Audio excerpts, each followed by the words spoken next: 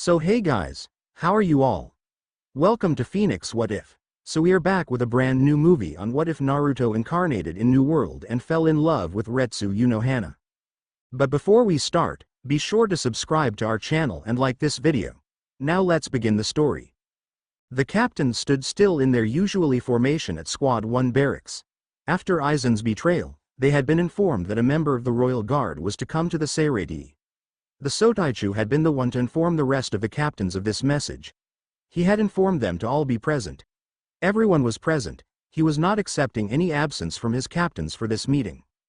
It was important because a member of the Royal Guard was to come.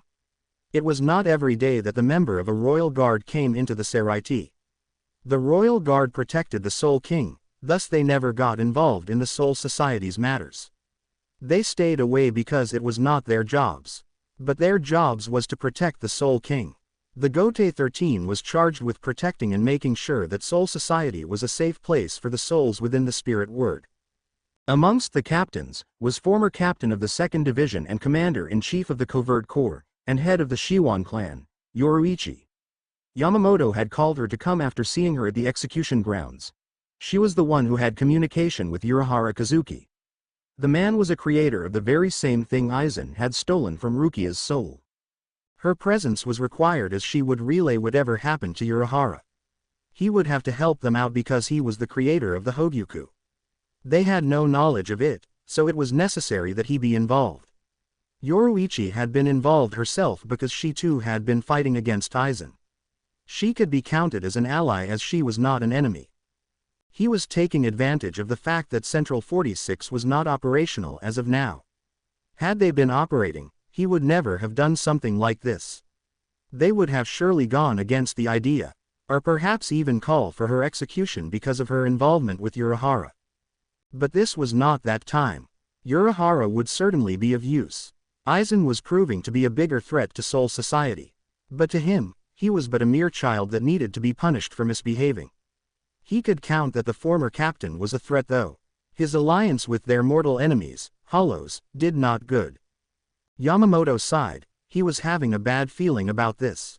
Something was just not right. Surely by now the Soul King was aware of the situation. But his Royal Guard was never involved in their matters. They always left them to handle things as it was their duty. But now they seemed to be getting involved. He could not think of any good reason why they would announce their coming just after Eisen's betrayal. He wished he knew really what they wanted. It was not long before music invaded their ears and a tall black-haired woman entered the meeting hall. Beside her was a black coffin that was locked with multiple thick gold chains. The coffin was floating in the air by the woman. As soon as Yamamoto saw the coffin, his eyes opened slightly. One could clearly see his eyes and that he was in shock. The look lasted for a few moments though. He was not the only who had wide eyes. The senior captains, Unohana, Kiraku and Yukitaki, also had wide eyes. But like Yamamoto, the look only lasted for a few moments. Yoruichi was quick to notice this fact. Whoever was sealed in the coffin, those four knew who it was. She had no clue who it was. Never had she seen a coffin like that before. She could tell that whatever was holding it was some serious keto. The black-haired woman stopped playing her music and stopped walking. In a loud bang, the coffin beside her hit the floor. Before she could say anything, Yamamoto was first to speak in a hardened voice. Shutara, what is the meaning of this? He asked, his eyes narrowing at the black coffin. His gut had been right. He was certainly not seeing this coming. If he were having his way, he would have done anything to make sure that he never saw the coffin again. Shutara kept a straight face as she replied. I was told to bring him back, she said in an even tone. I don't see why he should be brought back. We can handle Eisen without him, and I don't think he would even be willing to help, Yamamoto said, keeping his tone hard. I have no doubt you can handle the traitor, Sotaichu, Shutara said. But these are orders from the Soul King. I see, Yamamoto said.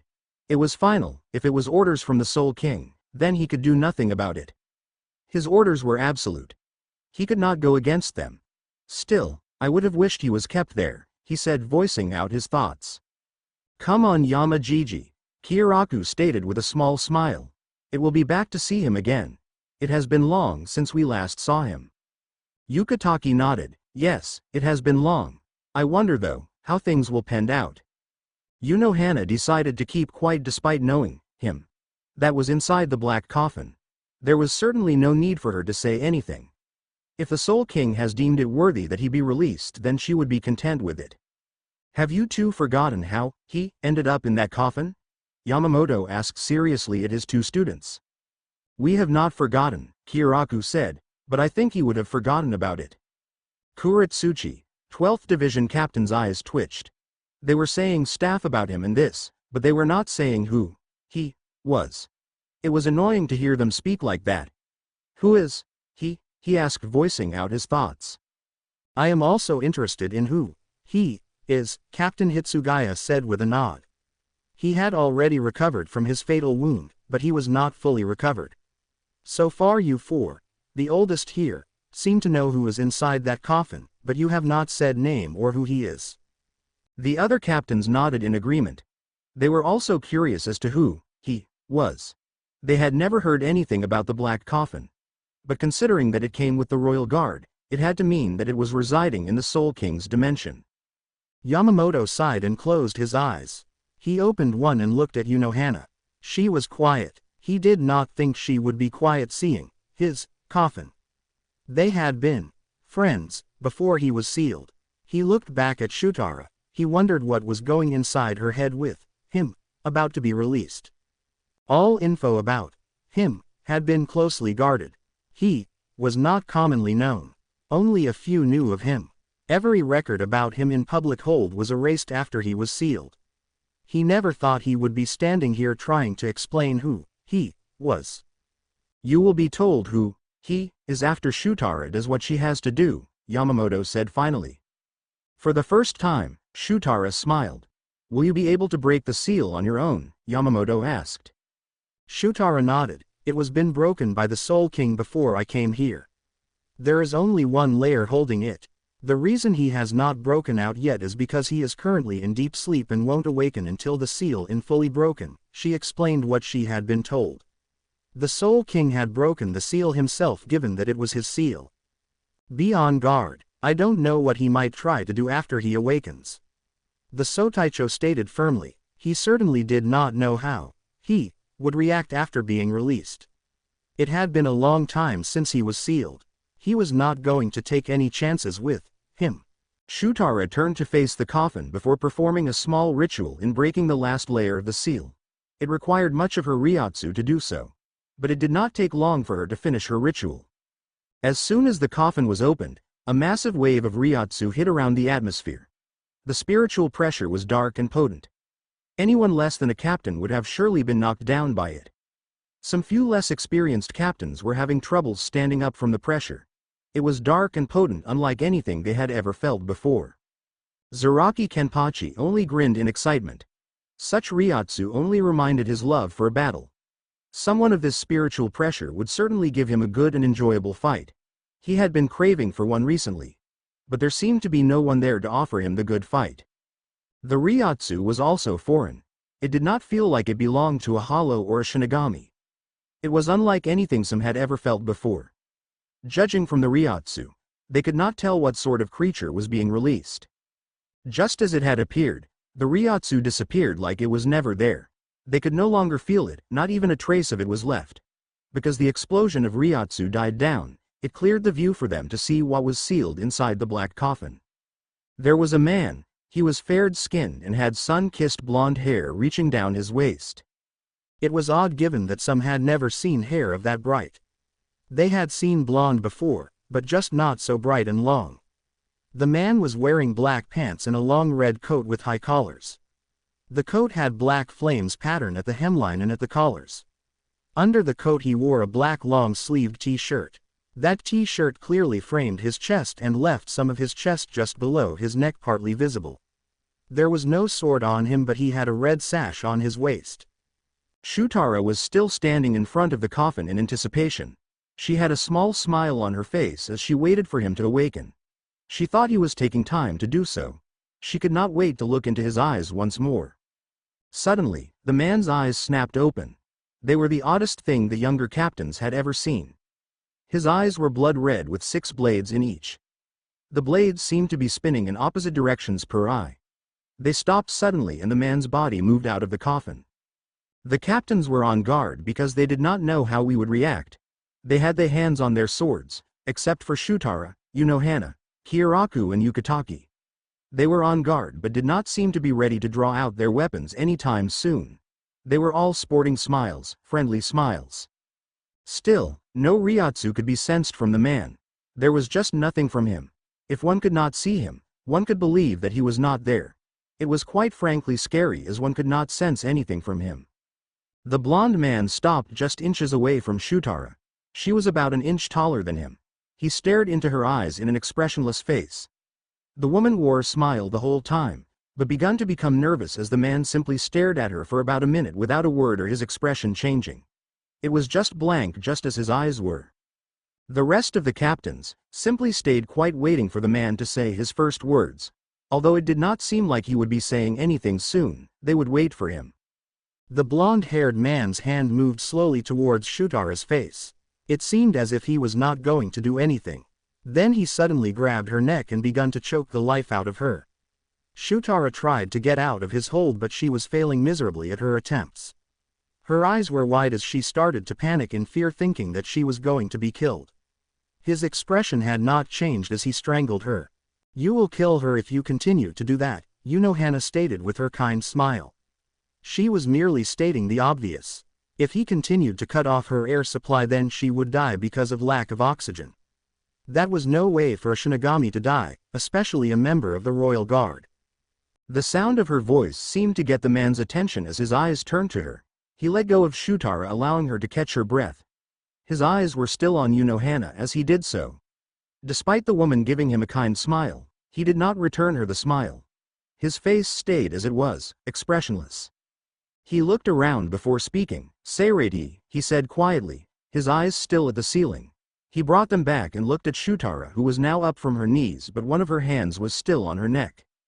He held out his hand, seemingly checking something. Something akin to realization phased through his blank face. His eyes narrowed to Shutara. "Why have I been brought back in this state?" The question was not anything polite. He was demanding an answer. His tone clearly stated that Shutara was not given choice. It was just a precaution since the Soul King did not know how you would react after being awakened. He also stated that you did not need to be at your former self as. Shutara trailed off when she saw his eyes staring at her unblinking. "You don't know what you are talking about. You simply making things up because you were not given reasons," the blonde said evenly. "How many times have I told you to keep your mouth shut if you do not know what you are talking about?" Shutara merely smiled. The rest of the occupants seemed to be just watching the interaction. They did not seem like they wanted to join in any time soon. "Where is Amaterasu?" the blonde asked again, leveling Shutara with an intense gaze under his hypnotic eyes. "Here she is," Shutara stated with a small smile. She took out a normal blade katana from her robes and handed it to the blonde. The katana was pure black, it had no other color on it. The blonde-haired man got hold of the katana only for a moment before breaking it in half and throwing it back to Shutara. "That is not my sword, Shutara," he said in a low tone. "Where is my sword?" Shutara had no idea about it. The sword looked like his when she was given it. She did think that it was a fake. Even her fellow royal guards did not say anything about the katana. They all thought it was the real thing. If it is not real, it only meant that the Soul King must have created a new one. "You did not know about it," the blonde said. It was clear from her expression that she did not know about the katana. "That fool for a king. Does that thing not know that it is not good to separate me from my blade? Seirei will burn to the ground if I do not get my sword back." The others were quite surprised that he had actually addressed the Soul King as a fool and thing. Just who was this man to have the guts to call the Soul King a fool in front of the captains of the Gote 13? It was even more interesting that a royal guard said nothing about it. She was a guard to the Spirit King. She should not allow anyone to speak of him as the blonde had done. "I was told to give you this should you threaten Seirei," Shutara stated, removing a small scroll from her robes. She handed it to the blonde, who accepted it. He read it with an expressionless look on his face. After a minute, the scroll disappeared from existence into thin air. "That paranoid fool is smart. I never thought he would be capable of doing something like this." He brought me back in this state so that he would not face the dangers of separating me with my blade, and punishment for my sealing, the blonde stated, not even sounding the slightest bitter about it. Without my blade I cannot travel to his dimension nor can I access my Bankai. It is fine though, it is not like I did not expect this. I will get my Zanpakuto back one or the other, he thought. The blonde then held out his right hand and a black sphere of condensed Reiatsu began to form. It was obvious that the technique he was preparing was lethal. This time they could feel the Reiatsu coming from the technique. It felt like hollow. Are you going to kill her? Unohana asked with her usually kind smile. She was asking thinking that he wanted to hit Shutara with the technique that seemed like a Sero. But she knew it was indeed a Sero. The action had every captain on guard. But the blonde simply turned around and blasted the coffin he had been sealed within. When the technique hit the coffin, it vaporized it, leaving nothing behind. Nonsense, I could never do that. Unless I am given a reason to do it, the blonde said, looking at Shutara even though he was answering Unohana's question. Ah, it is good that being sealed for many years has not affected your mind, Unohana stated. It is good to see that you have not reverted. There was certainly a hidden meaning under those words. Unohana chose not to comment on it, though. Shutara, come closer to me, the blonde-haired man stated. The called woman took a few steps towards him. However, before anything could be said, Yamamoto finally spoke. Uchiha Naruto, he said, tapping the floor with his staff. He was certainly glad that the man did not have his Zanpakuto. Without his blade, he would be manageable if anything should come. Nevertheless, with him, you could never know. It certainly would not have been wise to awaken him in all his glory. If something like that was done, he would simply cause more trouble than they needed. Having him in his current was at least satisfying. He never showed any of his thoughts to anyone though. Yamamoto's calling of the name now gave the others who did not know him his name. To some the name seemed to click in their heads but they could not quite catch it. Naruto turned to the Sotaicho. Genryusai, you are still alive. There was no surprise in his voice nor his face. You look pathetic though. I have no doubt you will someday kick the bucket while standing like that, he stated flatly. Yamamoto's eyes twitched as soon as Naruto opened his mouth. Zaraki merely grinned. He certainly liked the blonde's style. To call out the Sotaicho like that took some guts. Even he had never said something like that. However, this man had said it so simply as if he was not even afraid of the old man. You have not changed, Naruto. Kiraku asked his former friend with a smile. Even though he was sealed for nearly 1,000 years, he thought that the man would have changed. Naruto looked at the man. You have become old Shunsui, he said before turning to Yukataki. You look frail Jashiro. It as if a mere punch from your sensei will be enough to erase your existence. Yukataki merely smiled, taking no offense in the words. You look young, he said. Certainly, Naruto looked a lot younger than him and Kiraku. However, it was not the case. Naruto was slightly older than both them, and yet he still looked like he was around Byakuya's age. Naruto turned back to Shutara. Follow me, he said and disappeared. With a single glance to Unohana, Shutara also disappeared. Somewhere in Seraiti. How long has it been? Naruto asked quietly as he sat down on top of a roof in one of the random buildings in Seraiti. Shutara had just appeared beside him. 950 years, 8 months, she answered, sitting close by Naruto. She seemed happy to see the man, if the warm smile on her face was any indication. That long, Naruto said, looking at the skies. It certainly has changed around here, he said while his eyes were still staring at the sky. He was not even looking around him to make that comment. He could feel that most things have changed around the atmosphere. Yes, it has, Shutara agreed with a nod. Well, it has been almost 1,000 years. A world like this is bound to change over those years. I guess you are right. Naruto looked away from the sky and placed his right hand under his chin. Why have I been brought back? 3 of the Gotei 13 captains have turned traitors and joined the Hollows. They also have something powerful called the Hogyuku. I don't know much about it. But I don't think that it's something that the remaining captains can't handle, Shutara explained. It was curious because Yamamoto was still just as powerful. He could take on anyone. Sure, the traitors were still a threat, but there was still Unohana, Kiraku and Yukataki, and Yamamoto. The four of them were far powerful than the rest of the captains. They could surely deal with the current problem. Naruto took a thoughtful look for a moment before speaking. No, that does not seem to be the case, he said, surprising Shutara. Awakening me is a risk on its own. You also cannot guarantee that this will pique my interest enough to even take part. Oh, there was that part, Shutara thought. There was indeed no guarantee that Naruto would even take part in the battle against the traitors. Given the fact that they had sealed him, he could simply refuse to take part in the battle. If the situation was troubling, the Soul King could have found a way to handle him other than taking away his Zanpakuto. She did think that he had done more than just to take away his Zanpakuto. That thing could no longer suppress me any longer, Naruto said impassively. Suppress you? The first time I was sealed, I escaped. But the second time I could not escape because the seal was stronger, but eventually I would break free.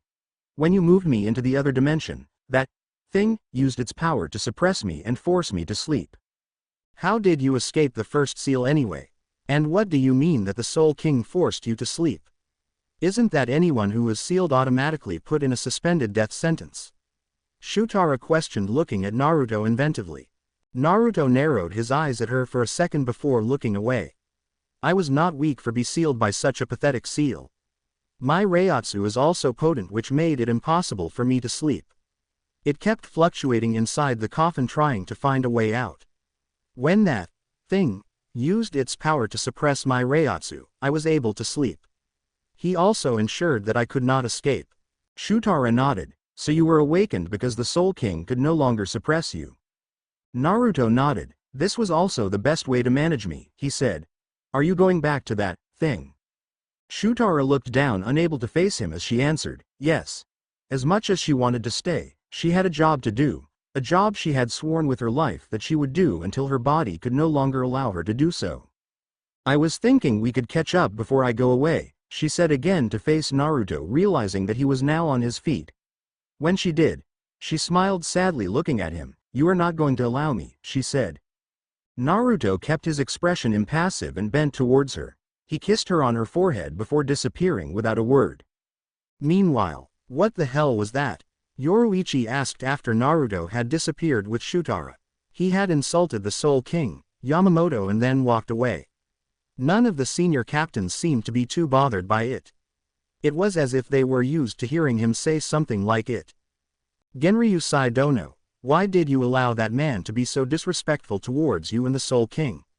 Komamura asked in his respectful tone. He had always respected the Sotaicho. He did not appreciate when someone did not do the same. It is not a question of whether he allowed it or not. The truth is, he just could not do anything about it, Hiraku stated nonchalantly. This surprised many. The Sotaicho could not do anything. Just who was that man? Who was he to act the way he did and still get away with it? Not because the Sotaicho allowed him to go unpunished, but because he just could not do anything. Yamamoto hit the floor with his staff, silencing everyone. Enough, he said in an even tone, quieting the murmurs that had begun. You will be told more about Uchiha Naruto in the next days, Yamamoto stated in a stern tone, leaving no room for argument. For now, go back to your squads. Dismissed. He looked at Yoruichi. You stay, he said. After all the captains had left, he spoke. You will have Urahara Kazuki here in 3 days. He knows more about the Hogyuku than anyone else here. His tone was even. Yoruichi merely nodded. Do not fear anything, Yamamoto said, earning a surprised look from Yoruichi. But the Sotaicho did not dwell on it. He dismissed her without any further word. The goddess of Flash wondered what the old man meant. He was not the one to show pity. Still, she hoped that Seraiti did not plan anything against Kazuki. They needed him though. He was by far the smartest man she has ever known. Well, with the Gote 13 requesting Kazuki's help, things were to become seriously intense and hard. She no doubt would have to do many things. There was also Eisen, who posed the bigger threat than anyone else. She did not think he would get his claws on the Hogyuku. Well, Kazuki will surely think of another way to deal with the traitor of a captain. There was also the mystery of Uchiha Naruto. She was curious as to who the man really was. Why he was sealed. Kazuki would surely be able to tell her something about it though. He knew many things that many did not know. A few hours later Shutara was walking inside Naruto's secluded house. It was just outside of Seraiti's civilization, yet still within the home of Shinigami. Ever since Naruto was sealed, she had only came here once. The house looked fine despite being thousands years old. Naruto himself had not been using it the time he was sealed since he had created another home. Well, it was made of spirit particles, anything made of that could never really rust. It stayed the same unless someone destroyed it. The house was hidden. No one would really come across it, no matter how one looked around the place. Naruto had created it at this location because he disliked living with the rest of the other Shinigami. A place like this was also comfortable for him. He had all the privacy he needed. Shutara opened the door and entered the house. She did not think that Naruto would be here. He was probably out of Seraiti by now. It was best if he was not here though. She doubted he would even say anything more unless she was going to be telling him that she would be staying. Outside, the house looked like a two-room house, but the real house was built underground. It had everything a Shinigami could ever want in a house. It still surprised her how Naruto could grow plants underground where there was no sun. "Yar, I did not think I would find you here," Unohana stated, looking straight at Shutara with her kind smile. "Well, you did. I assume you were looking for him," Shutara stated, looking back, the captain of the 4th Division in the Gode 13. Unohana nodded, "But I presume he is not here, seeing that look on your face," Retsu stated, walking closer to Shutara.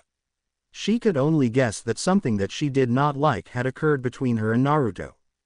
Shutara sighed. "I talked with him for a few minutes, but then left me when I told him that I would be returning to the Soul King's dimension," she explained things to the other woman. Unohana was not the least surprised to hear that. She could only expect Naruto to act that way. "Do you blame him?" she asked quietly. Shutara shook her head. "I just thought he would at least understand or smile. But he did not. He walked away from me without saying a word." "Understand?" Unohana questioned, not expecting Shutara to answer the question. "He understood when you left him alone. He understood when you took part in his sealing, even though it felt like a betrayal." She paused for a moment, giving Shutara a scrutinizing gaze. "He was just released. It has been 950 years, and you are still going to leave him?" Shutara became quiet for a moment. "You know, we never even spoke about the fact that I took part in his sealing. I do wonder why he is not furious about it though," she said, taking a thoughtful look on her face. "That is because it was something a part of him wanted," Unohana stated, surprising Shutara. "What? When you left, he was left with nothing. There was nothing for him to do. He was left bored and had nothing to do. He suddenly lost interest in everything and quit his position as captain," Unohana explained. "There was no reason for him to live. I believe that he allowed himself to be sealed. Even if he did not allow himself to be sealed, he still wanted something like that. He called himself God, and with the things he could do, I would not say otherwise. Do you think there could be a seal that could him down?" Shutara was left speechless. She had not been informed of his after Naruto was sealed. She assumed everything was well because of the fact that he still looked normal. "So that is why he was not angry at anyone for the sealing," she said after getting her speech back. "But what is in his heart has not changed." Unohana nodded. "But I think he will try to do things differently this time." "Hard to believe," Shutara said with a sigh. "I do wish I could be here though," she said sadly. But out of her personal needs, she put her duty first. It was something that even Unohana understood. "You have an important job to do. Only a handful of people can achieve that power to get them to be selected for Squad 0, Unohana stated after a nod. "But Naruto does not care about that," she said.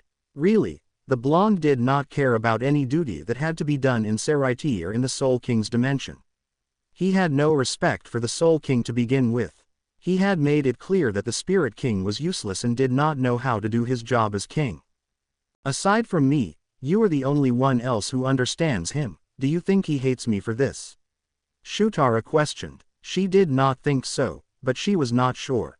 Unohana would certainly offer her an honest answer. Unohana shook her head with a small smile. "No, he cannot hate you," she said. Shutara could sense something. "But that does not mean that he cannot kill you. If he wanted to, he would have. despite saying that he could not. The reality is that he just did not want to, not can't. Shutara smiled sadly. I know that. He has told me that before, she said. Naruto had let her know that if she pushed him off the limits he would kill her. I am not surprised, Unohana said. Dealing with him, she would not be surprised if he had said something like that, even to Shutara. Can you do me a favor? Shutara asked, wiping off her sad expression. Her face became unreadable. I know what you are going to ask, but I don't think I can do that, Unohana stated, knowing what Shutara wanted off her. It had to do with Naruto. She did not want to do it. But then again, even if she wanted to do it and Naruto did not permit it, there would be not result. You will or I will. Unohana cut Shutara off. Single quote.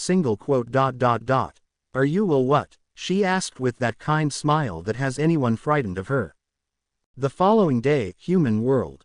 Yoruichi entered her longtime friend's shop with a small smile on her face. She really did like coming down here. Kazuki was her friend, a very good friend. They shared their birthdays and had a lot of memories together. He was one person she had her complete faith and trust in. But of course, Kazuki had his moments that often annoyed her to no end. There was also the fact that he was very playful. She too was playful, but Kazuki often showed his personality in some matters that did not call for it. Well, it was that personality that kept him as he was. He was always calm in every situation because of that personality. She came across Tessai as soon as she entered the shop. Where is Kazuki? She asked quietly. Tessai smiled before turning around. Owner. Yoruichi-san is here, he yelled. No sooner than later, Urahara Kazuki came out with his jovial smile. He waved his hand fan in front of his face, hiding his smile. Yoruichi, it is nice to see you, he said happily. Yoruichi refused to say anything and walked towards a room they could speak. Kazuki followed her from behind. Upon reaching the designated room, both sat down. I thought you were going to return along with Ichigo and his friends, Urahara stated. Imagine my surprise when Ichigo tells me that you would return alone at a later date. Since Soul Society was willing to allow Ichigo and his friends to go, Yoruichi had not bothered to return to here. There was also the fact that the Captain Commander had requested that she stay behind. She also had personal matters she had to solve with Soi Fon. Did Ichigo tell you everything? Yoruichi asked. He only told me that Rukia was saved. That is what he had gone to Soul Society for, and his major battles.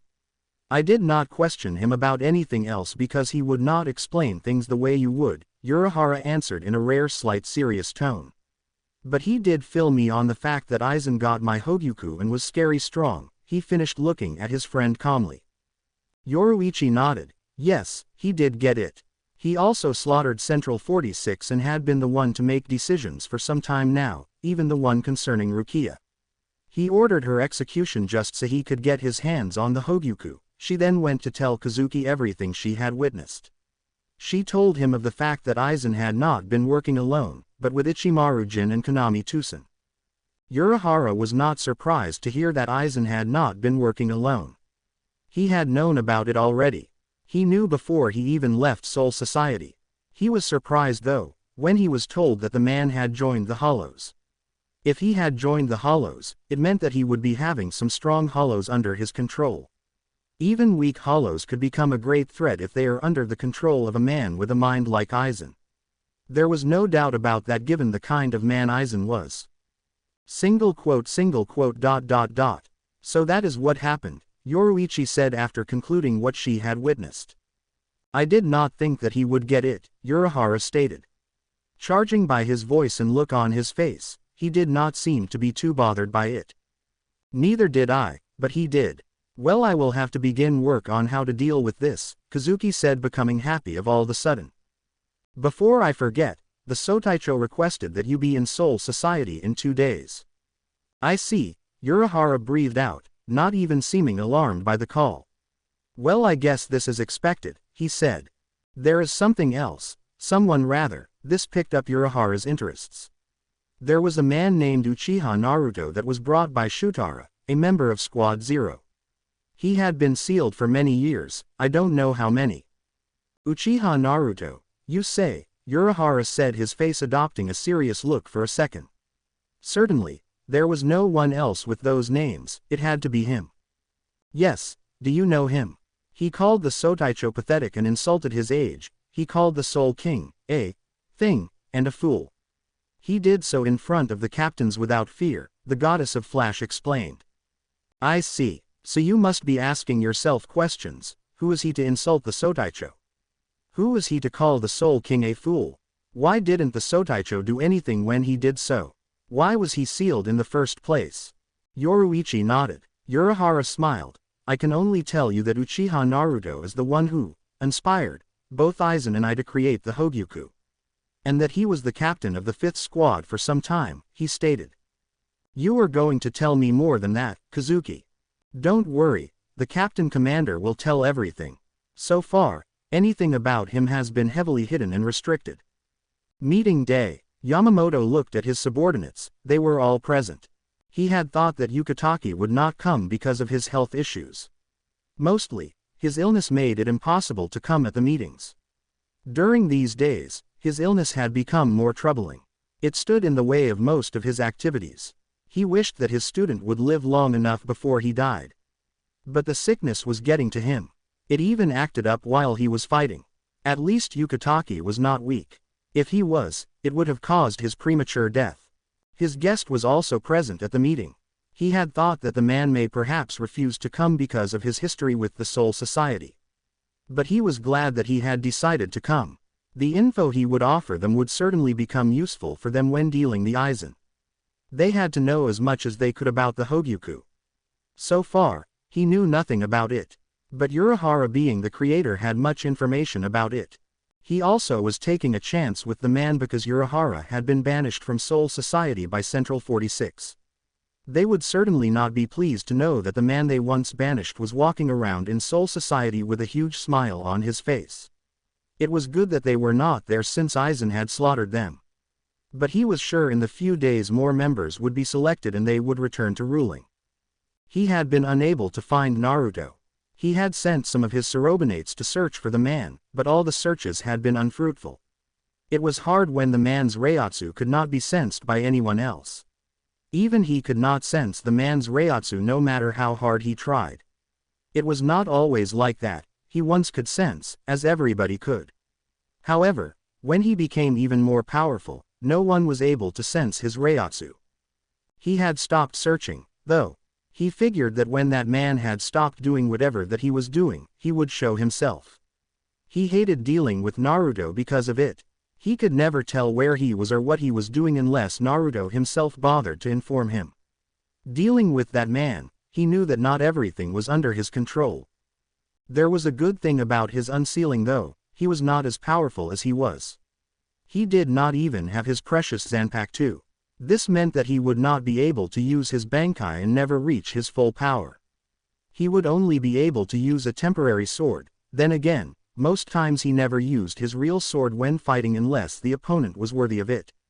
He had also sensed that when he awakened his Reiatsu was not as powerful as it was. It was still powerful, but not as powerful as the old days. He had sensed it when Naruto's Reiatsu had exploded the time he awoke. All this spelled good thing to him. This way, Naruto would be more manageable as he won't cause much more destruction. Since everyone is here, let us begin with the meeting, Yamamoto said with a firm tone. Why is this man here? Kuretsuchi blurted out, finally unable to contain himself. He never liked Urahara Kazuki. Soi Fon also seemed to agree with him. She too did not like the lazy bastard. He had been the one to take away her, Yoruichi-sama, from her. She could never like or forgive that man for it. I called him here, Yamamoto answered evenly. This shut up the 12th squad captain. But it did not stop him from giving Urahara a slight glare. It was frustrating when the man merely smiled at him as if he was not bothered by his glare. Nothing much had changed from what Urahara could see. There was no one in the meeting he did not know. He knew all the captains, some from personal experiences, some because, well, he knew them. He was a curious person after all. Knowing as much about his former home was not out of the question for him. Despite also being banished, he would never want this place to be destroyed. He may never return to take his duties as captain, but he would help whenever he could. Soul Society had been his home after all. Urahara Kazuki, will share with us your knowledge of the Hogyuku. Yamamoto said, getting the meeting underway. It may have sounded like a question, but Urahara knew that it was no question. He was being instructed to tell everything about the Hogyuku. It appears that he has not changed a bit, Urahara thought. When I created the Hogyuku, I was trying to find a way to. Urahara explained the origins of the Hogyuku to everyone at the meeting as well its purpose, why he had created it. He told them of what it could do, based on what he has seen it do, that is. Yamamoto stroked his beard as he absorbed Urahara's information. I see, he said finally. Is it working now? Urahara shook his head. No, when I hid it inside Kuchiki-san's soul it was in its slumber. It won't be long it awakens though, he said. We have time to figure out Eisen's plans, Yamamoto stated. You will work with Captain Kuretsuchi in uncovering what Eisen plans to do with the hollows. You will also have Yukatake and Shunsui to help you in the search. Is there going to be a problem? No, not at all, Urahara answered, keeping his smile. Good, Yamamoto stated. We will have to deal with the vacant posts left behind by Eisen and his subordinates. But as of now, there is no one suitable to be captains. We will leave them as they are, for now. That is, unless anyone suggests that someone is worthy of the position of captain to fill in the vacant posts. The captains shook their heads. In the current Shinigami they had, there was no one strong enough to be given a chance to become captain.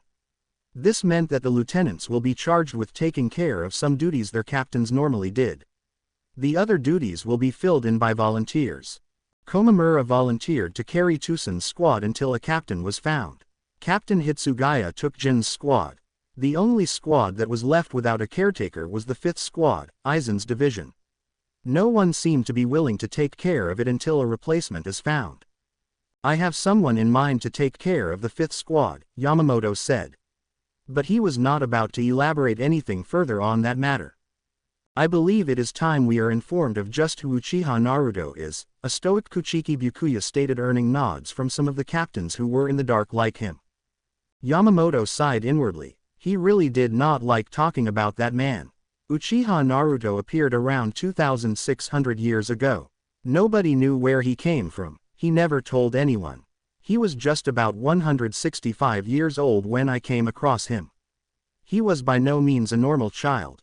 He was in a secluded place when I found him because souls around him died because of his spiritual pressure. 2,000 years ago, I came across him again and he was holding Amaterasu. He had just finished killing about 100 Shinigami. When I questioned him about it, he merely stated that they were trash. I found that they were corrupt Shinigami, that was why he had killed them. Because I had taken an interest in him, I let him go but kept monitoring him.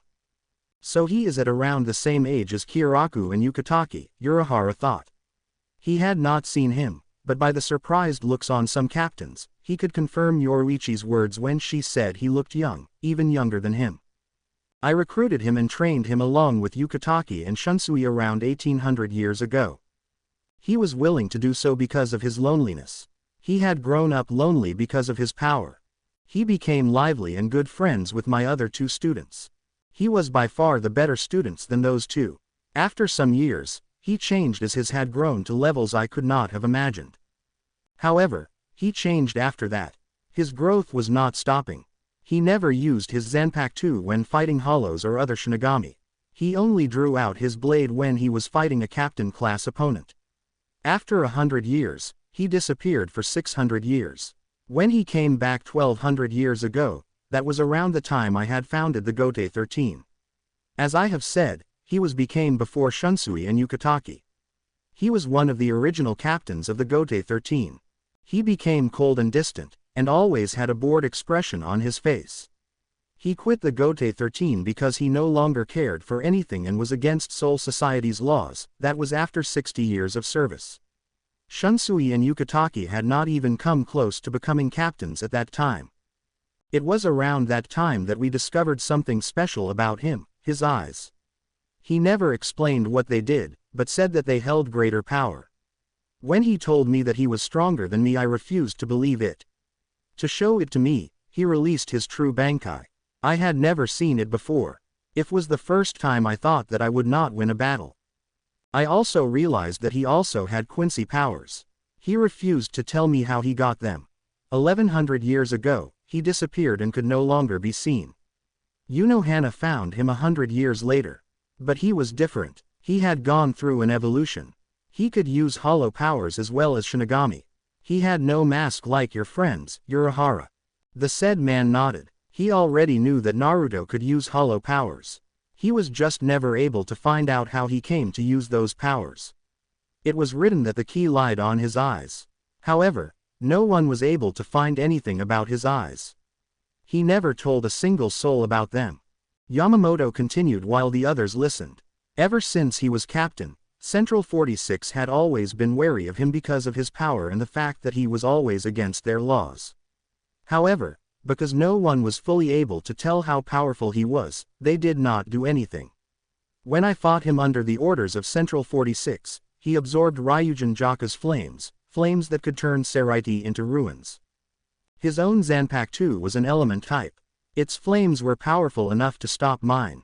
When he absorbed the flames, he gained the younger look he has now and his spiritual pressure disappeared. He explained to me that he was only lacking one element to evolve further, and my flames had acted as that element. He explained that I could no longer sense his Reiatsu because he was in a higher dimension of power than that of me. He refused to fight any further before I could release by Bankai and said that he would no longer live under the Soul King's rule. He would become the Spirit God. Central 46 wanted to send all the captains to kill him, but the Spirit King forbade it. During the Quincy War, he simply watched and refused to take part in it. He said that it was of no interest to him. This pushed the Soul King to act. There was also the fact that he kept disappearing without a trace. He had also demonstrated that he could do things that no one could do. He sent his royal guard to deal with him. Naruto had been expecting this. The royal guard could not kill him because he was immortal. They settled to seal him. They achieved that feat, but not more than a year after being sealed, he escaped the seal and disappeared. It was not the first time he had done it. We later discovered that he had gone to his own dimension, the dimension of the soul god as he called it. He always went to the dimension when he disappeared. The royal guard came back with means to open a portal towards the dimension. They were blessed with some of the Soul King's power. The Gote 13 and the royal guard traveled towards the dimension. No one below captain can exist there. The reishi there was thick and potent. Anyone less than captain will cease to exist upon entering his dimension. The royal guard was the one to fight him. We were told to return here. It did not take long for them to come back saying that they had defeated him. The place became quiet for a few moments as everyone digested what they had been told. The man was truly powerful. Urahara found himself surprised. The books had made him look less powerful than Yamamoto had said. He could not help but compare him to Eisen though. The traitorous captain also sought to become God. While others felt wary of the man, Zaraki merely grinned in an unhealthy way. Another that was grinning was Kuretsuchi, as this, dimension of God, still accusable. He asked a bit excitedly. No, Yamamoto replied. When the coffin Naruto was sealed within was taken to the Soul King's dimension, the royal guard tried to enter the dimension. The Soul King wanted to take the dimension for his own use. According to the royal guard, Naruto's dimension was better than the Soul King's. But it was impossible to enter. It was later hypothesized that no one could enter unless Naruto was within the dimension. The key to entering the dimension was Naruto and his Zanpakuto. Without the two, the portal to his dimension cannot be opened, Unohana explained, taking over from Yamamoto. Kuretsuchi frowned at the answer. This also explains why he was not brought back with his Zanpakuto, he said. Precisely that, Unohana stated. So we can assume that he is not strong as he was, Toshiro stated. Yamamoto nodded. He is not strong as he was. If he was, this building would not have been standing now. It would have been destroyed when he was awakened. But he can still fight. That came from a wide-grinned Zaraki. Yes, using a Zanpakuto was not the only thing that he could do, Yukitaki stated. Naruto was skilled in every art, there was no question to that. He was just at his best when blade. That was what the bloodthirsty captain wanted to hear. Nothing else mattered to him. As long as the man could still fight, He was happy. Yamamoto sighed inwardly. He just hoped that Zaraki did not go around to pick a fight with Naruto. It would prove disastrous should he do that. Naruto may not be as strong as he was, but he was still strong.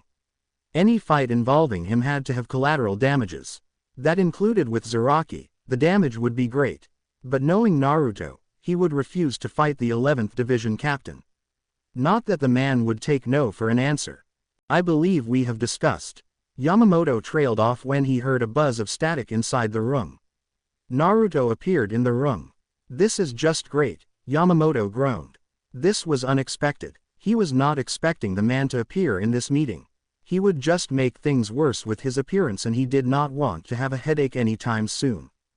Uchiha Taiko, how nice of you to be here, Unohana stated looking at the former captain. She still called captain despite him quitting the job. Well, she only did that in front of other people.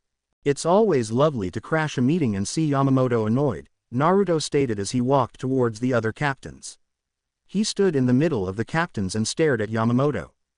I hear that a child who grew up before your very eyes managed to escape you before your very eyes, he said.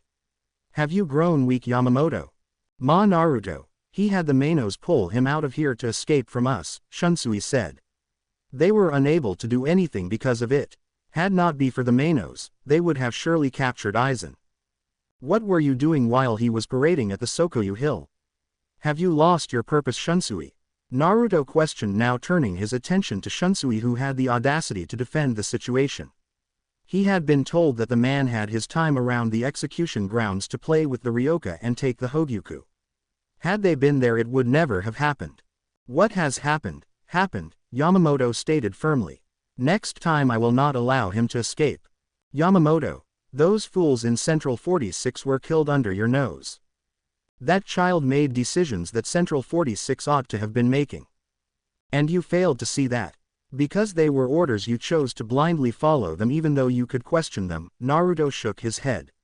You disappoint me. At least Shunsui and Jashiro were willing to fight for what they believed in. You on the other hand were willing to even go as far as to punish them. Has following orders robbed you of your ability to define what is wrong and right? You choose to blindly follow. Enough. I will not tolerate this. Yamamoto stated with a stern tone, releasing some of his reiatsu. Naruto ignored his words. Nonsense, you call Soul Society's laws. What kind of laws are they if they continue to judge even the innocent? Your age has made you even one-track-minded, Yamamoto. You cannot do anything other than follow orders. If you cannot define good from evil, then you should as well commit seppuku. Naruto's words left the younger captains speechless. They had never seen anyone talk to the strongest Shinigami like that. To be able to talk to the Sotaicho like that took guts.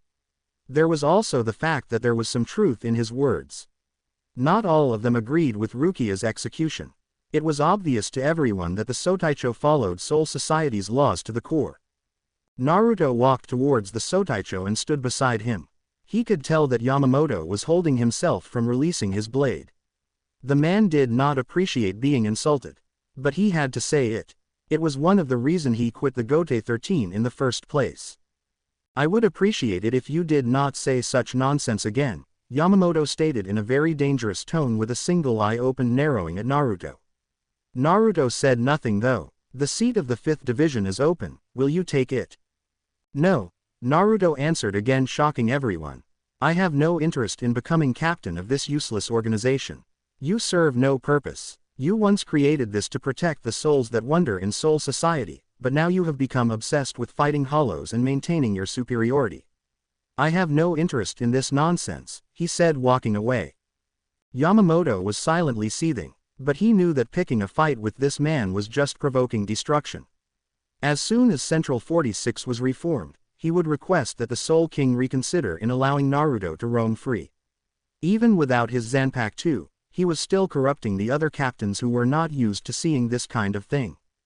He followed laws because they were absolute. It was his way of life and he would never change. He had survived this long while following the laws. Naruto had been sealed for nearly 1,000 years because he did not follow laws. He could have been killed if it was possible.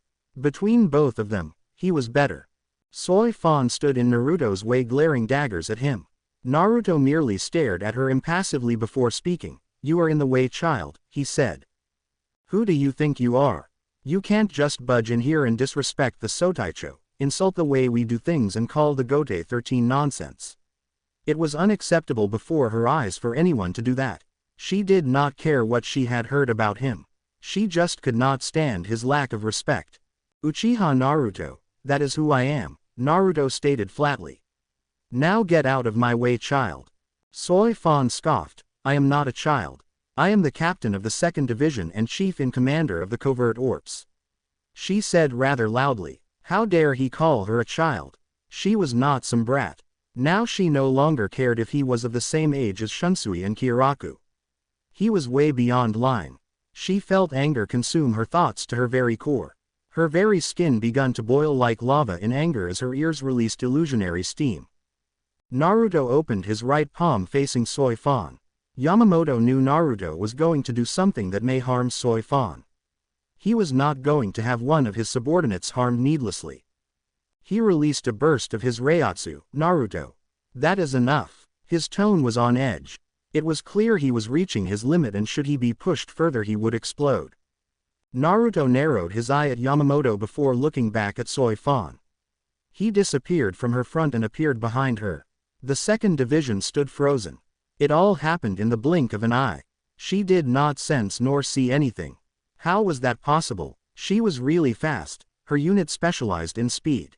Naruto was not even facing her when he spoke. "Learn your place, child," he said and narrowed his eyes at Yamamoto. "I will help in this little party you have failed to stop." With that he disappeared in a buzz sounding like the use of a sonido. "Ah, my, he's fast," Urahara commented with a grin on his face hidden behind his hand fan. During his time, there was no one faster than he was.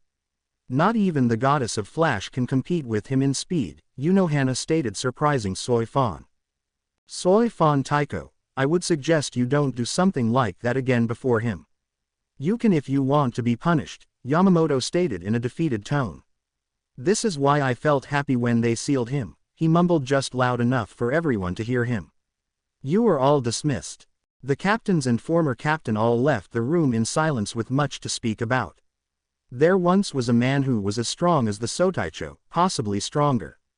Now he has returned and is not afraid to state it loud that he dislikes Soul Society's laws, their laws. For Urahara, the meeting was quite refreshing. He had known that the man was said to be quite cold and ruthless, also never fearing to voice his thoughts, not to the Sotaicho, not to Central 46. He had never seen anyone like him before. But seeing all that, he could understand why he was sealed. If he had been powerful enough to defeat the Sotaicho and create his own dimension, what more could this man do? An intriguing part was that he could sense a trace of Reiatsu from Naruto. There was nothing coming from him. It was like the man possessed no Reiatsu at all. This of course made him curious. As far as he knew, the man was powerful.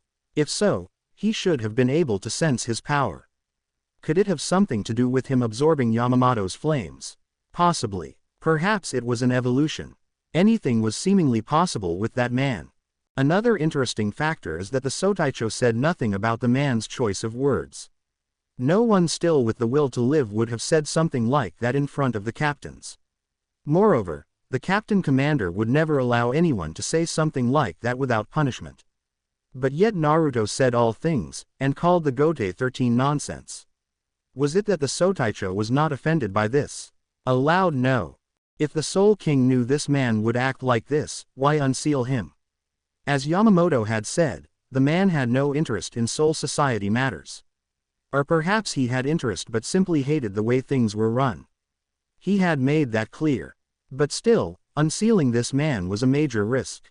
He had no doubt that the whole of Gote 13 combined could tackle Eisen. But he did not know how it would be possible with that man now possessing the Hogyuku. Could it be that the Soul King had no choice but to release him? He had managed to escape from being sealed once, it was possible to do it again. If the Soul King was not forced to release, then why? Could it be that he had other objectives? He had taken precautions when dealing with him. He could say that sending Shutara was to short-fuse him. There were a lot of questions that raced around Urahara's head, and he had no answers to them. He knew that the Sotaicho was 1 second away from releasing his Zappankudo. He had never seen the man holding himself just so he could not release his blade. He knew that there would be collateral damage to the Sotaicho releasing his sword, but when has that ever stopped that old man before? If anything, Yamamoto looked reluctant to stop Naruto. Could it be that he feared doing it because he did not know how strong Naruto was? That begged a question. Naruto had his Zappankudo taken, but Urahara knew it was not the only thing taken away from him. You cannot stop a man like Naruto by taking away his Zappankudo. That man could win a fight without drawing out his Zappankudo. He had a feeling that there was much more power that was taken away from him. He assumed even Yamamoto was aware of this. Still, even with the deductions to his power, how strong was he? Yes, he could not be strong as he was back then. But he cannot forget that the man was immortal and the only way to deal with him was sealing him. But as it had been proven before, normal seals just don't work on the man. Sighing, Urahara looked at Shunsui who was talking. Urahara-san, come by at Squad 8 barracks, we will have some sake and catch up with other captains, he said. The former captain nodded with a smile. Later that day, Yukatake, Shunsui, Urahara, Toshiro and Byakuya were all sighted within Squad 8 barracks. Byakuya had only been present because he was curious about Uchiha Naruto. The senior captains knew about him, they would surely be sharing the information with everyone. That was why he had even bothered to be present. Coming to a gathering like this was not something that a respectable head of the Kuchiki clan did. But because he was curious, he came. For Shunsui and Yukatake, since they were good friends, they always got together whenever each of them had time and drank some sake while they conversed. But this was a different occasion. Their friend was back to their lives. Was he always like that? Toshiro asked curiously. Naruto was not subtle when he spoke and seemed to be cold. He was also rude and, for the lack of better word, disrespectful. Yes and no, Yukatake answered. When we met him, he was awfully quiet, but deep inside I think he had always been cold. He was always brutally honest and only called the Sotaicho, sensei, once. But he was happy when we became friends. He was a good person though, Shunsui added with a small smile. When we were at the academy, he was a lot like me. We both loved women. Naruto knew how to get them. I find that hard to believe, Byakuya stated. It was really hard to believe that such a man they had seen had been a womanizer before. He looked nothing like it. He seemed to be all about business and not taking any nonsense. It is not that hard to believe, Yukatake said. Naruto lived much of his life alone. When Genryusai-sensei took him, he was given a chance to start afresh. To make up for all his loneliness he suffered in the past, he chose to always have a woman beside him, he explained. Before the former captain left the academy, he was always with a girl, always. He never seemed to get tired of them. Was it fear of being lonely again that compelled him to seek out women? Urahara asked, particularly to no one. Might have been, Shunsui said with a shrug. But that all changed when he left the academy. There was little he cared for when he was at the academy. Before he left, he stopped caring about everything, even our friendship, he said rather sadly.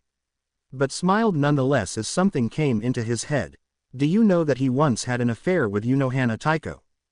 Ha, Urahara grinned. Was it serious? This was definitely gold. He could never have guessed that Unohana would have a physical affair with anyone. No, Yukatake answered, shaking his head. He looked at his friend, Shunsui, as the man took a sip of his sake. Friends, yes, but it was not serious. Unohana just understood Naruto better than anyone else. If any of you still like to be alive, you won't tell anyone about this, Shunsui said. The man cringed knowing how scary Unohana could be. She was sometimes even scarier than the captain commander. Just how strong was he? Toshiro asked a question that he felt comfortable with. The subject the men were discussing did not suit him at all. Scary strong, Shunsui stated rather seriously. He became captain by showing a fake bankai while he hid his true bankai. The only time he would release his shikai when fighting would be when he was dueling Yamajiji or me and Yukatake. It still was a mystery to him how the man could become that powerful. When he was smiling, he never looked power. He was but a friendly person. That was until his power grew to higher propositions. When his Reiatsu could still be sensed, Hitsugaya Taiko, you would not be able to stand before him. His spiritual pressure would paralyze you, Yukataki stated looking at the younger captain. The youngest captain in the Gote 13. Looking at the boy, Yukataki knew that in years to come, Tushiro would grow even stronger than he was now. But someone like Naruto would never recognize him as captain until then. When anyone was weaker than him, she would be treated as such. Perhaps the only person who ever respected was Yamamoto. But he along with Unohana and Shunsui were also respect in much aspect. Yamamoto was powerful and was always following orders would be probably why he insults him so much. They got along when Yamamoto was training them, but when Naruto's power grew, he changed. Still Yukataki never faulted the man. On the contrary, he admired him. Naruto stood strong to beliefs, never wavering unlike most people. When something was wrong, he was not afraid to say that it was wrong. He and Shunsui had learned that from him. Even when sometimes Naruto did take things to wider propositions, he never did anything he deemed as wrong. And in his eyes, he was mostly right to challenge Soul Society's laws. Some laws were just unfair and unjust. He could never understand them. Naruto was there always to point that out and refused to follow them. Well, he could never agree with that Naruto did when he proclaimed himself as the god of Soul Society because the Soul King was not doing a good job. He had to say that even he himself was ashamed of the fact that the Gote 13 did not do enough. Souls were suffering in the Rangoki. But they did nothing about that. Naruto was right, they had become so obsessed with fighting hollows that nothing else matters. It was not that Naruto actually cared for the souls in the Rangoki. He was merely stating a fault in the Gote 13. The souls in the Rangoki actually feared and hated Shinigami. They were not viewed as the protectors they were supposed to be. No, they were the monster, the oppressors. Most Shinigami never went to the Rangoki to investigate crime and other things. They only went there when there was a hollow scene.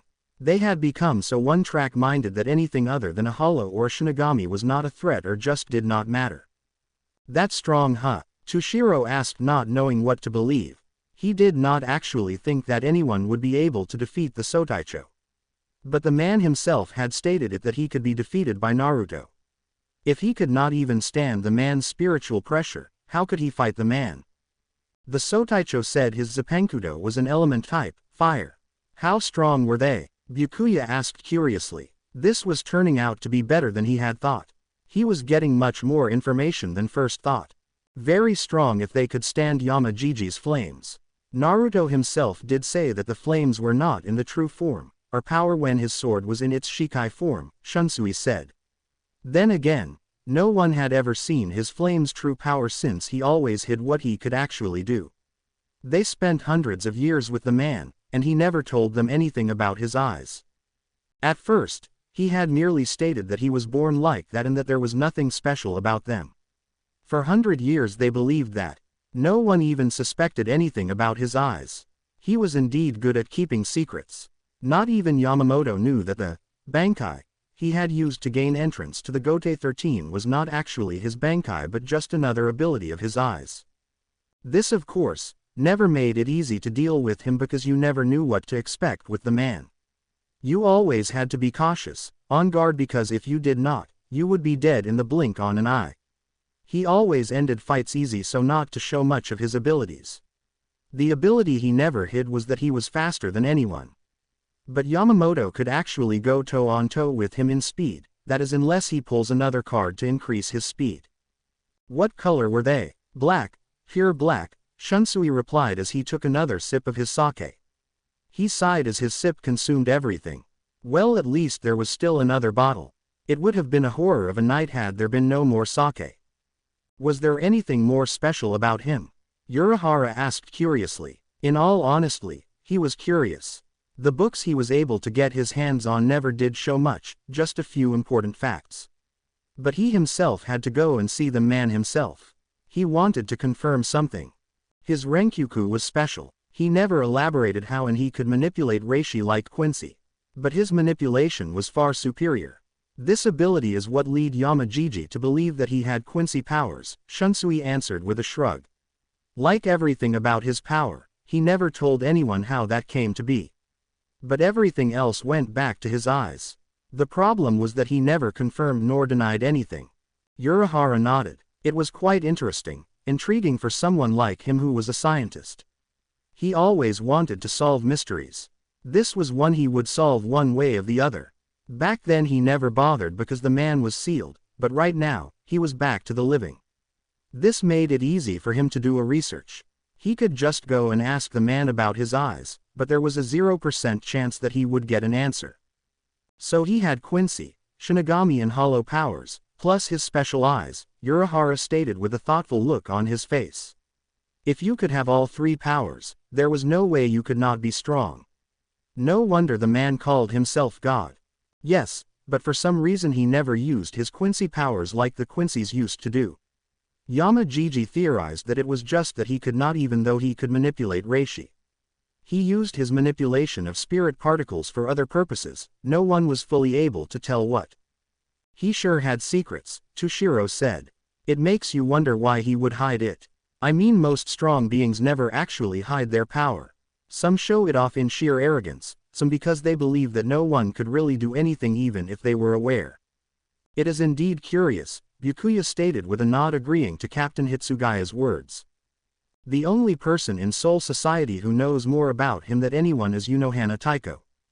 So that means other than her, nobody knows much about him. Shunsui shook his head. Not at all. Unohana just knows him at a more personal level, so do I but not as Unohana, he said. When Naruto was still happy, they were friends, good friends. Naruto was the one he went to women hunting with. Yukatake was not into that sort of thing. Two things that will never change about him is that he will always be against Soul Society laws, and he will never bow to anyone, Yukatake added. Can he be trusted then? He was sealed for nearly 1,000 years after a failed attempt to kill him. Won't he seek revenge? Toshiro questioned in a slight serious tone. Anyone could think as he was, even Byakuya seemed to agree with him. Yukatake and Shunsui merely shared a look and chuckled slightly. Naruto does not hold grudges. He does not do revenge. But his dislike of the Soul King has obviously reached new bounds. That was not good at all. But the Soul King must have known about this. Otherwise he would never have released him. If Naruto does get his Zanpakuto back, there surely will be fireworks in the royal palace. And the Sotaicho, he was sent to deal with him once, would not he be angry with him? You were saying that because so far he has been constantly insulting him. The questioner nodded. No, the only reason he would dislike Yamamoto is because he always follows Soul Society's laws even when they are unfair. He once said to Yamamoto, Shingaku, you are a woman, a wife to Soul Society. A wife does what the husband says, as long as it pleases him. If your husband, Soul Society, tells you he is going to bring his friend for a threesome, you will simply open your legs wide, and say, as long as it pleases my husband. If your husband tells you to go prostitute yourself because he is broke, you will run along to do that. As long as it pleases the husband. Do not expect me to be a whore for Soul Society because you are one. There was some silence before all four captains burst out manner. Well, Byakuya seemed to be laughing also, albeit in a dignified manner. They all then turned completely serious. You are joking, right? No, Shunsui said seriously. Single quote, single quote, dot dot dot, single quote, single quote. Did he actually say it? Yes, we were there when he said it. I had never seen Genryusai sensei so infuriated before that day. Once Naruto opened his mouth, the Sotaicho started unconsciously releasing his Reiatsu to higher proportions. And released his Shikai. But Naruto did not stop. He would have been possibly killed if he had not gone away while the Sotaicho was still frozen in anger, Yukatake said. We also had to run away. We only heard a large explosion that almost shook Seraiti, but never looked back. How was he able to stand before the Sotaicho after that? He said it when he was quitting the Gote 13. From then he disappeared for years. Since then, whenever they would meet, Naruto would always insult Yamamoto. That is why now he is used to it. The captains then continued to drink their sake in comfortable silence. They were digesting what had been said so far in the meeting. Uchiha Naruto was one mysterious former captain. His dislike of Soul Society would explain why he refused to take the position of captain. He had quit it because he disagreed with the way things were done. Nothing had changed so far, so there was no reason for him to return to the fold again. He is similar to Eisen in some ways, Kuchiki Byakuya stated. Both desire to become God. While Eisen surely is powerful hungry, he does make it up for by his intellectual capacity. Not to forget that he has hollows by his side. Hitsugaya Taiko nodded. That bastard is crazy though. He cannot take on the whole of Soul Society even with the hollows by him, he said bitterly. It was obvious that the young captain had anger issues with Eisen that needed to be resolved. The only way to solve them, though, was to give Eisen the young captain so he could murder him. They may have the same goal, but Naruto was and is not power hungry. And you could say that he actually succeeded in becoming God. He did have his own dimension with spirit particles that are so dense and potent, making it harder even for a captain to breathe unless they are used to the place, Shunsui stated. He also did say that he had control over life and death. But no one was ever able to confirm it. Even though I find it hard to believe, I know Naruto would never say it unless it was true. Life and death, Urahara questioned curiously. Is that even possibly? That is beyond what a Shinigami can do. Or anyone for that matter. Perhaps he may have never said things just for the sake. However, control over life and death is impossible. No one has that kind of power. If he had it, would not he use it? Prove it to you. There was clear disbelief in Byakuya's voice. No one could believe that someone could have control over life and death. If one believed that tale, then something was wrong with them. If Shunsui had said that the Spirit King had that kind of power, then it would have been believable because he was the Soul King, the most powerful being. It seems impossible, even I cannot believe it, unless I see it, Tushiro added. Urahara was in thought. Shunsui was right, a man like Naruto never said he could do something unless he could. This begged a question: if he had the ability, why did he not prove it? Was it simply because he did not want or could not? The former did not seem likely, the latter could be likely. He could theorize it as having a powerful attack. Without the required power or reiatsu for the attack, it becomes impossible to do it. Could it be the same for Naruto? Could it be that there were some drawbacks that followed using the kind of power? He certainly had a lot more questions that needed answers. He could not get them all on his own. But the man who had the answers, according to Shunsui and Yukataki, would never give them the answers given his secretive nature. Still, this only gave him a job to do. He did always like doing research. What kind of a scientist would he be if he did not love doing research? It is still a surprise to me why he would be released in the first place. We know he cannot be killed, not even the Soul King can do it. But why release him knowing that he would still have the same mindset that had him sealed in the first place? Byakuya questioned a more interesting question that each captain and former question had asked themselves. I have also asked myself that question, but I have not found an answer, Yukataki stated with a tired sigh. I know that he would never change, and he will always be against Soul Society's laws unless he chooses not simply not care about them. That woman who unsealed him, gave him something after he had threatened to go against Soul Society. Do you think that the Soul King promised him something? Tushiro questioned, looking at the senior captains. They were the ones with more knowledge than him about the matter. Before either of the senior captains responded, Urahara spoke. Before we even assume that, we must first think of what could have been written in that note. Was it a threat, a promise? It could be either. And the only ones who know are Naruto-san himself and the Soul King, he stated calmly. Urahara-san is right, we don't know what was written in that note. However, we do know that whatever it was, Naruto stopped from doing anything, Shunsui stated. Are you going to ask him what was written in the note? Urahara asked with a smile. No, both Shunsui and Yukataki answered in unison. The following day, secret lab, under Squad 5 barracks. Naruto sat comfortably on a chair he knew he did not put inside his lab. As soon as he entered, he knew that someone had been using his lab. He had constructed it during his time as captain. He used it for his researches and some other things. There are only 2 people who know of its existence. But given that there were some new equipment inside the lab, he could guess that someone had found its existence. He had hid it pretty well. And also placed some barriers around the entrance. Unless someone was very perceptive, they would never find the entrance. But even so, with the entrance found, there was a task of breaking the barriers he had set up. That someone who could break his barriers had to be strong. But the barriers had to have weakened over time. It had been over 1,000 years since he set it up.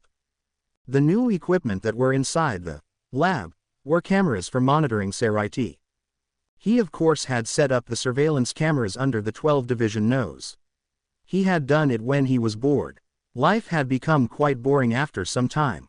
To help with the boredom, he had settled for setting those cameras. It also helped him know everything that went around Soul Society.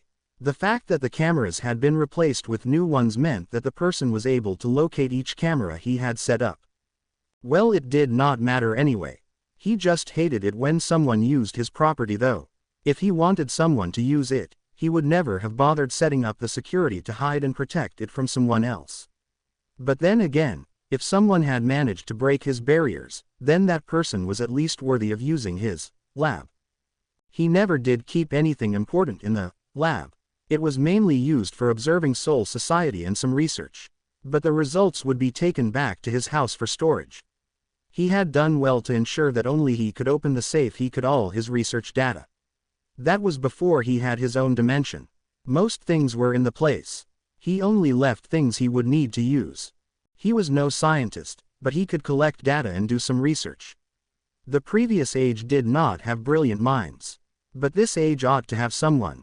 He needed some theories to be proved by a real scientist. I thought I would find you here, a voice stated from behind. Naruto turned around along with his chair. He locked eyes with Unohana. The woman wore her brilliant smile. It unnerves me when you look at me like that, he said, referring to the concentrated look Unohana was giving him. Unohana walked calmly and sat on a chair beside him. She turned to face Naruto. She gave him a slight serious look. Can I assume that it is this Eisen who was using my lab? He asked, looking straight at the woman. I would assume so too. I never came here since you left. He was smart and cunning. He could have found it, Unohana replied, keeping her slight serious look. Say it, Naruto said, seeing the serious look. He knew she had something in her mind. I am curious, she said, looking at him intensively. Unlike every other Shinigami, you created your own Zanpakuto. If I remember correctly, your Zanpakuto was half of your soul. Without it close to you, there would be no balance in your soul, it would possibly collapse. This is what made your Zanpakuto special. You were only complete in your Bankai. But separation from Amaterasu puts our life at risk. Naruto merely smiled at the woman before him. You are mortal now, she realized now after saying her words. No, Naruto said, surprising her. You assume that without half of my spirit I would lose my immortality, he smiled. That thing seems to knows what Zanpakuto means to me and what I am without it. Unohana nodded. I see, she said calmly. So that note. Yes, Naruto confirmed what Retsu had in mind. Is it the only way to kill you? Unohana asked curiously. Naruto had said that there was a way one could kill him, but he never told her. If the Soul King had planned to kill him this way, then it must be the only way to kill him. She was curious though, how the Soul King found out how Naruto came to possess his sword. He had only told her, not even Shutara knew about it. No, Naruto answered, with that thing had in mind, I should be dying in the 1 or 2 years. 2 years at most, Unohana frowned slightly, but it quickly disappeared when she realized that Naruto was not even the slightest worried by it. Are you going to tell me? I am still immortal, but the Soul King does not know that, he said. However, it is true that separation from my Zanpakuto is not good for my health and result in my death, but it does not make me mortal. I am still immortal, but I can still die. My immortality is what is keeping me alive right now. So the Soul King only released you because he found a way to kill you, Unohana said. Now she was not even the slightest saddened by the realizing that had dawned on her. Smart move on his part. Hey. It seems well thought. I was wondering why you would be released after being sealed. She now had answers as to why he was released. He was released so he could die. What do you plan on doing now? What do you mean? Naruto asked with a raised brow. Knowing you, You are not just going to sit around till you die. You are going to fight until you find a way to survive, Unohana stated with clear conviction in her voice. You know me better, Naruto said, his expression becoming impassive, losing the smile he had. Soon I will lose my evolution, then my spiritual pressure will become lowered for everyone to feel it. When that happens, know that, I am losing power and my death is drawing near. That is risky, Unohana stated, knowing that after that happens, he will start to put plans in motion to keep himself alive. I cannot do anything in this evolved state, my soul cannot be restored. But when I lose my evolution, I can find means to restore my soul. Then Amaterasu will be just an extension on my soul. She will be no different from any other Shinigami's blade, Naruto explained to Unohana with a blank tone. Unohana's eyes widened slightly. Could it be? That would mean that if his sword was no longer half of his soul, he would become even stronger. It would also eliminate this way of killing him. Could it be? She eyed him suspiciously. I know that you allowed yourself to be sealed. If not, the royal guard would have never entered your dimension. I always thought that it was because you were bored and lonely. But now, she trailed off as Naruto stood up. This is why I like you, he said. You should not lie, Uchiha Taiko, Unohana said in a dangerous tone. We both know that the only person who managed to penetrate that cold heart of yours is Shutara. True, the only person I cared for was Shutara. But I liked you, just not enough to care, Naruto said drawing closer to Unohana. But you have never betrayed my trust. You also care for me, why should not I return the favor, Yakiru? What are you getting at? You and Shutara are the only souls I care for, he said placing his hand under her chin. I liked your old hairstyle better, he said then kissed her on the forehead. I did not think you had the heart to do that, Unohana stated, referring at him saying he cared. Naruto merely smiled. I will be gone for a few days, he said leaving Unohana alone. As soon as Naruto opened the door to exit the lab, he found someone standing there. I was wondering when you would come back. Naruto walked into Squad 1 barracks with a calm look on his face. He had been called into the place by Yamamoto. He wanted to see what the old fool wanted to discuss with him. It had to be important though. If not, he would walk away while the old man was still talking. He never did like listening to the old man when he started talking. It was all about soul society this and society that. He disliked hearing it. The man never stopped preaching soul society. If there was an award, he would surely fill a cabinet with them given to him by the Soul Society for his outstanding work. Yamamoto was standing beside his lieutenant. The lieutenant held a captain's haori on his right hand. Naruto raised a brow seeing this. It was certainly held for him. The Sotaicho wanted him to wear the thing again. But he had already told him that he would not be captain again. What more did the old man want with him?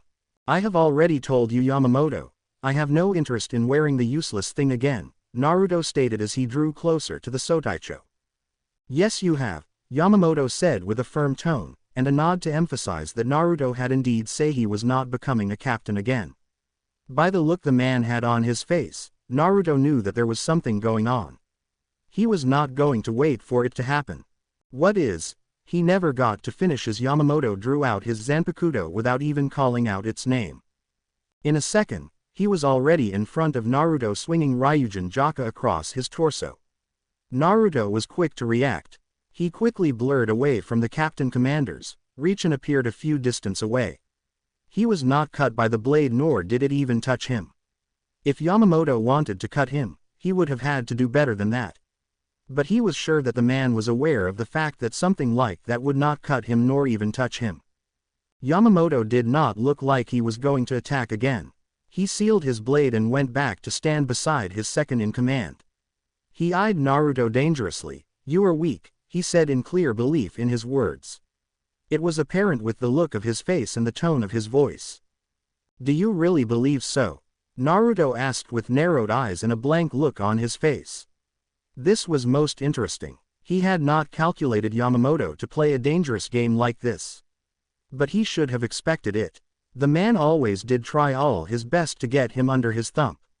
He never did understand that he, Naruto, was beyond his control.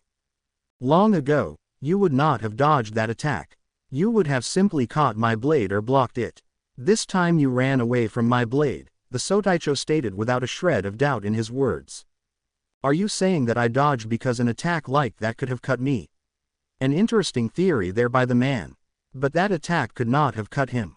Yamamoto had to have known that. And he was proved right when the man responded to his question. Yamamoto shook his head slightly. You were being cautious. During your days, you never dodged anything like that, even if it was a weak attack. You always took an attack head-on, that was certainly the truth. The man never dodged any attack. When attacked by a stronger technique, he either took it head-on or used his own technique to cancel the attack out. He even went as far as to catch his own blade, Ryuken Jaka. No one had ever done that. But never has he attempted to dodge an attack. What if I am simply changing my fighting style? No, the Sotaicho stated in a firm tone. You are a mere shell. You no longer have that power you once had, power that even frightened me. All I need to do is to use my full power and you will crumble. Naruto smiled, not even the slightest worried. Yamamoto was always bold to make statements like that. It was no surprise to him when he did. Are you positive about that? Yamamoto took the captain's haori and threw it at the blonde. You will take the position of 5th squad captain. And you will no longer speak nonsense in front of me and other captains, is that clear? No, Naruto gave a firm answer. He had already refused. He was not going to do circles. But given his state, he could do away with things that could put his transition at risk.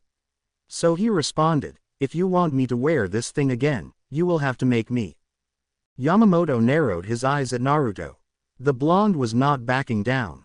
He had thought he would after what he had said so far, but it appears that he was wrong.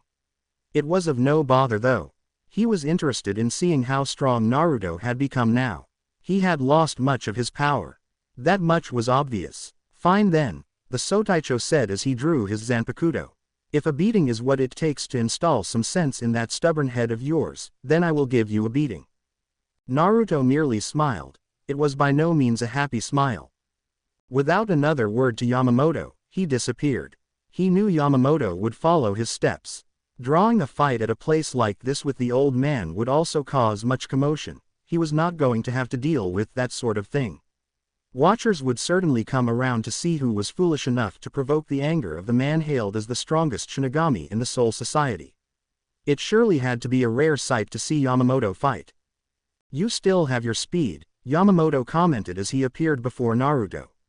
He had not wasted time in following the blonde. He was determined to give the blonde a beating. He narrowed his eyes around. They were at a secluded place a bit far away from other people. Let us see what you can do, Shinigami, Naruto stated as he held out his right hand. Black flames formed on his right hand and started to swirl around for some time. His eyes flashed bright red for a moment before the flames disappeared, leaving a silk black blade. The sword was black from its tip to the handle. It did not look anything special. Flames burst out around Yamamoto and surrounded the two. The Sotaicho's spiritual pressure began to rise up to higher levels. Some people back in Seraiti could feel it. This feeling had them questioning as to what could have the Sotaicho raise his power level. But some were smart enough to stay away. But Naruto remained calm as he watched the flames. Yamamoto undid his cloth from his shoulders, allowing Naruto to see his masculine chest and many battle scars. That is not a good sight to see, Naruto said, commenting on the scars around the old man's upper body. He could never allow scars like that to suffice on his body. Yamamoto ignored the words and gripped his blade tightly. Are you ready for a beating? He did not wait for Naruto to answer. He simply disappeared in a burst of speed. The fact that Naruto was not being burned or did not seem concerned with his flames did not surprise him. He was used to the sight. He appeared in front of Naruto, swinging his Zanpakuto from up to downwards, attempting a vertical slash across Naruto's chest. The blonde raised his blade and held it in a horizontal position. The swords clashed in midair and created a sound shockwave. Naruto remained rooted on his spot. The power behind Yamamoto's swing caused chunks of earth to be lifted behind him. His feet also burrowed to the ground slightly. Again, Yamamoto swung his blade towards Naruto. But the blonde ducked under the swing instead of parrying it like he would have done. As Yamamoto's blade passed him, He rose up again to face another assault from the Sotaicho. This time he parried the attack. He was not surprised by the strength behind Yamamoto's strike. It was most strength than any other Shinigami could master. He was still powerful physically despite being of old age. He had expected such a thing from the old man. Age really did not matter for a man like him. Yamamoto retrieved his blade and swung it towards Naruto's neck. Had it not been for the block, it would have cut off the blonde's head. The blonde simply raised his blade and blocked the swing. Again, the clash of the swords caused some debris to pick up on Naruto's side. While his sword was still clashing with the Sotaicho's, the blonde quickly raised his right hand, opening its palm facing Yamamoto. "Sero," the blonde uttered as he shot a black beam of energy directly at Yamamoto's face. The captain commander hurriedly made to escape from the path of the technique. It was not enough to injure him, but dealing with Naruto, one could never know. Yamamoto appeared a few feet away from Naruto. He had no injury, despite receiving a hit from the Sero Naruto shot at him. He noticed that the former self-proclaimed god of Soul Society had not moved at all. His feet were at the same place they had been since he started attacking. That was a surprise. "Your swings are still strong," Naruto said in a calm tone. "I have seen all that I wanted to see. You have not grown weaker over the years." This was not so much of a good thing for him. Well, it had its advantages. But the disadvantages outweighed the advantages, hence it was not a good thing for him. He looked at his blade as it shattered into pieces. Paying no mind to it, he folded his hands across his chest. He would have to play safe. "You win, I will take the post again." With that, Naruto was gone. Yamamoto sighed. He should have expected that the only reason Naruto would even agree to this was because he wanted to see if his strength had toned down. Well, he did get his answer. But he was certain that Naruto seemed reluctant to fight. He did not even try to swing his blade towards him. He only remained rooted in one sport. He knew it was not because of fear of him. That bastard never feared anything or anyone. It made him curious though. Why was he reluctant? His swings were by no means toned down, and the blonde still took it all, without even moving. What was certain was that he no longer had the power he used to have. But why was he reluctant? Naruto's house. "Takemi," a soft voice spoke within his head. "Amaterasu." Finally, the spirit said, releasing a tired sigh. "I have been trying to talk to you for a long time now. You do know that it has to be difficult. You are in another dimension after all," the blonde responded as he sat down on a couch within his house. "Yes, I am aware of that, but our bond is stronger than that. Distance cannot come between us, it cannot be a barrier. Only death can succeed in that. But we cannot die, so our bond is eternal. I formed you that way," Takemi said. But still, he could only hear the voice. There was no physical appearance of Amaterasu. Well, she was still locked up in the Soul King's dimension. The distance could not allow her to manifest physically. "Has it started already?" "Yes, I can feel your other half leaving me." She paused for a moment. "Are you certain that the fragments of your soul will not scatter around in this dimension?" "Positive," the blonde answered. What he had told Unohana was the truth, but only half-truth. He had indeed created Amaterasu from half of his soul. But over the years, his other half gave birth to a spirit which became the spirit sword. His other half merged with the sword spirit and became one. This made it impossible for him to retrieve his other half. But even so, Naruto still called her Amaterasu. When he released his Bankai, his soul returned to him, temporarily. He could not keep it from leaving his body again as it was attached to Amaterasu. Over the years, before he was sealed, he had attempted to get his other half back, but he never found a way. Well, until then, before he was sealed, with his other half always within his blade, he could never reach his full power. Added to the fact that a small part of his soul was already missing, it was sealed. This half-small part had no consequence to his health. Nevertheless, it restricted his power from crossing a certain barrier. But he had found a way to restore everything, so to reach his full potential. That was why he was here. "How long do you think it will take for your other half to separate from me?" "I do not know, but be patient. I have already activated that portal. Once my other completely separates from you, it will search for me. The portal will keep calling for it. Once it finds it, it will return to me. Not so long after that I will come and get you. Fine, and then her voice became silent. Naruto was not worried though. She was patient. She could wait for some time until he regains his power. He knew that since he was now awake, she too was awake. This meant that she was lonely in the other side of the world. But for his plans to become fruitful, it had to be like this. Amaterasu knew him better than anyone, despite residing within the blade, not inside an inner world like other Zanpakuto spirits. She was a part of him after all, and only he could speak to her, and wield her. It was not in his plans to take the captain's Haori again, but he knew that Yamamoto was not going to take no for an answer. The old man would have surely fought him until there was no breath in his body. He was not going to have that. It would not have been good for his health if he had continued fighting. He had to lose his evolution gradually. If it were to just disappear at once, his body would not be been able to handle it.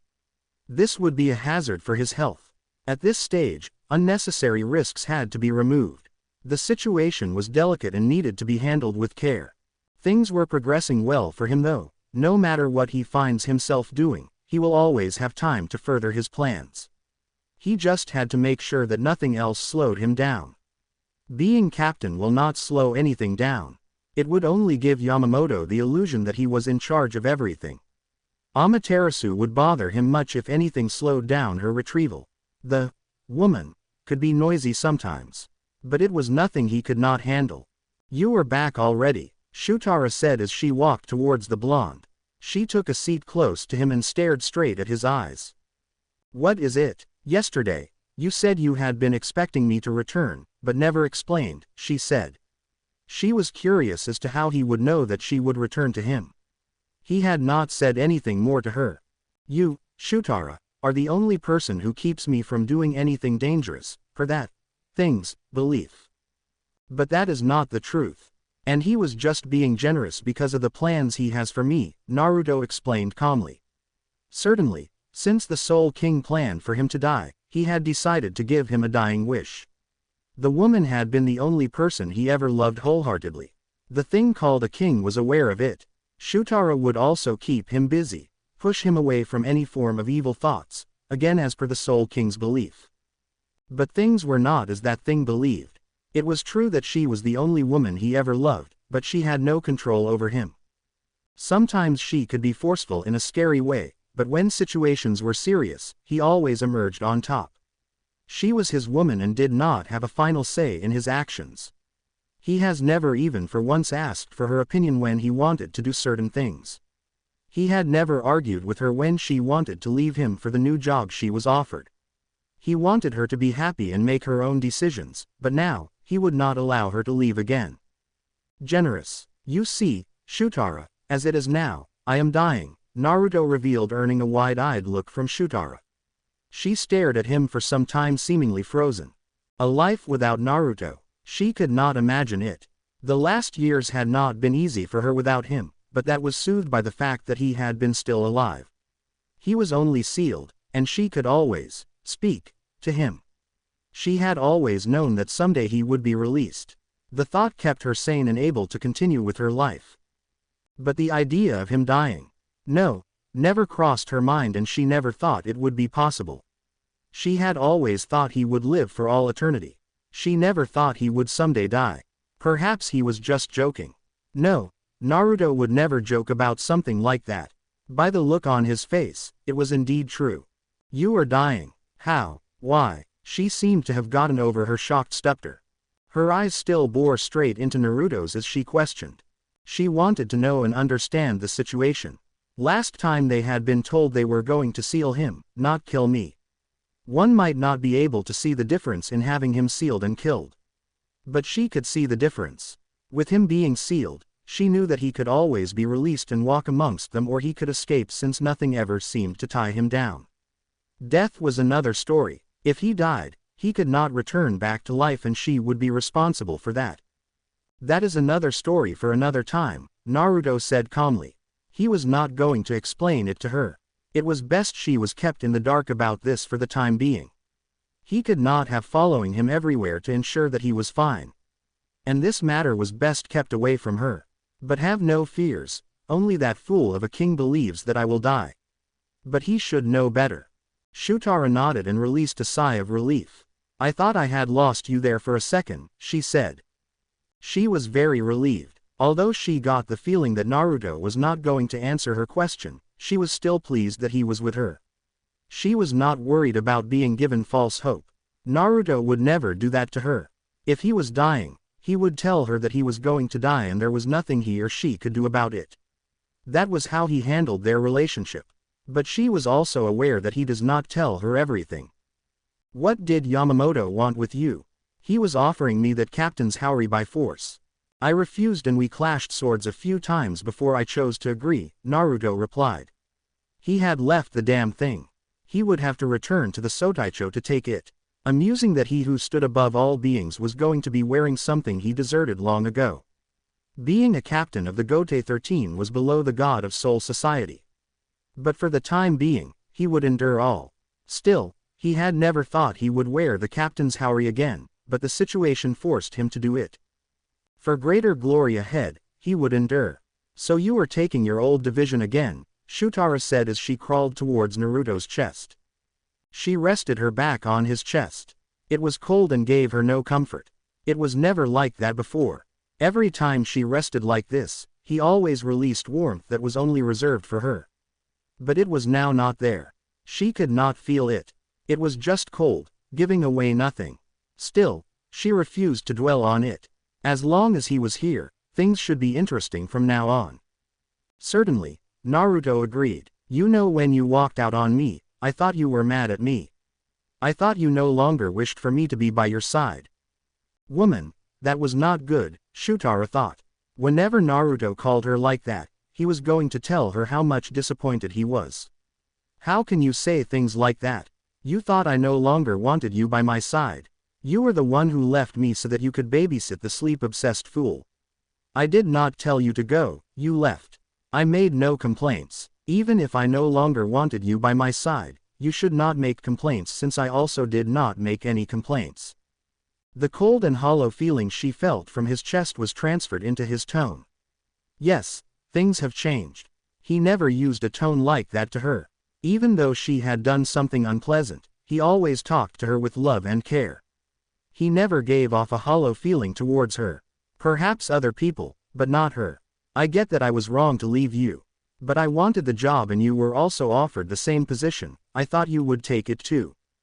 Me, bodyguarding that thing? Never. You should have known better. No one forced you to take the post even when I was not going. You did it on your own will, Naruto stated in a stern tone. I know, and I will always regret leaving in the first place. But once I took the job, there was no turning back. I had sworn with my life that I would protect the Soul King until my body could no longer allow me to. She spoke with determination in her last part. Despite all, she could take back her words after she had sworn to protect the royal family. She could not go against that, despite her feelings. For the only woman who was rumored to be the only one I cared for, you don't act as one. Perhaps I was too kind to you, Naruto said. Too kind. She feared what he would do if he was no longer going to be too kind to her. She had seen how he treated other people. She did not want to fall victim to that. Yes, had it not been it, you would have never left my side to join him, Naruto stated. Shutara knew this was one conversation she was not going to win. She had a fair victory sometimes, but when it came to things like this, Naruto always won. Perhaps it was because she sometimes strayed away from him. But he was always there for her.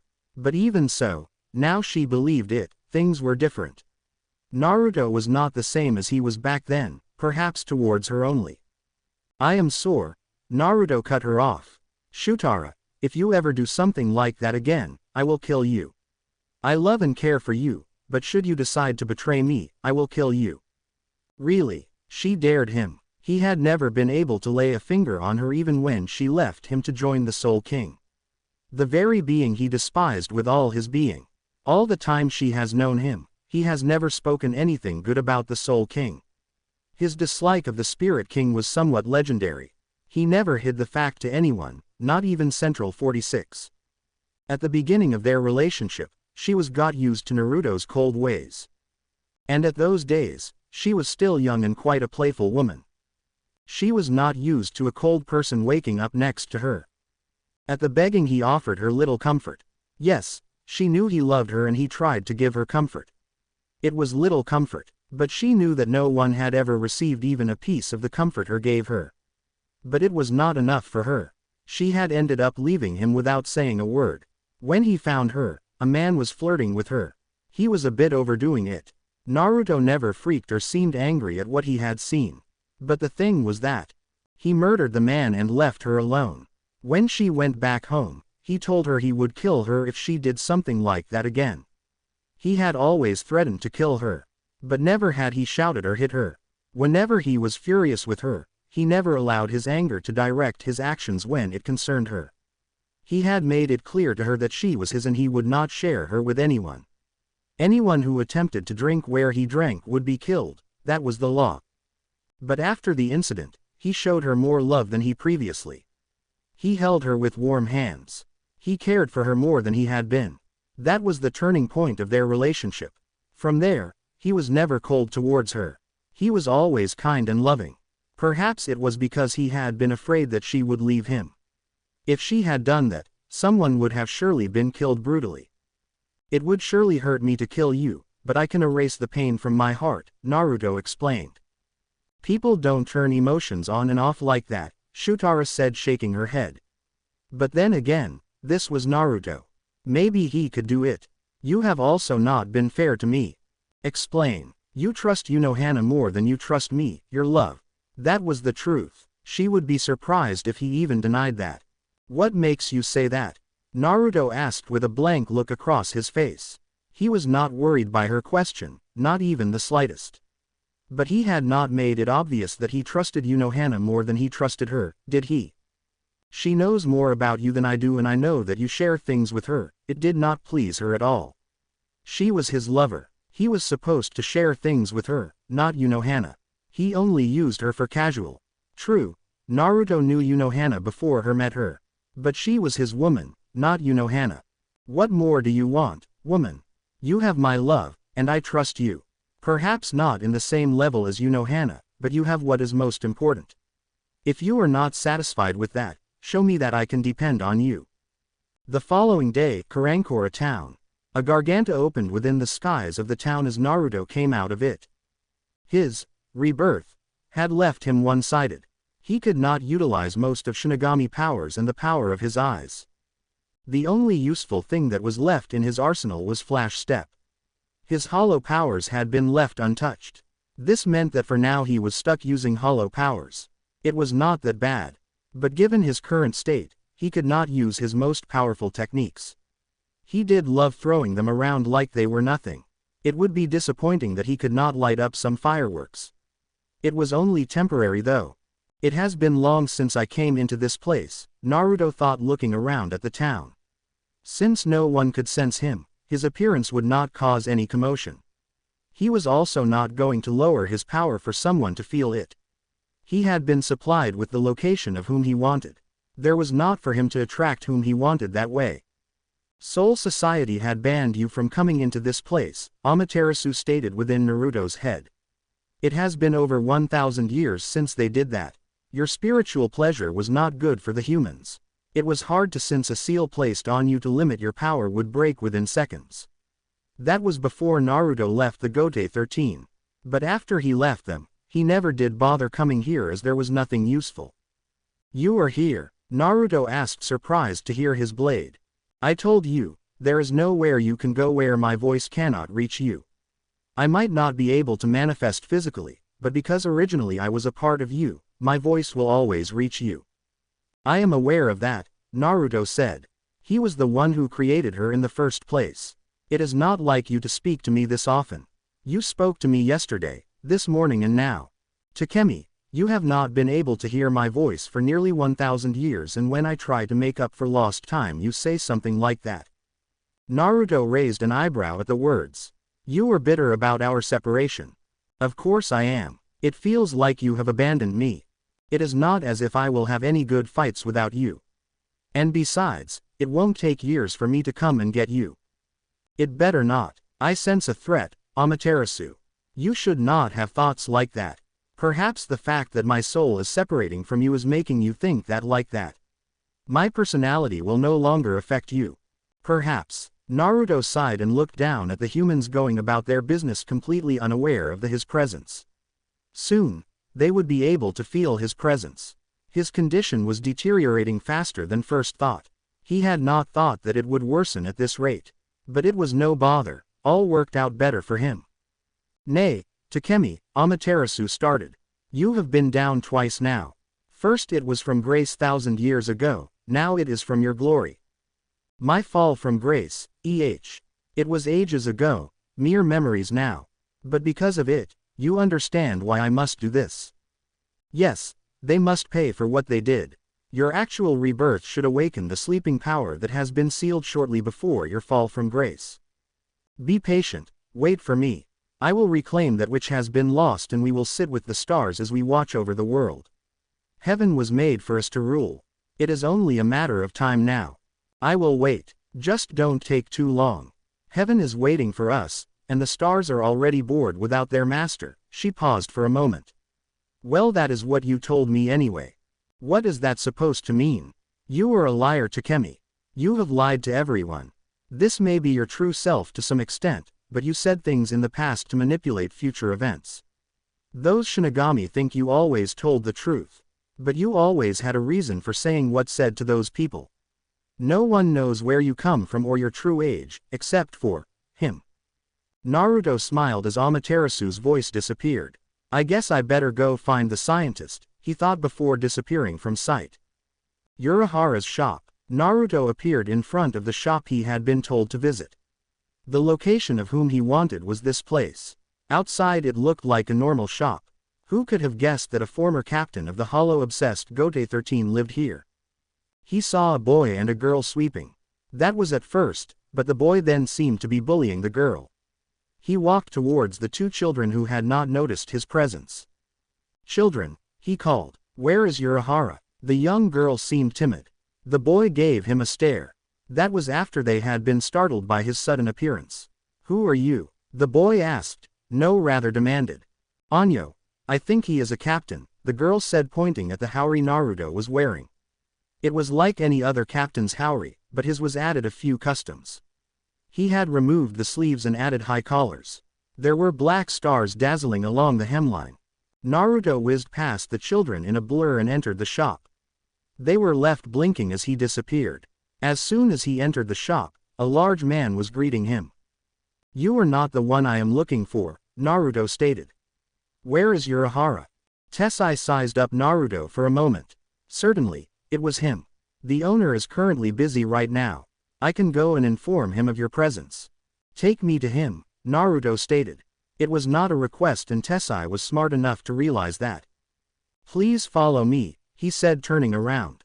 He led Naruto towards the underground entrance, but did not go in.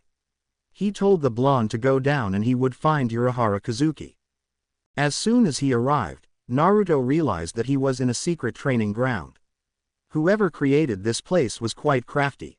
The space looked eternal, and one could do all the damage she wanted. But someone like him could destroy it within seconds. Well, that is during his days. Now he no longer had that power. It was sad really. Getsuga Tensho. He was snapped out of his thoughts when he heard the voice and was soon followed by a dark energy coming towards him. Without worries, he brought out his right hand and deflected the technique with his bare hand. The action seemed to notify the occupants of the training ground of his presence. Naruto locked eyes with the orange-haired teen. He looked at the boy calmly. The boy seemed surprised, no shock that he had deflected his technique. Naruto also sensed to other people around him, but he paid them no mind. Can you hit me with that technique again? It seemed to be an interesting technique. He wanted to analyze it. The boy seemed unsure of what to do. He looked confused. Who are you? He asked finally. It seemed to be the smartest question to ask. Sing, Benihime. Naruto narrowed his eyes without turning his head. He saw a red beam traveling through the ground towards him, fast. But his eyes could see everything. Like he did with Ichigo's Getsuga Tensho, he deflected the technique with his right hand. Naruto took a few steps towards the orange-haired boy. You have an interesting child, Urahara, he said now having seen the man. He did not know the man personally, but he spoke like was familiar with him. You think so? Urahara asked as he became visible with Yoruichi by his side. Yes, Naruto responded as he stopped in front of Ichigo. He was sensing some impressive reiatsu from the child. This was the human he had been told of by Unohana, definitely an interesting human. He had also seen some videos in his lab of the boy. They were just battles of him at Soul Society. But for a human it was something. However, it was not enough to make him follow the child's movements. Attack me, Naruto stated looking straight at Ichigo. He wanted to see what the child could do. Taking things from what he had been told was not good enough for him. But testing it himself was good. Just do it, Ichigo, Yoruichi yelled. It will be a good test for you. She was interested in how Ichigo would do against a man like Naruto. Okay, Ichigo said, still looking unsure of himself. Without another thought, he rushed towards Naruto in an impressive show of speed. He appeared behind Naruto and swung his sword across his back. Naruto did not turn around. He simply disappeared, leaving an after-image. He appeared behind Ichigo while the teen was still moving in momentum of his swing. He placed his palm on Ichigo's back and pushed him forward. The teen stumbled forward but got his balance quickly and turned around to take a swipe at Naruto. The blade sped towards Naruto's head. The blonde simply raised his right hand and caught Ichigo's blade, surprising the teen. Fear, Naruto stated looking straight at Ichigo. You are not afraid of me, but of something. With that look on your eyes you cannot cut me, child, or anyone. The sharpness of your blade is reflected by what you feel inside. When controlled by fear your blade becomes dull. He flicked Ichigo's blade out of his hand and turned towards Urahara and Yoruichi. He left the teen standing as he was. He was quite disappointed with the child. Despite having impressive reiatsu, the fear nullified all that. His power was nothing when fear dominated his mind. His Zanpakuto would reflected nothing but fear. You have quite a lovely place, Naruto commented as he made his way towards the former captains. He did not wait for Urahara to comment. I have come to speak with you. Yoruichi and Urahara looked between them before the former nodded. I will take Ichigo to the other side to continue with his training, she said. Naruto looked at the woman. Ichigo was quite impressive for a human. To be able to stand up against a captain was no ordinary feat, especially for a mere human. Perhaps if it had been a Shinigami then he would not have said anything. Training cannot help that child, he started. He needs to face his fears. If he cannot deal with what scares then he should put his blade down and quit playing Shinigami. It was never a job for humans to begin with. Naruto noticed that when he spoke about facing fears, both the former captains cringed. There was definitely more to it. Your reaction is quite intriguing, he stated. Perhaps if it was another time I would have been interested in finding out what the child fears. Neither Yoruichi nor Urahara had thought he would have noticed. He was highly observant, they would give him that. Urahara had been captain for some time, he was not easy to read. But here Naruto was, a single look and he had already found some interesting information. He had not even asked, they involuntarily gave him the information. They had to be careful so not to give anything out to the man. Without saying anything else, Yoruichi disappeared. I thought you had refused the position, Urahara stated seeing the custom Haori Naruto wore. He had never seen anyone adding a few things to it. But then again, this was Uchiha Naruto. Zaraki had only cut off its sleeves, but it was nothing like what Naruto had done. Yamamoto played a good card, Naruto responded vaguely. Urahara nodded and said nothing more. By the answer and look on the blonde's face, he knew he was not going to be told what sort of card Yamamoto had played. He could only imagine it had to do with fighting. He could not think of any possible way for the Sotaicho to force Naruto into something he did not want to do. I had thought that I would be the one to come before you first, the former 12th Division captain stated looking at Naruto calmly.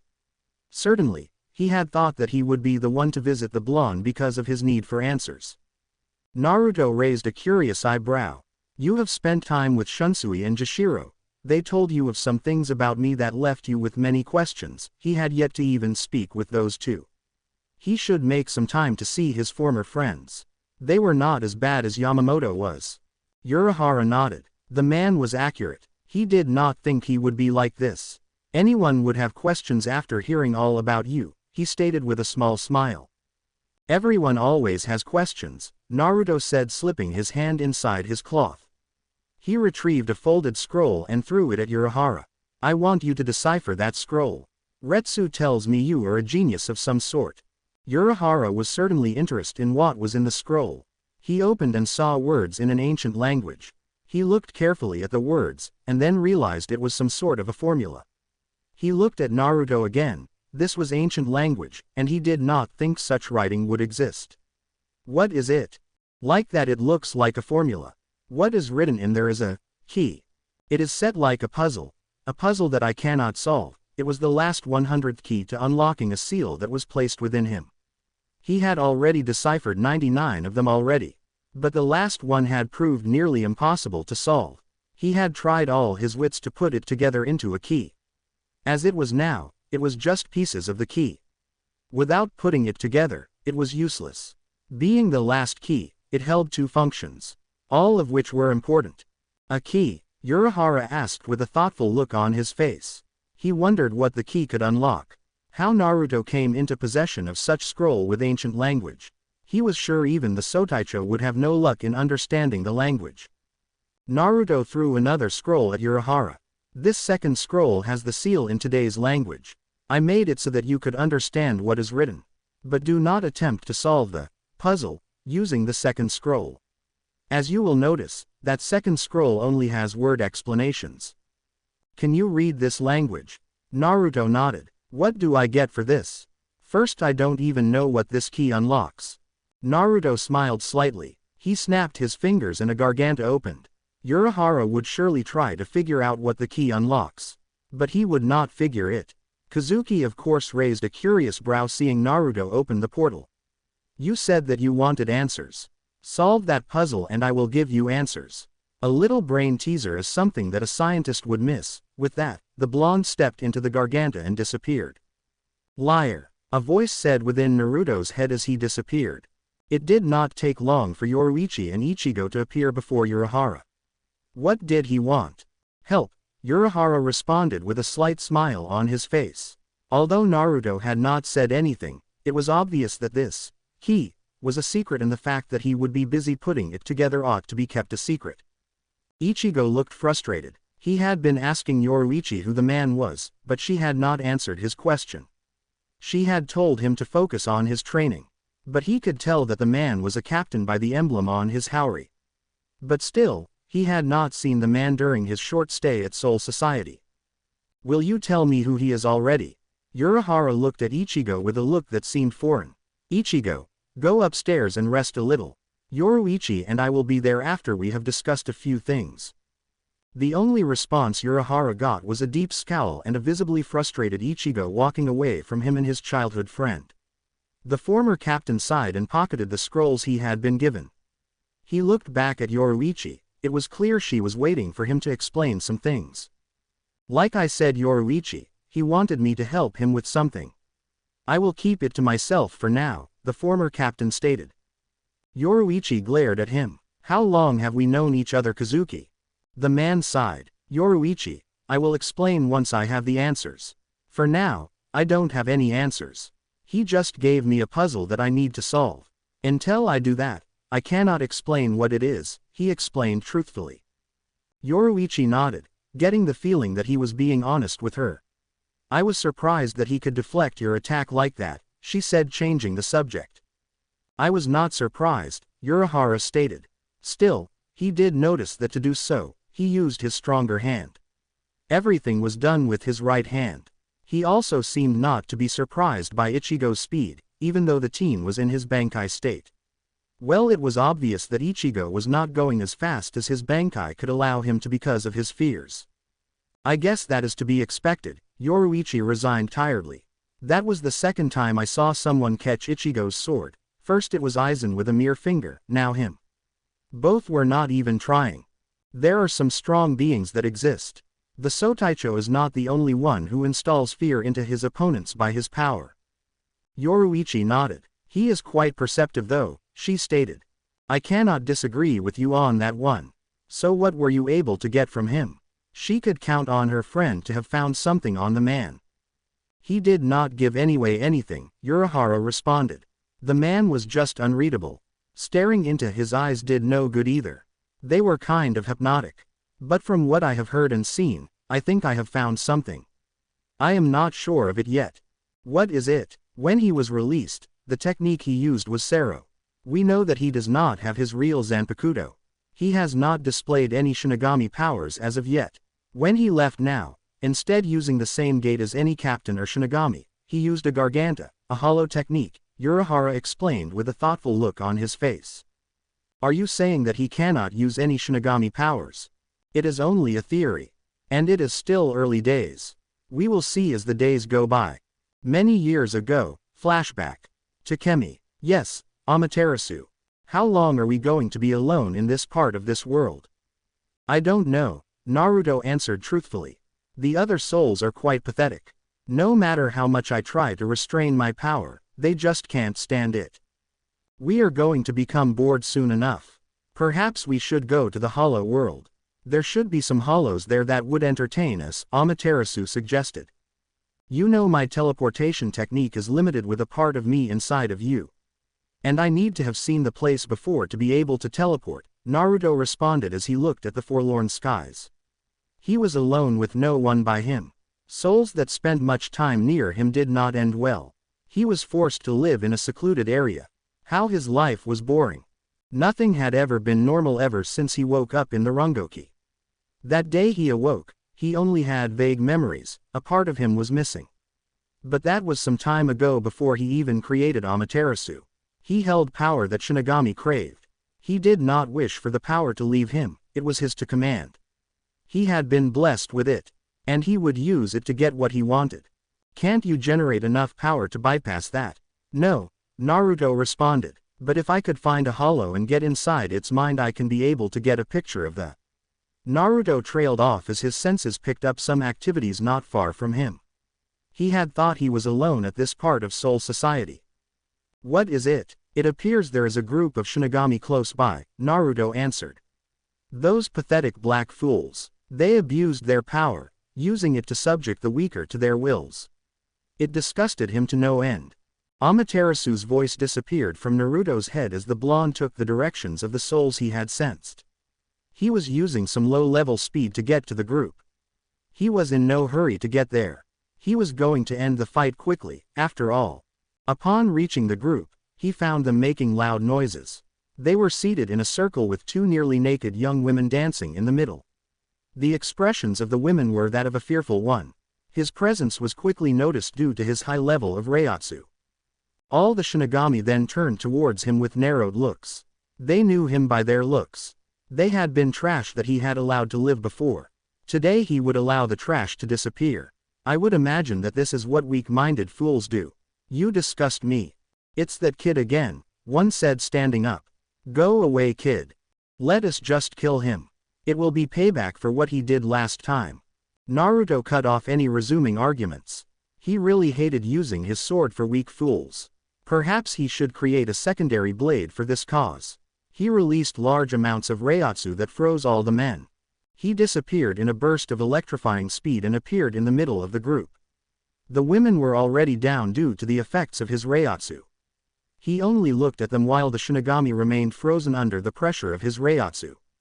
The two women were then sucked into a swirling vortex within seconds. They disappeared from view. Now then, to take out the trash, he said to himself as he turned to the still frozen souls. Within seconds all 17 of them were down, dead. It was quite disappointing when they did not fight back. That was disappointing, his blade spoke his thoughts. Yes it was. Naruto held out his blade.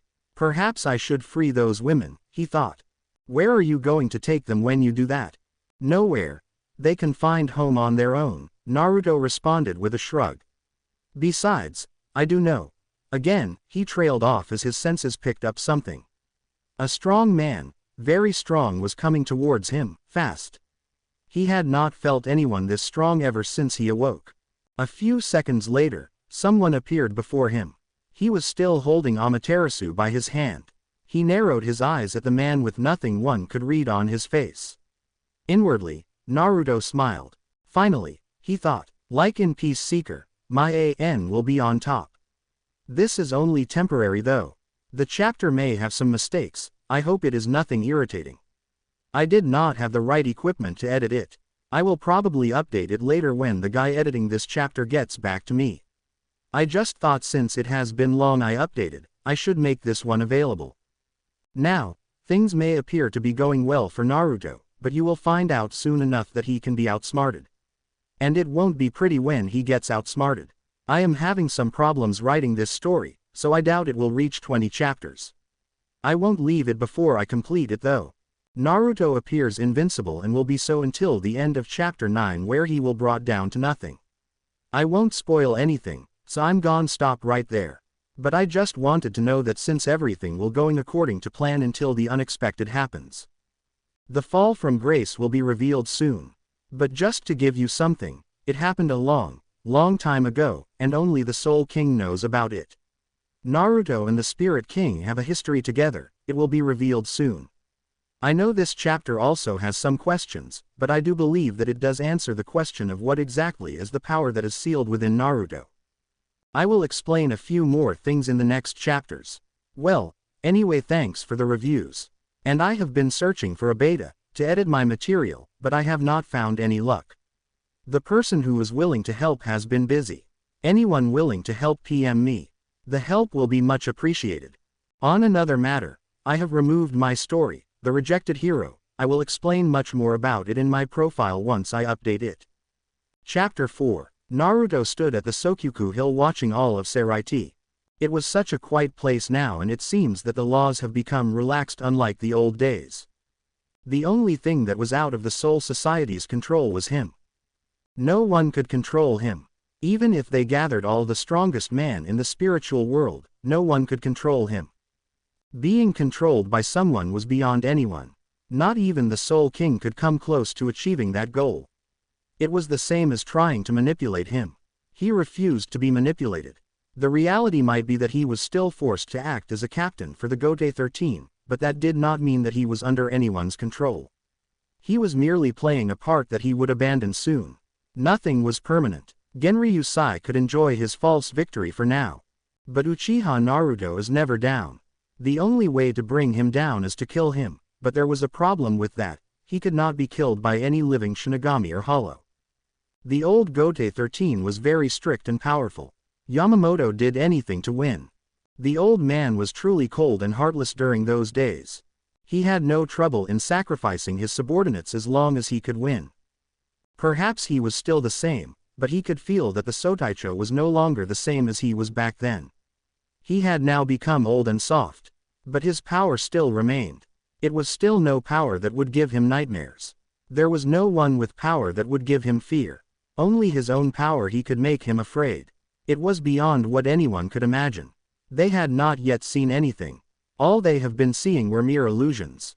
They would one day see his glory, and then they would know why he is God of the spirit world. The little charade with Eisen was no problem to his recovery. In fact, it would prove to be beneficiary to him. The child Eisen seemed to be full of tricks and wits. Perhaps he should visit the child and see him with his own eyes. That would certainly be a good plan. But he would have to finish some business first. It was still early months. It had been 3 months since he was unsealed. That was why he had been able to see that Soul Society was different from the past. But it was no consequence to him. The more interesting things became, the more fun he had. His lieutenant was pretty much useless. She was weak-minded and somewhat a lost child. He did not like to handle mundane affairs in his division. He had no time to deal with hollows that he could kill by just flicking his fingers. He had no time to do paperwork. He let those beneath him handle those matters. But over the time, he had drilled in a strong attitude to the girl. It was a little better than when he had her discharged from mental care. It had been quite a scuffle with Retsu as the woman was not pleased with her patients being released before they could completely recover. But he did not operate like that. Out of all the worthless Shinigami he had to tolerate in his presence, she was the only one who was capable. That was why he forced her to be released and return to work. Naruto looked the sky with an unreadable expression on his face. It is starting, he said silently. A wall of black Reiatsu surrounded him. It came from the ground, not from him. The wall covered all his body and sprouted above the grounds, creating a huge black pillar. The wall would restrain any Reiatsu from leaving the execution grounds. But it was certain the captains and lieutenants would be able to feel it. He had set it up so not to have his leaking Reiatsu disrupt the activities in Soul Society. The Central 46 had been restored again. They would ask him infuriating questions about it, and he did not want to end up killing them all for it. Because the pillar was huge and was at execution grounds, it was quickly noticed by the Soul Reapers. Many rushed to the grounds to see what was happening there. But then the execution grounds began to tremble violently. It was in a scary way that they shook. The fact that they were shaking caused the low-level Soul Reapers to stay away from the grounds in fear. A message was issued for everyone to stay away from the grounds, except for the captains. What is going on here? Soi Fon questioned, looking at her fellow captains. She was completely in the dark about what was going on inside the pillar of Reiatsu. But whatever it was nothing good. By the trembling of the ground, and the oppressing feeling coming off the pillar, she could tell that there was not a good thing happening in the. The atmosphere was oppressing, unlike anything she had ever felt before. And each second, the air became even heavier. I don't really know what is going on. Hitsugaya Tushiro was the first to respond.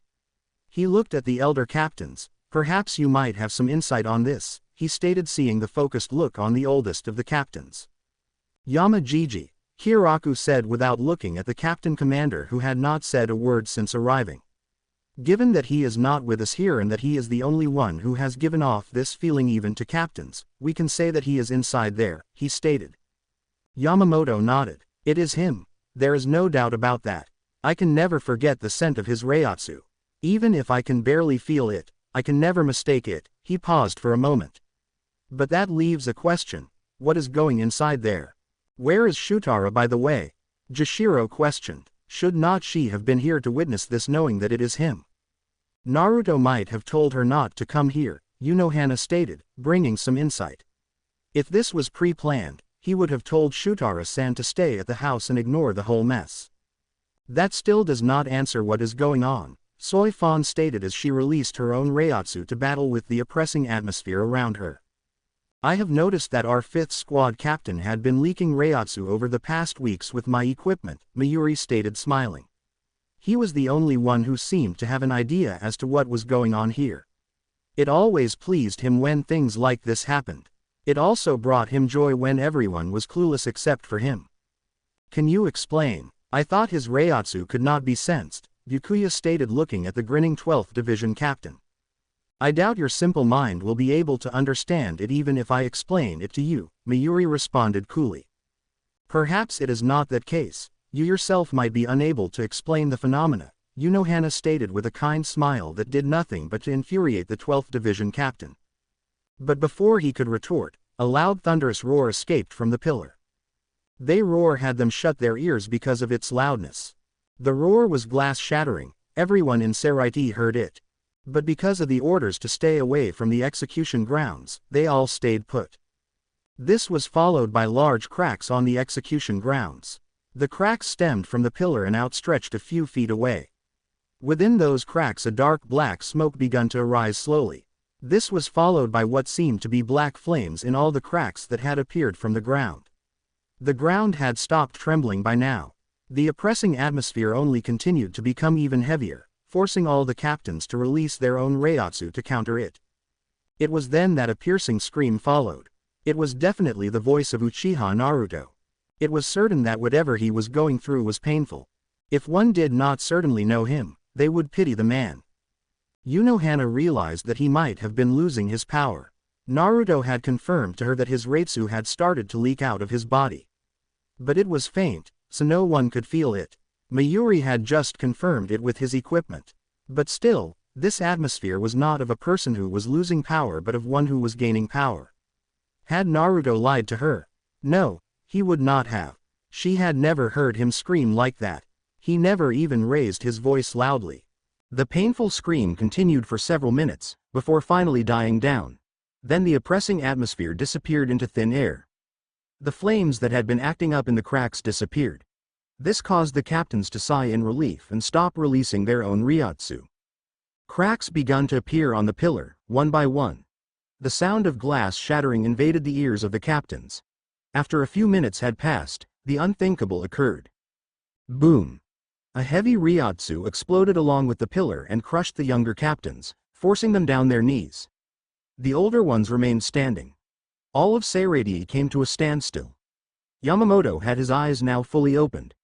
A furious wind then threatened to throw them off the execution grounds, but they stood still. All the debris died down and Ryatsu became unbearable for the younger captains.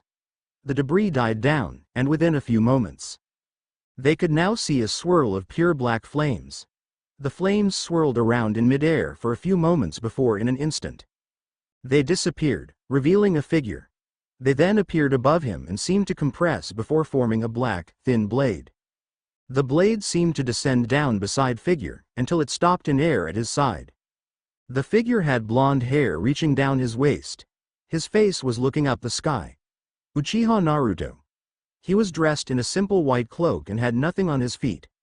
His body stood motionless for a few moments and none of the captains dared to speak.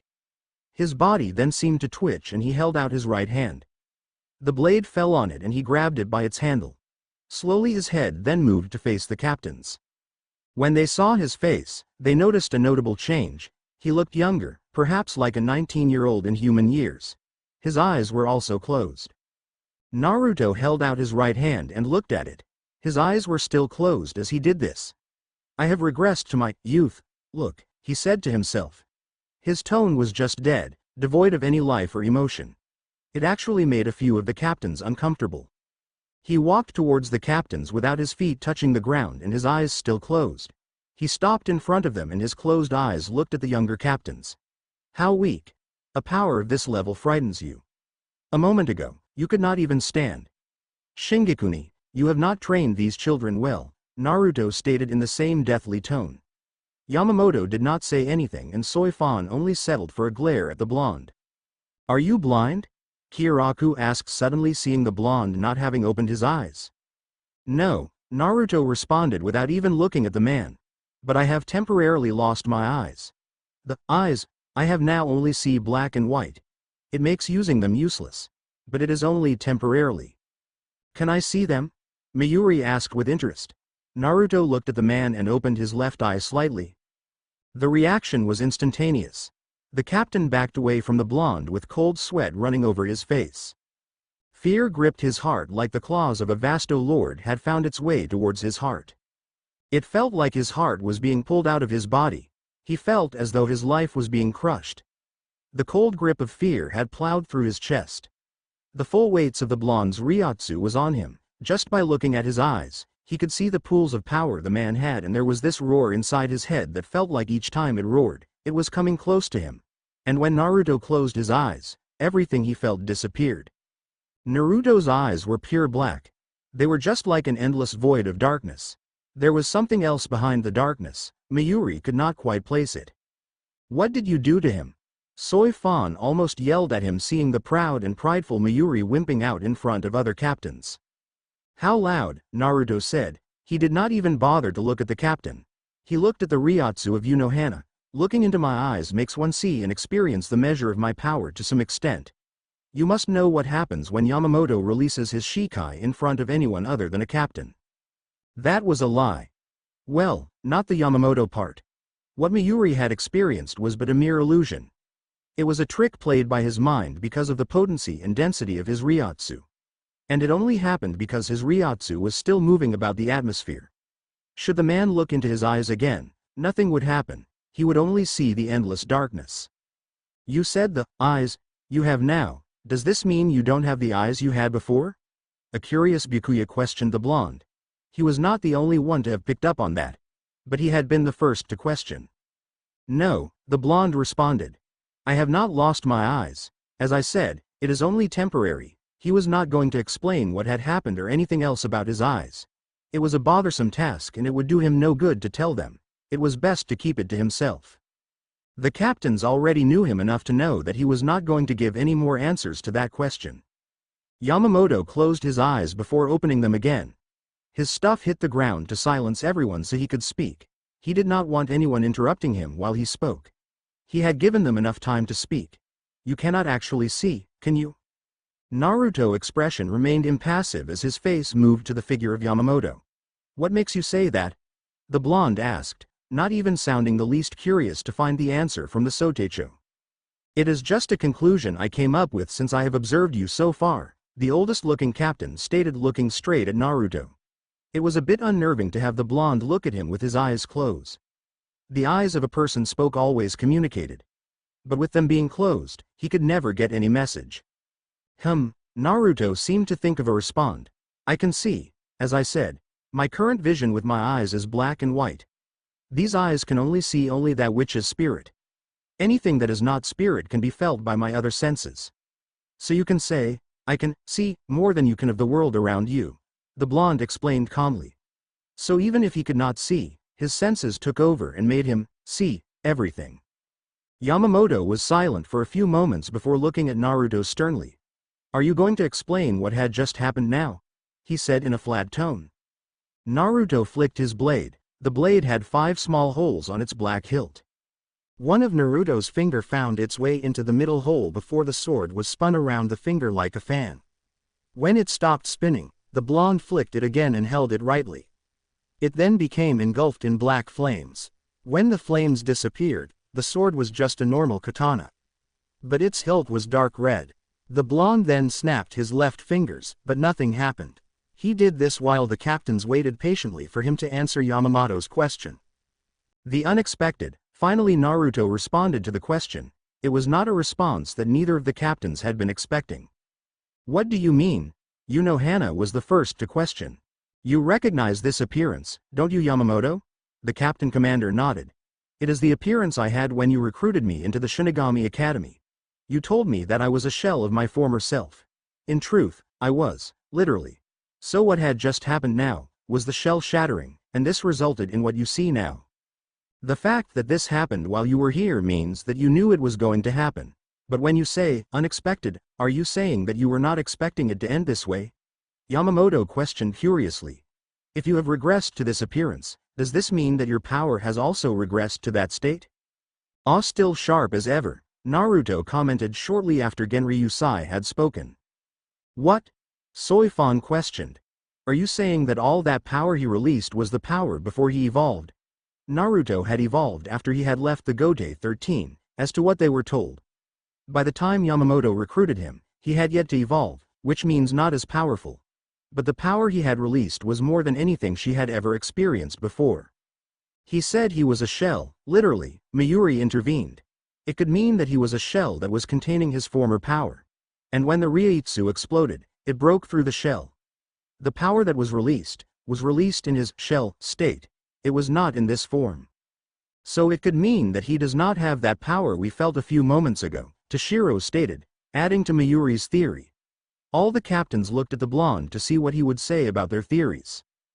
Despite being weak, your children have sharp minds, Naruto stated looking at Yamamoto. His feet then touched the ground. That is true, I have lost my evolution. But you must not forget, Yamamoto. No one knew the true extent of my power even at this form. But even so, you are no longer as powerful as you were when I fought you. He paused for a moment trying to see if Naruto would object. Your blade, it is similar to Amaterasu in its Shikai, but in its sealed state, it is different. That is because it is not Amaterasu.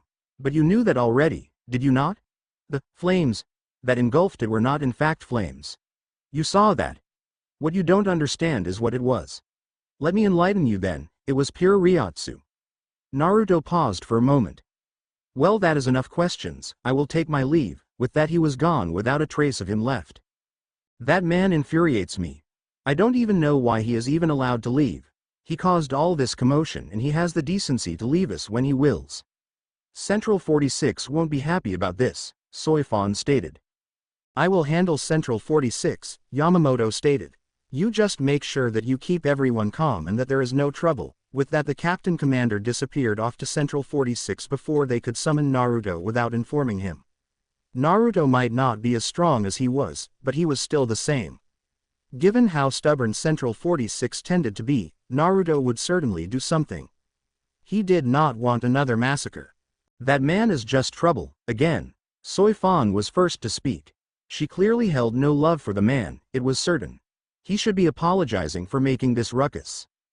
Soi Fon Taicho, yelling like that will not solve anything, Unohana stated in a calm tone. She then disappeared off to calm down her squad. One by one, the captains left the execution grounds. Under Squad 5 barracks, the events had been unexpected. He had not expected things to flow the way they did. Everything had been according to his plan, until this. He disliked it when things did not go according to plan. But it was all right since it had worked for the better. But in this way, the Soul King will be keeping a rather close on him. Still, he would have to be awake to do that. He was sure that the sleep-obsessed fool would not have gone back to sleep after his release. What really happened? The voice of Amaterasu spoke to him within his head. The part of his soul had already separated itself from Amaterasu. After that, he was only waiting for the time his body would give up. He had to be where the portal his soul was trapped within. That place was the execution grounds. When his body gave up, and shattered to reform again, his soul would also lose shape. During this process, the part of his soul within the portal would come to him and they merge with the other half. But the merge could not be complete, it would be imperfect. He would need to consume something powerful to complete the merger. Still, because his evolution would be lost, he would have lost much of his power. But he could no longer be at risk. That was what he had expected things to go. He did not expect him to intervene with the process. What he had been conscious was that he had been sleeping because of the seal. But the process he was going through must have somehow weakened the seal, only slightly though. But it was enough for him to wake up and act. Perhaps he had been awake this whole time. He intervened with the process and used his power to perfect the merger of my soul. He is also responsible for making me regress to this state. The blade I have now is a small percentage of the power he was able to leak out of the seal when it was weakened. That was certainly unexpected, Amaterasu stated, echoing Naruto's thoughts. Does this mean you are now complete? No, Naruto responded, shaking his head. I do not have you. But all the missing parts of my soul have been formed. My soul is now complete. It will take some time for my body to adjust. But this form makes it easier because it is young. There is also a barrier that has developed. But once my soul and body have adjusted to the changes, they will start to work towards perfection. When that happens, the barrier will cease to exist. Well, at least you did not become weak, as you would have if he had not intervened, Amaterasu said. What is happening to your eyes? Before I was returned here, that thing forcibly made my other eyes disappear. I don't know how he did it, but the consequences were that I had to lose not just my eyes but some of my powers. But because everything was born from my soul, I could manifest them again. I just did not have the power. He gave me the power. At the moment, the darkness as my eyes is just a veil covering my real eyes while they are still being developed to their full potential. How long will it take?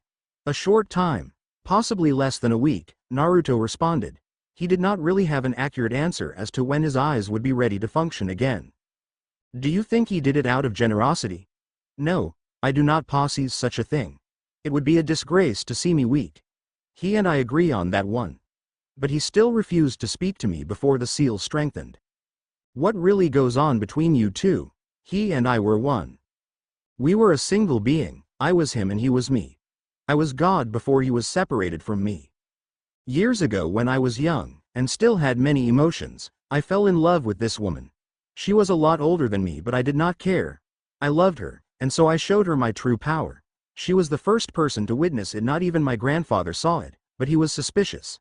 My power scared her, and she tried to seal my power. But it resulted in her splitting me in two. The other half was too powerful, so she sealed him deep inside my soul. That was before your fall from grace, Amaterasu stated. Naruto nodded. Everything is in motion now. No sooner than later, I will be complete. Amaterasu did not respond as she disappeared from his mind after those words. I am one who is above all powers. Naruto looked towards the ceiling of his lab. He sighed, realizing that all he could see was darkness. Despite this being a good thing, it bothered him how much. He was able to intervene on things and do as he pleased. He had no problems with him, but this was his body and he was the one with the superior will. He was the original. Anything happening should be because he allowed it to happen. He did not think that he would do anything to harm him. Despite the other half being much dark, they were still the same person. But the fact that he had been lilt vulnerable to made him feel not so happy. He was proud to being in charge of everything, but here, he had not been in charge. Well, I should not complain, the blonde said to himself. I can move forward with everything. This only changes the direction I will have to take. But in the end, it will lead me to the same point. And it is still, I, who caused the change. Perhaps I am becoming obsessed with control issues. Now he would not have to worry about retrieving the small part of his soul that was missing. Everything was inside his body. He now had all the materials, but his body and soul would have to adapt first for him to move on to the next step. His eyes would manifest soon, and when they do, he will be pleased. But given that now he could not view the world in a way he wanted, he would have to remain rooted at this place. But it was no bother, as long as he would soon get his bright vision back. Sacrifices were necessary for the greater good. He had thought that his little show would not attract much attention, but it did. Yamamoto would have certainly gone to the Central 46 to calm them down, but he knew better than that. Regardless who was put in there, they will always have the same attitude. It was like that building possessed those people to think and act as the previous ones. They were certainly not going to accept whatever Yamamoto would say to them. Those fools were only going to be pleased unless the words came out of his mouth. He would have to restrain himself if they speak nonsense. And if he kills them, it would not work good for him. That thing would send his guards to come rushing at him to restrain him. Surely by now, he must know that he was not going to die. No doubt, he was busy planning something. But as long as he kept it low, that fool will settle for keeping a close eye on him. Later Naruto looked at his blade. It felt strong and its Ryatsu was a lot more potent than his own. Perhaps it was because it was a mixture of his and his. With this blade, he could no longer use his fake Amaterasu. This one was perfect too to be used by him. He could feel it even by holding it that it was no ordinary blade. But it had been ignoring him ever since it was formed. He could not know any of its abilities or its Bankai if it refused to speak to him. He knew that he had imprinted his consciousness upon the blade. But given that he was a lot more moody, he would have to be patient and for him to talk to him. But he disliked carrying a weapon without knowing anything about it. Even when it was made of his power. It is not that I am ignoring you. I have been busy trying to stay within the blade. Finally he spoke, stopping any further thoughts from the blonde. Trying to stay within the blade. Naruto repeated those curious words. But he was a little pleased with the fact that his blade was now speaking. You know that your will always overpowers mine. So given that your power forms half of the blade's power, the will in your power was trying to override my consciousness. The voice did not seem pleased with what had tried to happen. Why did you not just let that happen? I have been unconscious for 1,000 of years in our body. I would like to be alive before you completely consume me. I see, Naruto stated, having realized something. During the time the seal was weakened, you transferred some parts of your conscious into the blade, knowing that after I undo the seal, you will cease to exist. So becoming my blade keeps you alive. This is the result of that woman's meddling. If she had not, we would still be one. Yes. You are mad, you know that. No one would have challenged you after you went back to that dimension. There was no one who could challenge you, even without your true power, but you were not satisfied with that, were you? You were wrong. That thing could challenge me. He just would not be able to kill me. That is why I had to form this risky plan to restore myself completely once I had recovered my memories. I knew that it would always be a challenge to me if I did not reclaim all my being. But still, going through all this, I know that he did not know that he could be a match for you. He might have thought that you were complete. I was not satisfied with being imperfect. And besides, I could not do all that I could without being complete. So what now? I shall call you Shiguguru, now and forever, Naruto stated. Shiguguru. You will represent death once I have ascended to heaven, and Amaterasu will represent life. But to shorten things, I will simply call you Shi, Naruto explained. Now, tell me about your abilities. Naruto's house. Later that day, I have been looking for you for quite some time, Unohana stated as she appeared on top of Naruto's roof where the blonde was lying down. I have been expecting you to show up, Naruto stated with his eyes still closed. I am a little surprised that you took so long to come. I had some business to take care of before looking for you. When I decided to look for you, I realized you were no longer in your lab. What were you even doing there when you can't see to operate it? Are you mocking me, Retsu? Naruto questioned as the woman went to sit beside him. No, I am just curious. I was thinking, Naruto responded. The lab was his quiet place. The house was also quiet. Where is Shutara? I have not seen her in a number of days. She was summoned to the Soul King's dimension, Naruto responded. Unohana looked at Naruto curiously. What for? She did not want to think that she was there to report everything she has seen with Naruto. If so, Naruto would surely kill her. For her mind to be read, Naruto responded without even looking concerned for the matter. Poor thing, she is not even aware of it. The only reason she was brought to Seirei was for this purpose. You knew she was being used and you still did not tell her. What of the other reason you told her? That is also true, he will know everything and about me too, she stated. It would be trouble for her because she had withheld much information about Naruto from everyone. Shutara knows this, and if her mind is read, she would be discovered. Let it be. He won't do anything so long as I am alive. He already knows that I won't die. I did not even tell Shutara everything, and with the unexpected having occurred, what he will find out will be of no use, Naruto explained. But when you leave again, I will. Be quiet, Naruto stated in a firm tone. You will not be killed. No one will touch you. And I will not allow you to allow yourself to be killed. Unohana was quiet for a moment. What will you do about Shutara then? I will kill her, but not now. For now, I will let her enjoy her life. But I will send a message to the Soul King to inform him that he should stop using her. He spoke of killing the only woman he cares for like it was nothing. Don't do it, Unohana stated. She definitely did not want Shutara to die. Okay. Naruto responded to Unohana's request. Would you like to see heaven, Yachiru? I have seen your dimension before. Isn't it heaven? No, Naruto responded, shaking his head. The real heaven. Only two have seen it. Only I who is alive now has seen it. Unohana was quiet, again. It was unlike him to ask her a question like that. Normally he would not have made such a request. She wondered what drove him to ask such a question. She could feel that he had not spoken to Shutara about this subject. But here he was speaking to her about it. Are you going to tell me about the unexpected? She said, changing the subject. No, Naruto responded. It is best you don't know this. He paused for a moment when he sensed something. Ah, Shutara is back, he said. Unohana quieted as she waited for Shutara to come to their location. She would certainly sense them and come up here. It took a few moments for Shutara to appear before them. She had an angry look on her face. You knew, didn't you? She demanded, glaring at Naruto. Despite his blindness, he could feel her glare.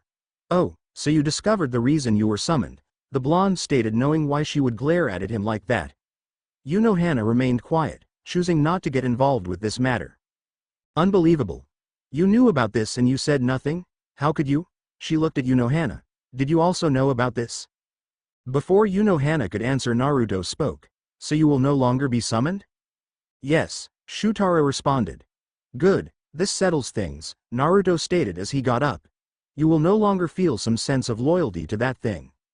Shutara then noticed his appearance. What happened to you? Although he had gone back to wearing the attire he wore when he visited the human world, his face could still be clearly seen that it had become younger.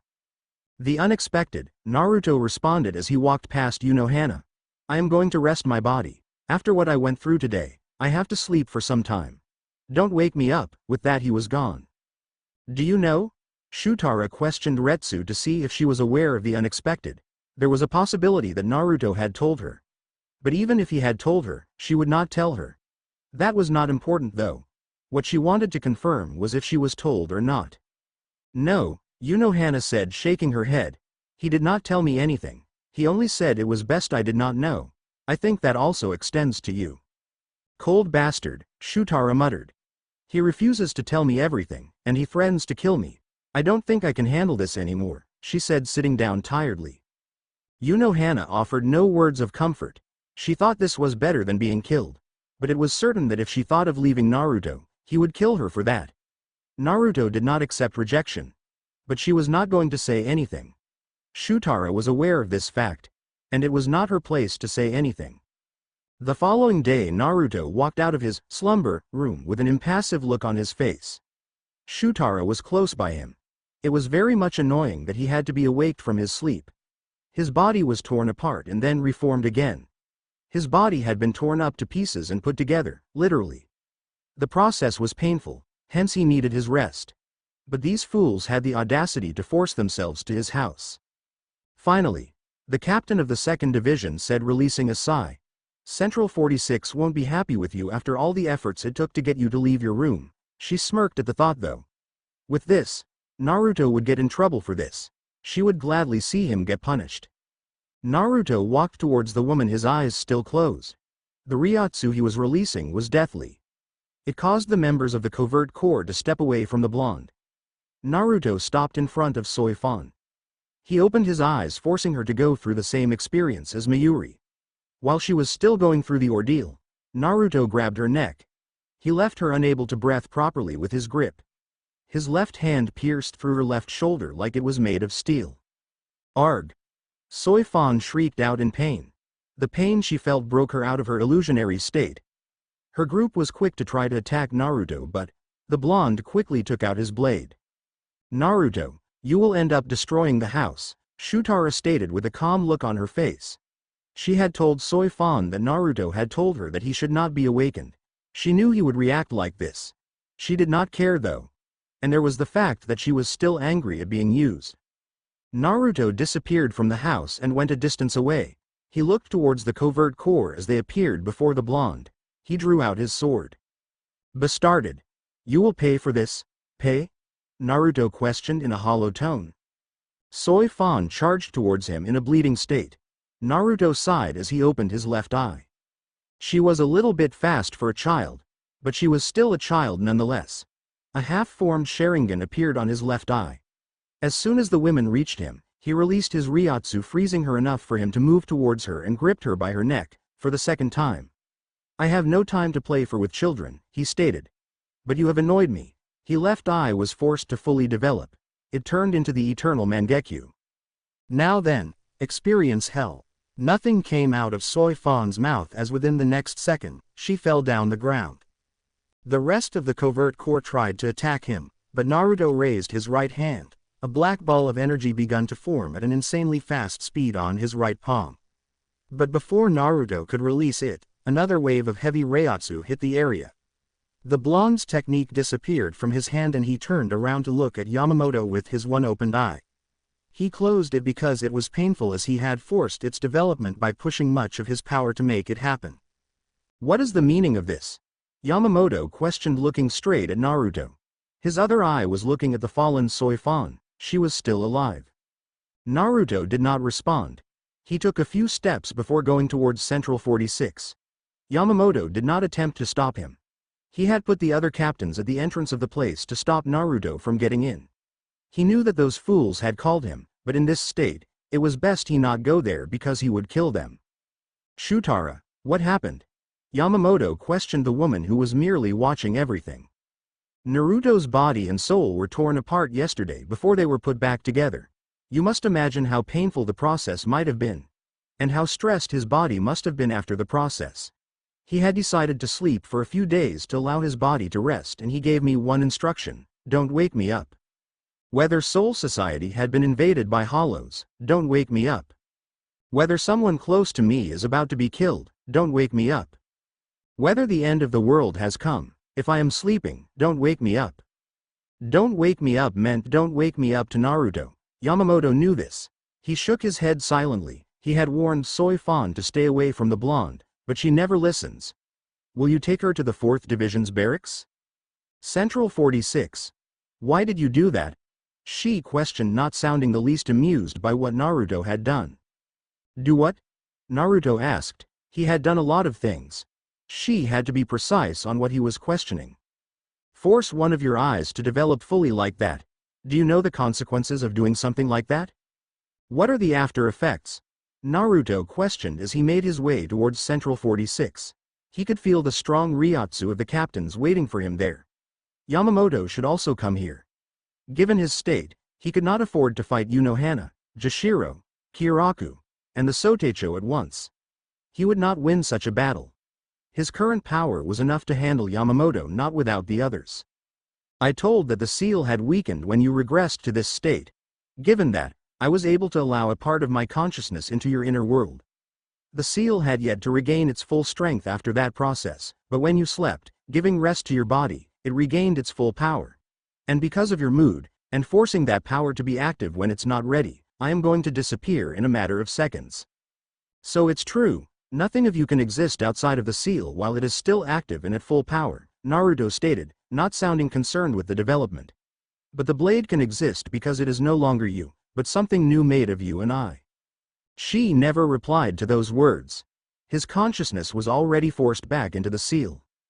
Naruto did not mind it though, it changed nothing, but at the same time it showed that the seal was truly powerful. That woman was truly a genius with seals. How long has it been within his body? How long has he been trying to break it? If she was alive it would have been a different story. He would have simply forced her to undo it. He had ways to make her do it. But she was dead and she was the only one who knew of the seal. She never kept notes about it. All he had been doing over the past years was studying it. But even though he had studied it, he had been unable to unlock it. Only a single key remained though. I am afraid we cannot allow you to go through, Naruto heard as he reached the gates of Central 46. Naruto looked at the captains. Perhaps he should fight them and relieve the fact that woman outsmarted him. He had been unable to break the seal she placed on him, on his very own soul. But she was below him in power, but she had done this to him. He had gone through much pain yesterday and his left eye was causing him severe pains because of the forced development. His other eyes were also affected because of this. He could feel that their development had been halted. This was going to slow things down. Who was going to pay for all these? There are still those Vasto Lord he had sealed in a safe place at Hueco Mundo. He had kept them there so he could devour them when he had become weak. But now he did not have the means to devour them. It was no matter. He could just go and destroy them. That should release some pent-up frustrations. He opened his eyes as it lit up slightly. He was sucked up in a vortex of blackness. He disappeared without a trace of him left. Naruto. Unohana questioned as she looked at the figure in front of her. He had been missing for over a year now. No one had been able to find him. But here he was standing in the middle of a water stream with black Ryatsu leaking all over his body. He did not seem to be okay. She could feel that there was some hollow Ryatsu. But that would wait for later. First, the blonde did not seem to be in a good condition. Naruto turned around to look at Unohana. His expression showed nothing. His eyes were half open and his hair was a lot more messier than normally. There was a wound across his chest, it was a large one. His body was burned all over his front. His clothes were all but burned. And so were his hands. They seemed to have suffered the most. It was like he had used them to defend against a technique. He seemed like he had been hit by a powerful technique, a very powerful technique. Unohana was quick to rush at him. Of all the people, you had to find me. He seemed amused by this. His voice did not reflect his condition. Unohana had never seen him in this kind of condition before. No one had ever been able to make him look this way. Who could have done this?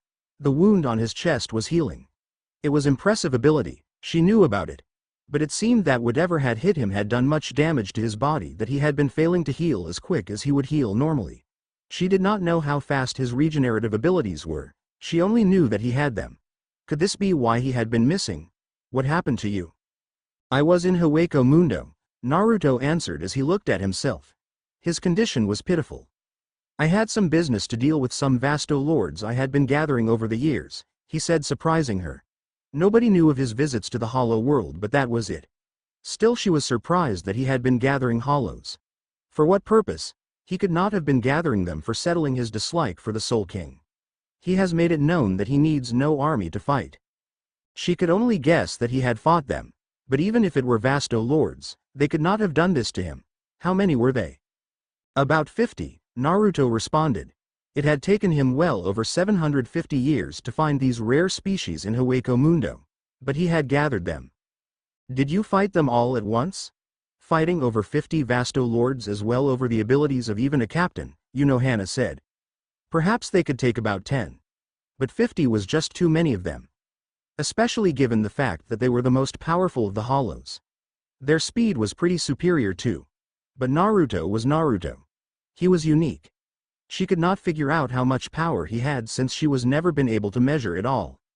I had gathered them saying that I wanted to use them to a special purpose. My power alone was enough to make them listen to me. He merely used his power to make them obedient to him. But when I had gathered them all, they turned on me thinking that they could defeat me. What did you want with them? Unohana questioned curiously. I wanted to take their power. And also use some of them as dummies to test the power I would have gained after absorbing some of them. Naruto responded his grand plan, making Unohana shake her head at the cruelty. Even if they were hollows, that was just cruel. You can use hollow powers already. What more did you want? I wanted to see if there was a limit to the power of hollows I could absorb, Naruto responded before looking into the heavens. He should leave this place soon.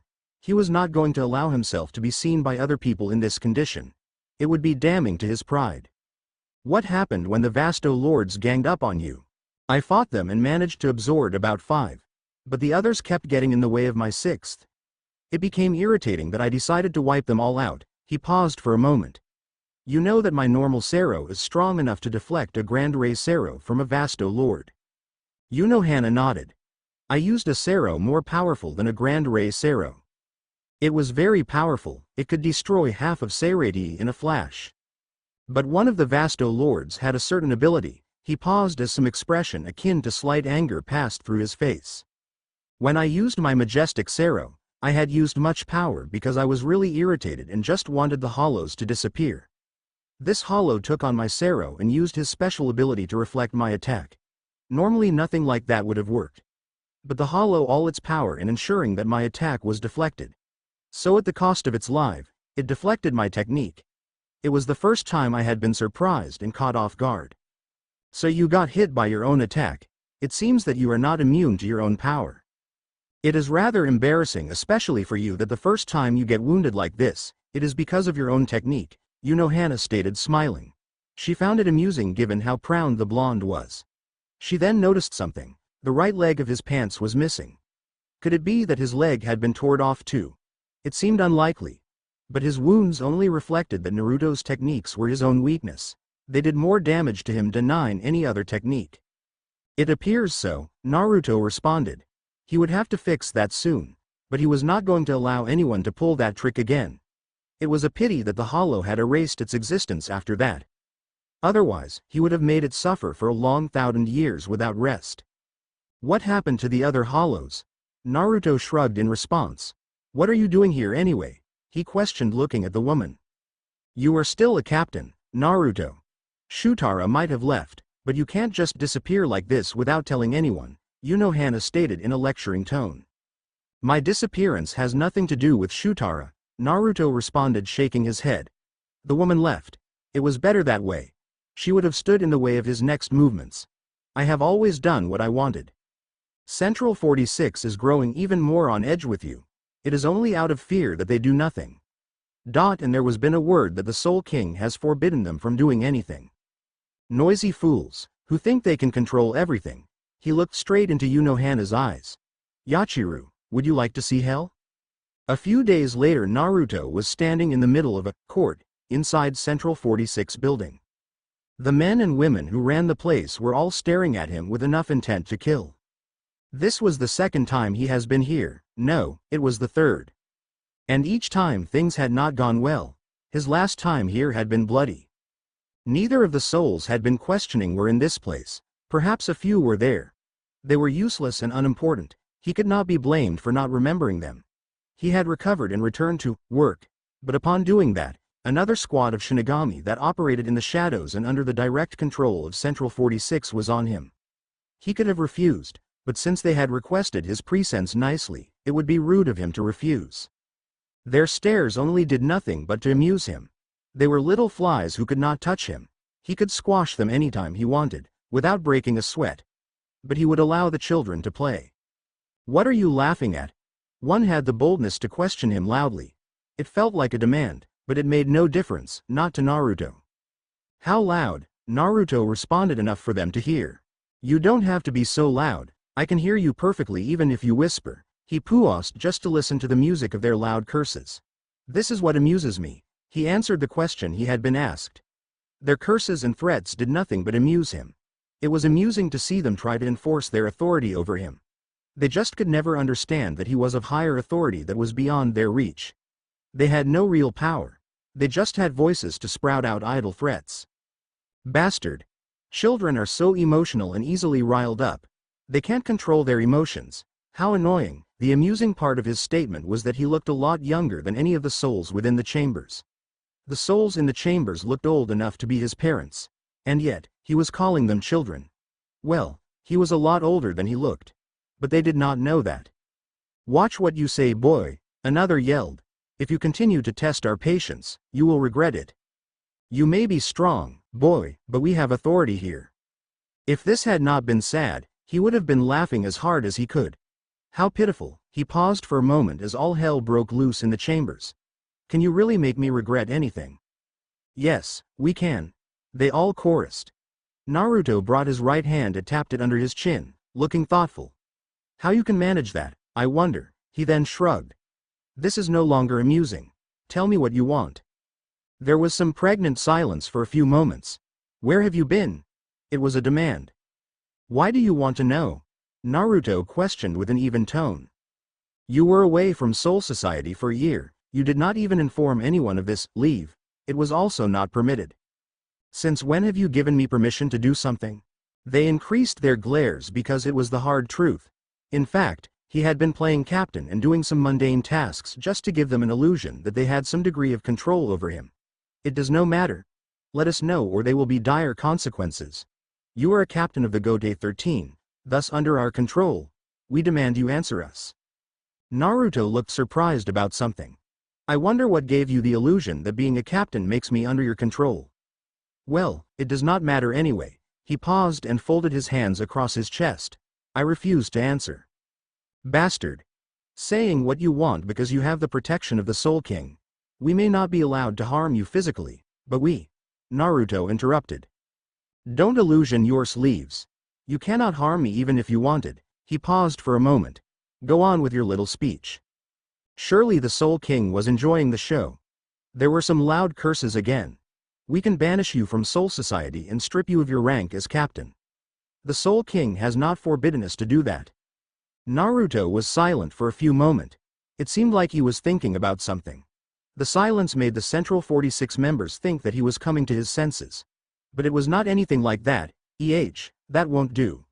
When you have something meaningful to threaten me with, summon me. The blonde then turned away to leave. He was almost exiting when someone spoke. Perhaps we might have Shutara pay for your stubbornness. There was certainly malice in that tone. Naruto turned around to face the man who had spoken. His expression was blank, showing nothing. That is a good one, he said. I almost thought of kissing your cold wrinkled behinds, begging for forgiveness. The comment was clearly sarcastic. He then turned around to leave without another word. Your days are numbered, boy. Soon, he will convince the Soul King to let us do what we please. When and make no mistake we will convince him, you will pay for all that you have done. Enjoy your freedom while it lasts. We might even get rid of Unohana. Naruto did not bother to respond, he disappeared without another word. A week later the fools of Central 46 were pushing their luck. They were close to succeeding in getting the Soul King to stop protecting him. They had been making their case, saying that if he was allowed to continue doing as he pleased, it would set a bad example to the other captains and Shinigami. That may have been true to some point. But those fools never allowed anyone to get out of their leash. If someone that was not him, they would quickly put him down to set an example. They showed no mercy to the others. He was the only special case they were unable to solve. It was mainly due to the Soul King's intervention. Nevertheless, even if the Soul King had not done anything, they could not have harmed him, unless he allowed them to. The case they were presenting was a good one. Of course, he kept tabs on everything that went around in Soul Society. It was for his benefit to do so. It was possible that in a few months the Soul King would finally give in. When that happened, he would have to fight the whole of Soul Society. It would not be a good thing to happen. They could not kill him, but it would end with him presumed dead. Well, it did not matter anyway. He was done with all his preparations. The last stop to Hueco Mundo had seen the last preparations to his plans. So, it was no longer useful for him to play captain. He stopped his trail of thoughts when he sensed two people coming his way. The blonde narrowed his eyes at his right. Shunsui and Yukitaki. They would certainly try to probe information, not that they would get it.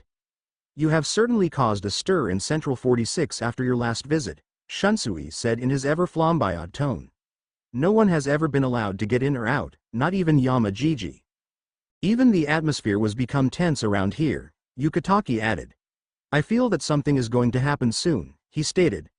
Clearly, the current situation in Soul Society was troubling him. He enjoyed the sense of peace, but with all that was going around here, he could not. They must be deciding a way to get rid of me, Naruto said. He knew that they were making such plans even before the Soul King gave them the green light. But he did not care. He was also not going to show these two that he was aware of what was going on inside there. It was above their pay grade. Would you blame them after everything? Yukitaki asked, clearly not surprised that they would plan for something like that. They had been quick to get rid of all the Shinigami who caused trouble. Even if he and Shunsui were to turn bad, they would not waste time in having them terminated at the execution grounds. It seemed that it was their holy ground. And Yamamoto would not object, as long as it was clear that they had done wrong and Central 46 had given the order. I guess they can't be blamed, Naruto said with a shrug of his shoulders. It was obvious that the fact that they were plotting to get rid of him did nothing to trouble him. But they must know that they can't control everything. Both Shunsui and Yukitaki decided not to comment on that. Control. That was one subject you could never win with Naruto. It was best to leave it altogether.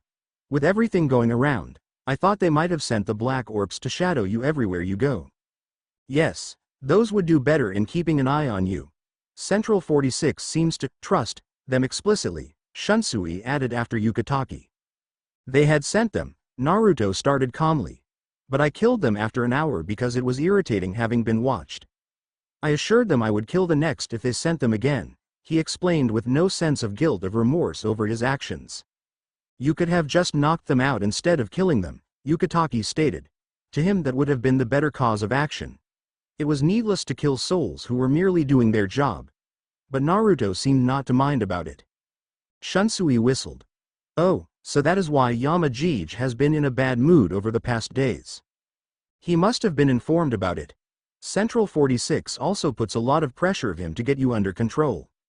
He is your superior and the one who trained you, personally. They would put the blame on him for failing to get you under control. He was also the one who recruited you. Central 46 would say it was his fault that they had to deal with such a person. Having been the one who recruited him and trained him, his actions had to be his responsibilities. It was also hard on Yamamoto because even when they were still at the academy, Naruto was still beyond his control, although slightly. But Yamamoto did not see it since he was more interested in Naruto's power. They could see it clearly that the blonde had no master. He must be really infuriated then, Naruto said, less interested in Yamamoto's anger. He then looked at his left. You are joining this little party too? He questioned as Unohana appeared before the three who had been walking at a leisurely pace towards the quarters of Squad 1. Unohana shook her head.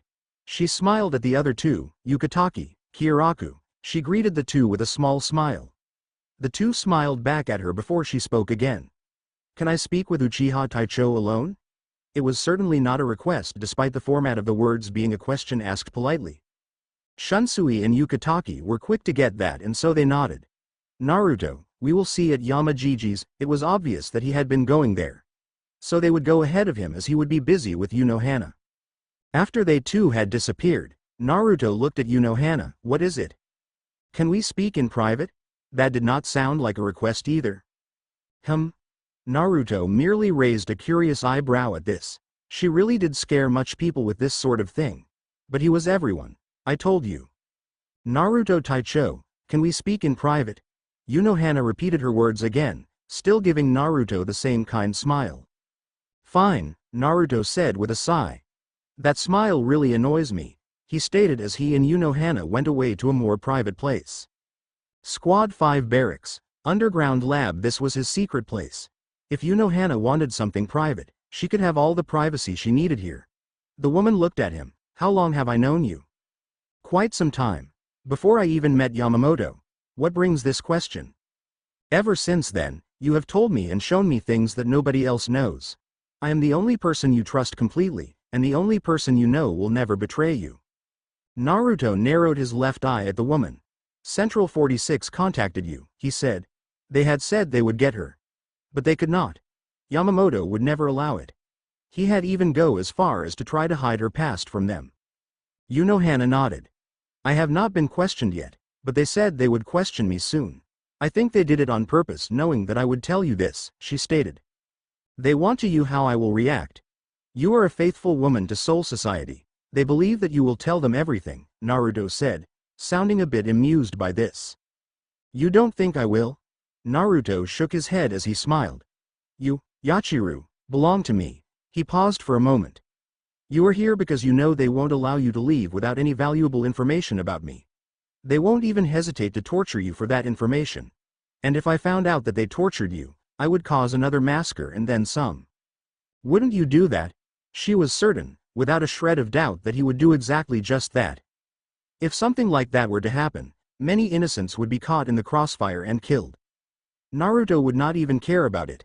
He would not care about turning Seireiti upside down just to kill everyone who had been involved or trying to stop him. I would, Naruto responded. Have no fears, I don't plan on destroying your precious Seireiti. Tell them that I had gone to Hueco Mundo. You don't know why because I never explained it to you. But you know that it had something to do with Vasto Lords.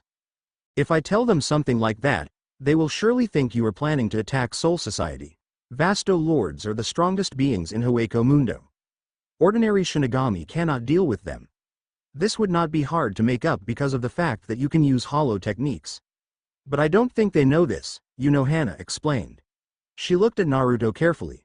But that is what you want, isn't? But they don't know that I can use hollow abilities, Naruto stated.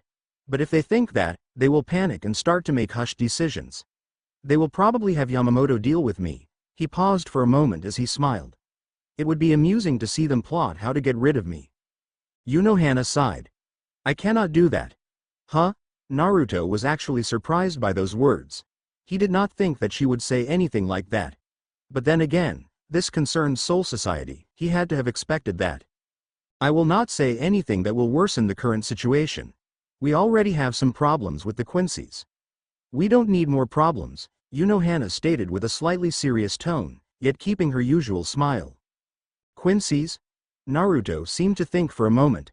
I did not think that such beings could trouble the mighty Soul Society. That sounded rather sarcastic. Perhaps it was because that he always held little regard for the Quincies. Perhaps he was merely mocking the Soul Society. Despite what you think, they are a lot more trouble than you think, Unohana stated. Naruto shrugged. I trust you will say things that are good your well-being. And if I don't, well, there certainly will be hell to pay. Is that a threat, Naruto Taicho? He looked amused by the thought of threatening Unohana. When have I ever threatened your well-being, Yachiru? She did not respond. If you tell them anything that is the whole truth, I will kill them all, them. He was referring to Central 46. Now if you will excuse me, I have a date with Yamamoto. What business do you have with him? It is unlike you to set up a date with him. Naruto merely gave Unohana a blank look before walking away from her. The woman shook her head as she also proceeded to leave the lab. She was not due to meet Central 46 now, she had a few hours before that. Squad 1 Barracks, Ho. The ever-sleeping eyes of the cold and heartless commander have awakened to gaze on the unruly youngster that is Uchiha Naruto. It was not that he was also not cold and heartless. He just liked seeing Yamamoto become infuriated. It took some time, but eventually, the strong defenses would crumble and the commander would lose it. Come on, Naruto, Shunsui said before Yamamoto replied. Yamajij has been having a bad day. It is best not to infuriate him. It won't be good for anyone's health. Unfortunately for Shunsui, both Naruto and Yamamoto ignored him. Where have you been? I was in my house yesterday. You know that is not what I am asking. Naruto seemed to think for a moment before replying. That is not your concern.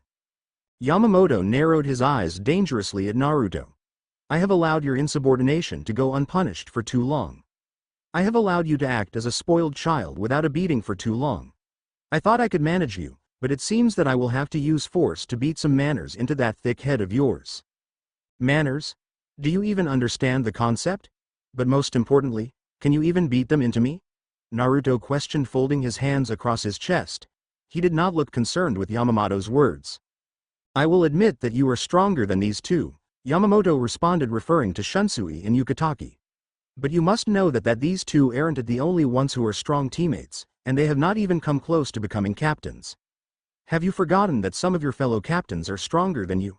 Do you even think you can beat me when you failed to beat the 6th and 10th squad captains after they had teamed up together? The other captains are not a problem, but I will admit that they are strong. You are wrong about something though. I have beaten those two in a 2-against-1 fight. That day, I was simply too bored to fight them seriously. He paused for a moment. Do you even know the true extent of my strength to assume that I cannot have you on your knees? True extent? Yamamoto seemed to snort at this. I have seen all your abilities, boy. You are a child who needs to be taught how to control power effectively.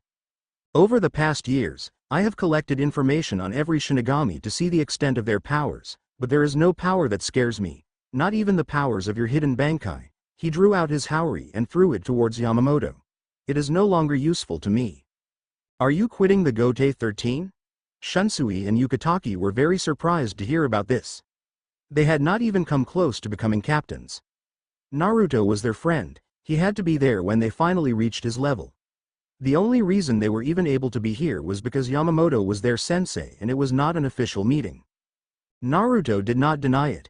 Yes, I no longer see the point of working for beings who do not know what justice is, and the Gote 13 has outlived its usefulness to me.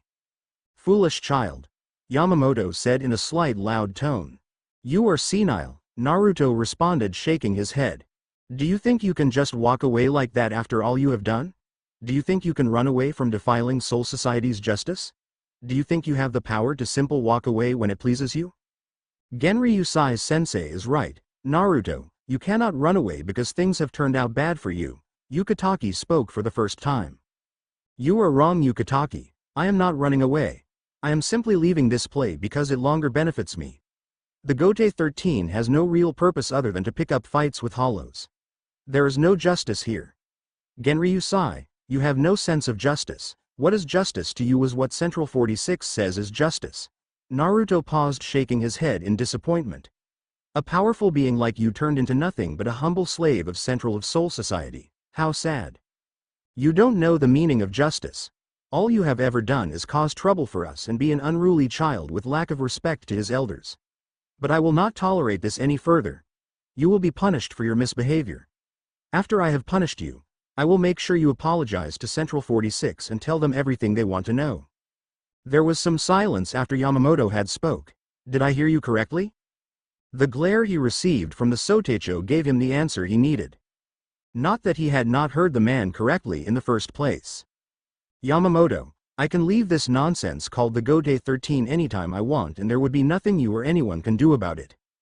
There is no justice in Soul Society, but you cannot see it. What more can a powerful, cold and heartless man see when he is being controlled by weak-minded fools who you can kill without even drawing out your sword? Those fools, more precisely, that fool you call the Soul King, is nothing but useless. He has no use in this world. All he does is sleep in delicate weak-minded fools who have no sense of justice to rule for him. Your laws are pathetic, unjust, you are pathetic, and nothing more than a humble servant wife to Soul Society. You do not understand the laws of Soul Society. You have never even tried to understand them. I don't see anyone complaining about them other than you. Orders are also orders, they have to be followed no matter what. That is being loyal to the Soul Society. But you are not loyal, you cannot understand what it means to follow orders. That is the problem with you, Yamamoto. You cannot think anything outside of following orders. Orders this, orders that, Soul Society this, that. Your will to follow orders, regardless of how unjust they are, is applaudable but at the same time, sad, Naruto stated, keeping his calm neutral, while it was obvious that Yamamoto was only trying to be calm. But if Naruto continued to speak, the Captain Commander would surely lose it soon. I am the Captain Commander of the Gote 13, thus I must lead by example. I must always adhere to Soul Society's laws. I expect everyone below me to do the same. Below you? What gave you the idea that I was below you? You think because you are the Captain Commander, you are above me? Do not fool yourself, Shingekuni. No one is above me, not you, not even that thing. He shook his head siltly before taking hold of the blade held on a sash at his waist. Do you plan to draw out a fight here? You are not even using your real blade. Naruto shook his head again. I wish not for that, he said. This blade no longer has a purpose, just as the Gote 13 has lost its usefulness to him. The blade in his right hand shattered into thousands of pieces. The pieces then seemed to play around him for a moment before they disappeared. Now where was I? He seemed to think for a few moments. None of the occupants in the room felt like opening their mouths to remind the blonde of where he had been before going off track. Luckily, Naruto remembered very well. You make me sad, Yamamoto, sad for all the strong Shinigamis who have been left to be nothing but humble slaves of Soul Society. But at the same time, I dislike you for it. It is not that you don't have the power to stand firm on your belief, no, you don't even have a belief. All you believe in is Soul Society and its laws. You cannot think anything aside from that. Your thinking is restricted to the laws of Soul Society. You humbly make them part of your being. This has robbed you of your ability to think anything higher or even dream big. It is quite pathetic that a man like you can be so easily controlled by those fools. Your love, no, it is no longer love, but an obsession with the laws makes me want to kill you each time you preach them. Your mind is filled with laws of your master. Naruto's words did not make Yamamoto happy. Added to the fact that he had not even been happy when the blonde arrived, the sight of the Sotecho was becoming somewhat scary. He was releasing his Ryatsu higher and higher at every word coming off Naruto's mouth. It was either Naruto was oblivious to it or was just ignoring it as nothing. But Shunsui and Yukatake could feel it, hence they had taken a step away from their sensei. Shingekuni, you are a woman, a wife to Soul Society. A wife does anything the husband instructs her to do, as long as it pleases him. But you have propelled that into a new degree. Your obsession in making your husband happy sickens me. If your husband tells you to open your legs wide, and brings a friend by for a threesome, you simply smile and take pride in it, as long as it makes my husband happy. If your husband tells you to prostitute yourself because he is in debt, or even sells you to slavery, you will run along happy, as long as it pleases my husband. You are a whore to Soul Society, he uses as he pleases. But you refuse any other man other than those that come from Central 46. Do not expect me to prostitute myself to them because you do the same. By that time, flames had already engulfed Yamamoto. But Naruto had disappeared, never to been seen again for years. Somewhere in Soul Society, if I did not know any better, I would think that you ran away because Yamamoto was angry with you, Amaterasu stated as Naruto had held her in front of him. He was using her to draw some lines in the air using his Ryatsu. If I had not gotten away at that time, I would have been forced to play with Yamamoto, but I don't feel like playing, Naruto responded as a small box appeared around the space he had drawn the lines. He then placed his right hand on the box. He pushed it backwards, before a door frame appeared. There was nothing but pure darkness behind the door. But Naruto just stood there as if he was waiting for something. I am waiting for the day you do fight that man though. He is very proud of his power. I would be pleased to see you cripple his pride. That would certainly be something to watch. He seemed to think about it for a moment. But it can wait. I have far more pressing issues to deal with. Ah, this portal, Amaterasu paused for a moment. This one is different from the one you used last time, she noted. I have to change the portal after every 100 years. This dimension usually changes its atmosphere and shape every 110 years. What are we going to do now? For now we will keep inside here for at least 140 years. I have left a clone behind to keep my appearances for 40 years. This clone will make the Soul Society aware of certain things about me while I am locked in there trying to break the limiters. What do you want them to discover? Naruto only smiled. You will know soon, he replied. Amaterasu sighed but did not press on it. Do you think you will be able to break them this time? Last time we failed even after all the preparations. We will succeed. I have consumed enough power and my body has agitated well over the past years. I have to break them. If I can't then we will have to think of another plan. Naruto responded as some stars seemed to appear in the background of the door he had opened. Finally, he muttered before walking inside. As soon as he walked in, the door disappeared. Present time, ah, how nice of you to finally attend a captain's meeting, Shunsui stated as he watched a very emotionless Naruto walking towards the meeting place in Squad 1 barracks. He still had his eyes closed. The rest of the captains had already been present in the meeting, including Urahara. Yamamoto had called everyone after the recent events due to Naruto's actions. But he had not called the meeting to discuss the blonde. There were far more pressing matters to deal with than that. Eisen and his alliance with Hueco Mundo. Naruto did not respond immediately, he simply walked into the line at which Unohana was standing. The captains stood in 2 lines facing each other, with Yamamoto the exception. Despite all of them being captains, they could still feel that he carried some oppressive atmosphere around him.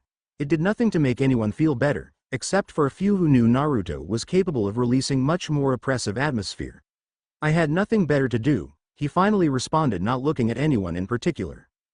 So you only came because you were bored, Soi Fon said with a snort while still glaring at the blonde. She was beyond furious after what he had done to her, but now she knew that charging at him blindly would only cause her unimaginable pain. After what she experienced last time, she was not keen on doing it again. You should not have bothered to even come here.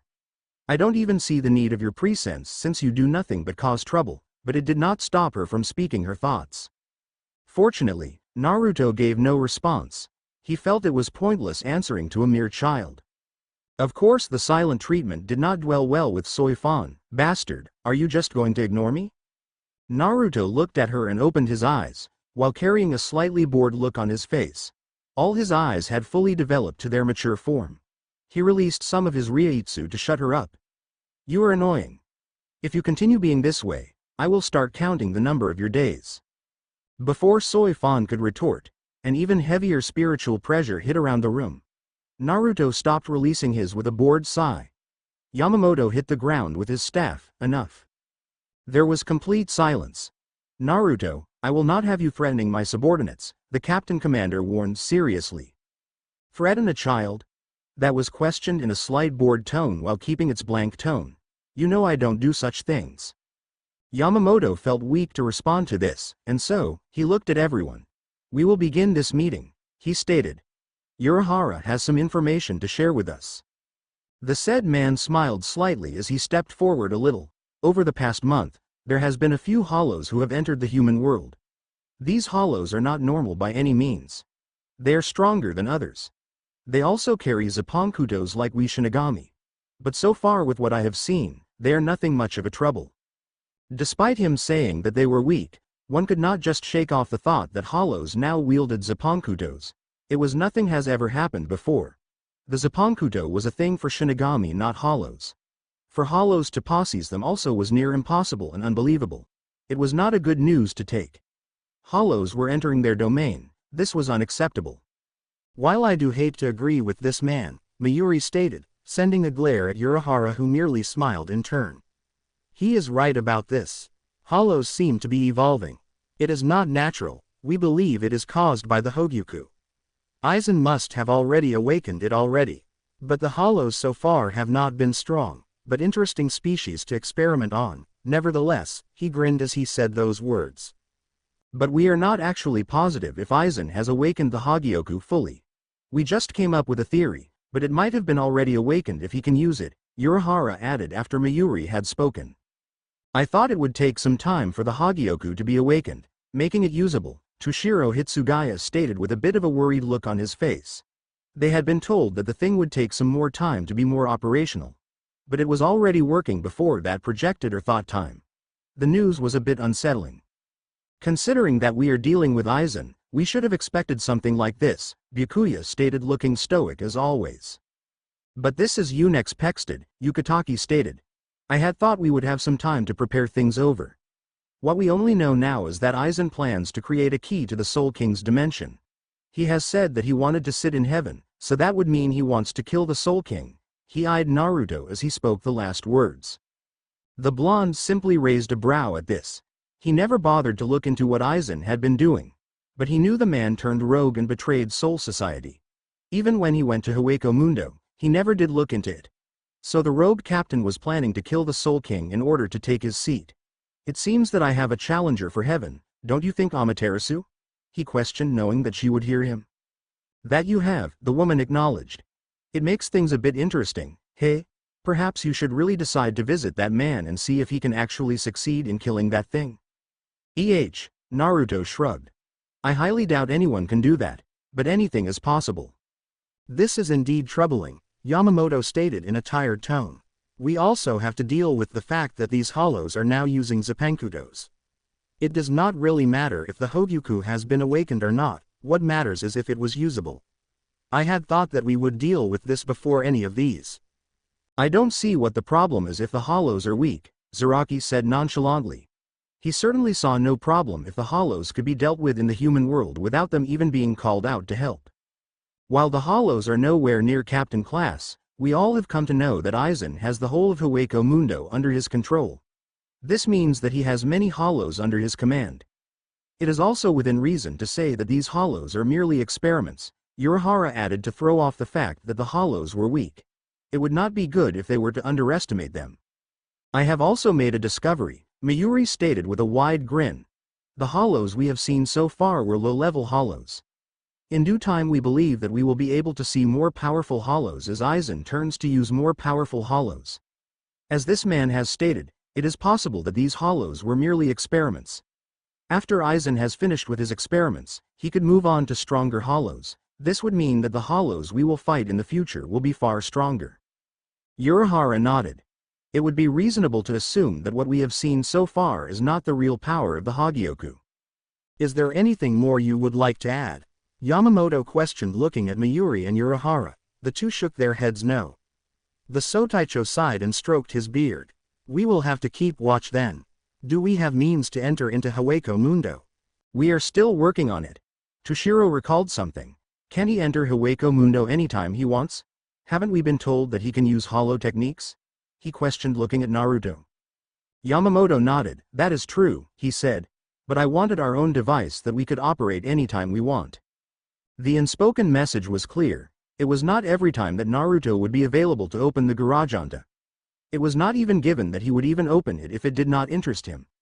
Yamamoto did not want to depend on him. He wanted to depend on his own devices rather than a man who could turn him down in a moment of emergency. Although the blonde was quick to understand what the Sotaicho was saying, he did not comment. Toshiro nodded in understanding, but that does not mean that we cannot use the service, while our scientists build a device for us. Service? Naruto questioned, speaking for the first time since the meeting officially begun. Toshiro responded before anyone could. I mean it will be of helpful to us if we used your ability while Urahara-san and Mayuri Taicho work on a device to help us enter Hueco Mundo whenever we want. We cannot afford to use your ability given the recent developments. We have to go there and investigate. It will do us no good to sit here and wait for Eisen to send his hollows to us. There was some silence for a moment. Naruto smiled slightly. What a wonderful child, don't you think so, Retsu? He is, Unohana replied with a calm tone. I will visit Hueco Mundo, Naruto stated making Toshiro smile. When will that be? Yamamoto questioned with narrowed eyes. Soon, perhaps within a week, Naruto responded without even looking at the old Shinigami questioning him. You will have to take someone with you to investigate, Yamamoto stated. He was not making a request, but simply telling Naruto what he had to do. He did not want the blonde to go alone. There was no assurance that he would tell them everything. He could keep some things from them just to make things interesting.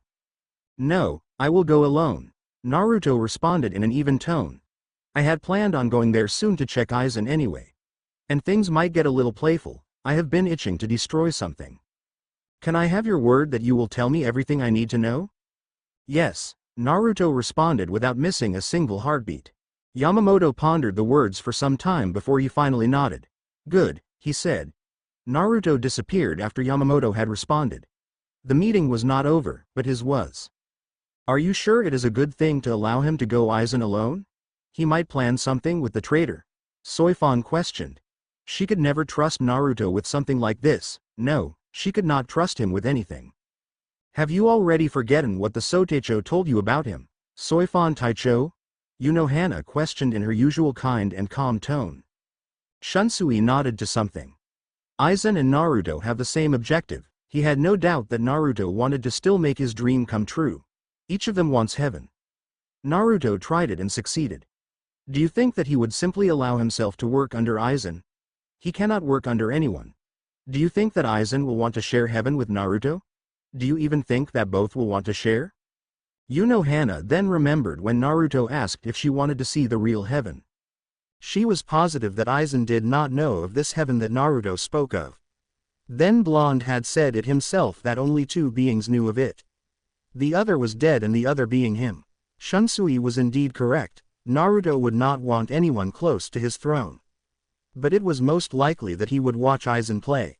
If Naruto saw the traitorous captain as a threat to his seat, he would have already worked something out.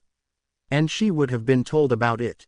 Yamamoto decided to explain what Shunsui was saying since Soi Fon did not seem to understand his questions. Neither of them can work with each other. Naruto sees himself as superior to anyone with no equal, as do Eisen, I believe. Neither of them would want to be under the other. Both are smart enough to make it appear that way, but if something like that were to happen, they would end up killing each other. Or Naruto would most likely kill Eisen, and then we will only have Naruto to deal with. Urahara whistled at this. This was surprising. He wondered what Naruto would do if he heard such words from the Sotecho.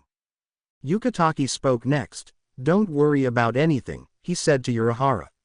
That man knows this as well. Naruto is smart enough to have deduced something like this. And if he had a problem with it, he would have said something about it before leaving. But the fact that he left without saying any word means he does not care. Is he always likely to figure out things like this? Toshiro questioned curiously. Yes, Shunsui responded. Miyuri hummed. This makes plotting to kill him difficult. The others gave him blank looks. What? Naruto looked down from the sky where he stood. The human world had much less interesting things to do and see.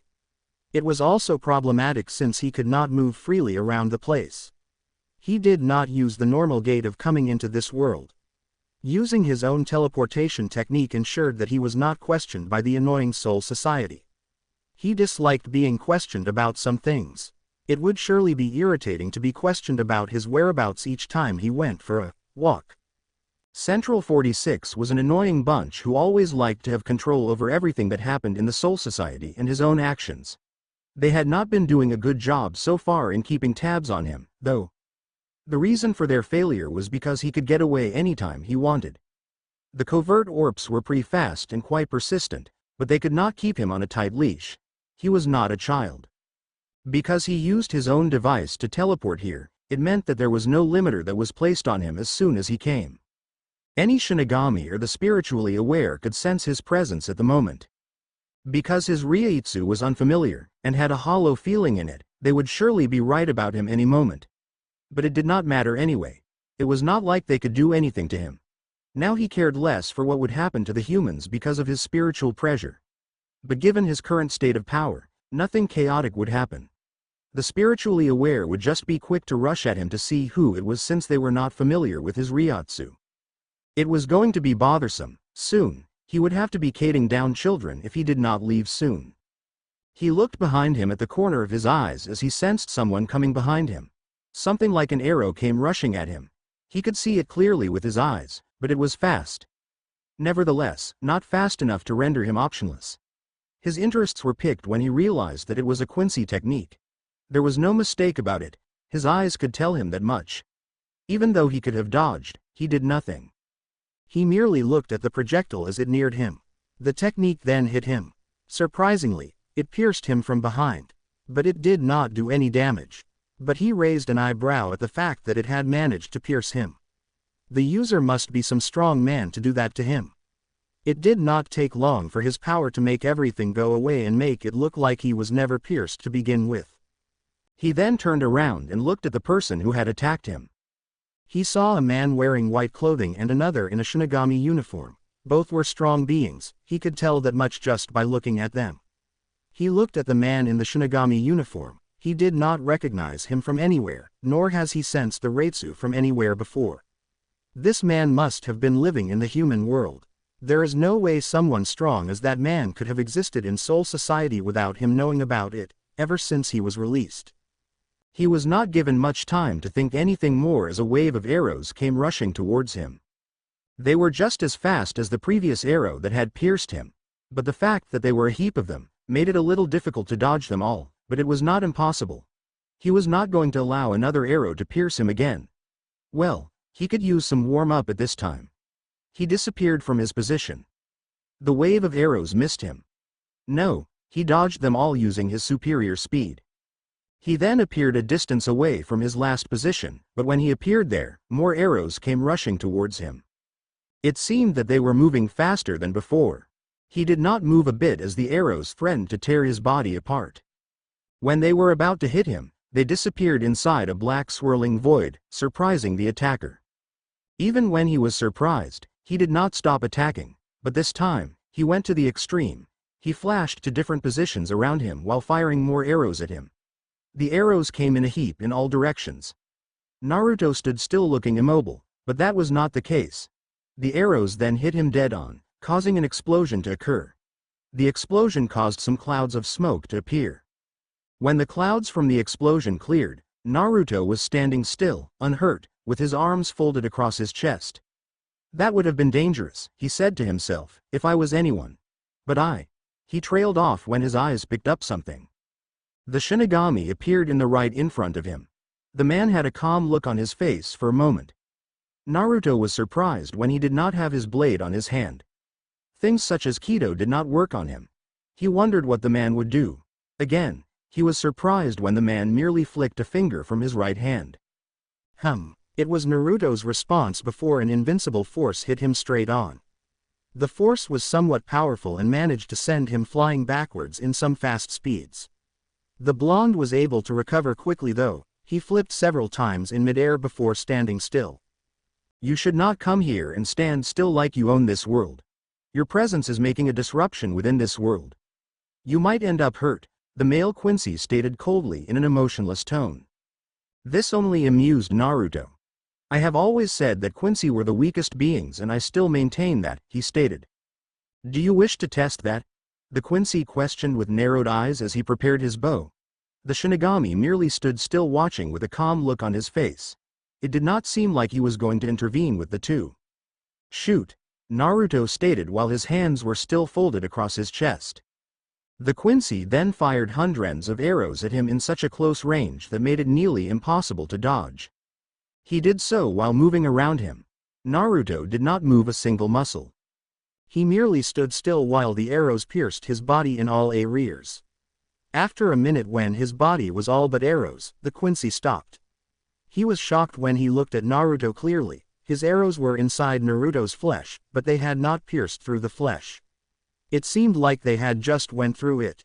The arrows then dissolved, and there was no wound on Naruto's body, not even a scratch. Despite his shock, the Quincy did not show it. I will repeat this again. I have always said that Quincies were the weakest of the supernatural beings, Naruto stated calmly. I have always said that because a Quincy cannot hurt me. Your techniques merely tingle me. Despite how strong the Quincy is, no one has ever been able to wound me. But then again, there are some abnormal beings that exist. Everything is possible. However, you can do nothing. Ryuken glared at Naruto trying to contemplate what he had been told. This just could not be true. No one could be immune to Quincy attacks. He had no doubt that not even the Captain Commander could willingly take his techniques head-on without flinching. So just what was this guy? How was it possible? He had just disregarded all his power as nothing. He was powerful enough to be captain level and yet some arrogant Shinigami was telling him that all his technique merely tingled him. If more than anything, his Quincy pride was insulted and knocked down a few levels. Why did you dodge after the first arrow hit you? The Quincy asked curiously probing for information. He could not just let this go without getting some information. He had an enemy that was telling him that he could not harm after all. I wanted to waste some time before Urahara returned, and so I amused you, Naruto responded calmly. You are so used to lying that you are no longer conscious of it, Amaterasu noted as she viewed everything taking place. She had been watching ever since Naruto left Soul Society after the captain's meeting. But she had decided not to say anything. She knew though, that Naruto was aware of her presence but he had just decided to keep quiet. He seemed confused as to what she was saying, but that was not it. No Quincy has ever been able to wound you. You know that is a lie. You have just made sure to kill every one of them who did and witnessed it. The Quincy may be truly weak in your standards, but their techniques were your weakness. They could actually hurt more than anything. That is why you hated them and refused to take part in the Quincy War. If you fought them, everyone would know your weakness. Nevertheless, in your Bankai state, they could not harm you. However, the great Uchiha Naruto could not bring himself to use his Bankai for weaklings. Who could kill him despite being weak? Aren't they even the reason you are the fastest being alive? Naruto merely shrugged. That is not all. You were actually surprised when that arrow pierced you because you had developed a technique that would make you immune to Quincy techniques.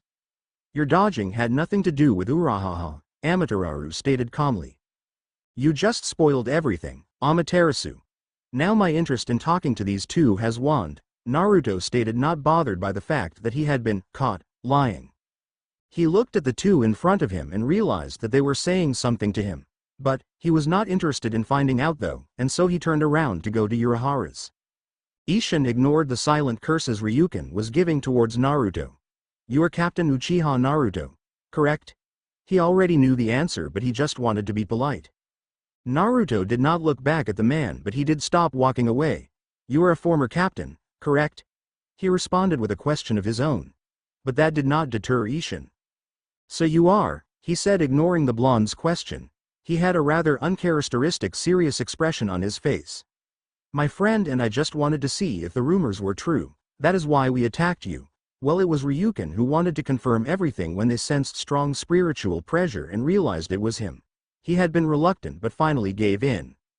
Your assessment was worthwhile, I believe, Naruto stated while still not looking back at Isshin or Ryuken. He was still cursing Naruto for his attitude. Isshin nodded. Yes, it was. He paused for a moment. What business do you have with Urahara? The former 12th Division captain had not been willing to share with him what the blonde wanted when he visited him. He thought that if he asked nicely, he would be told the answer. You have the answer. Urahara. He stressed the name Urahara. He did not wait to see if Isshin got what he was saying. He merely disappeared from the two. So in other words, it has nothing to do with me but Urahara, Isshin muttered silently. You think we should have pushed him further to make him use his Zanpakuto? Ryuken asked. If they had done that, he would have seen more of the man's abilities.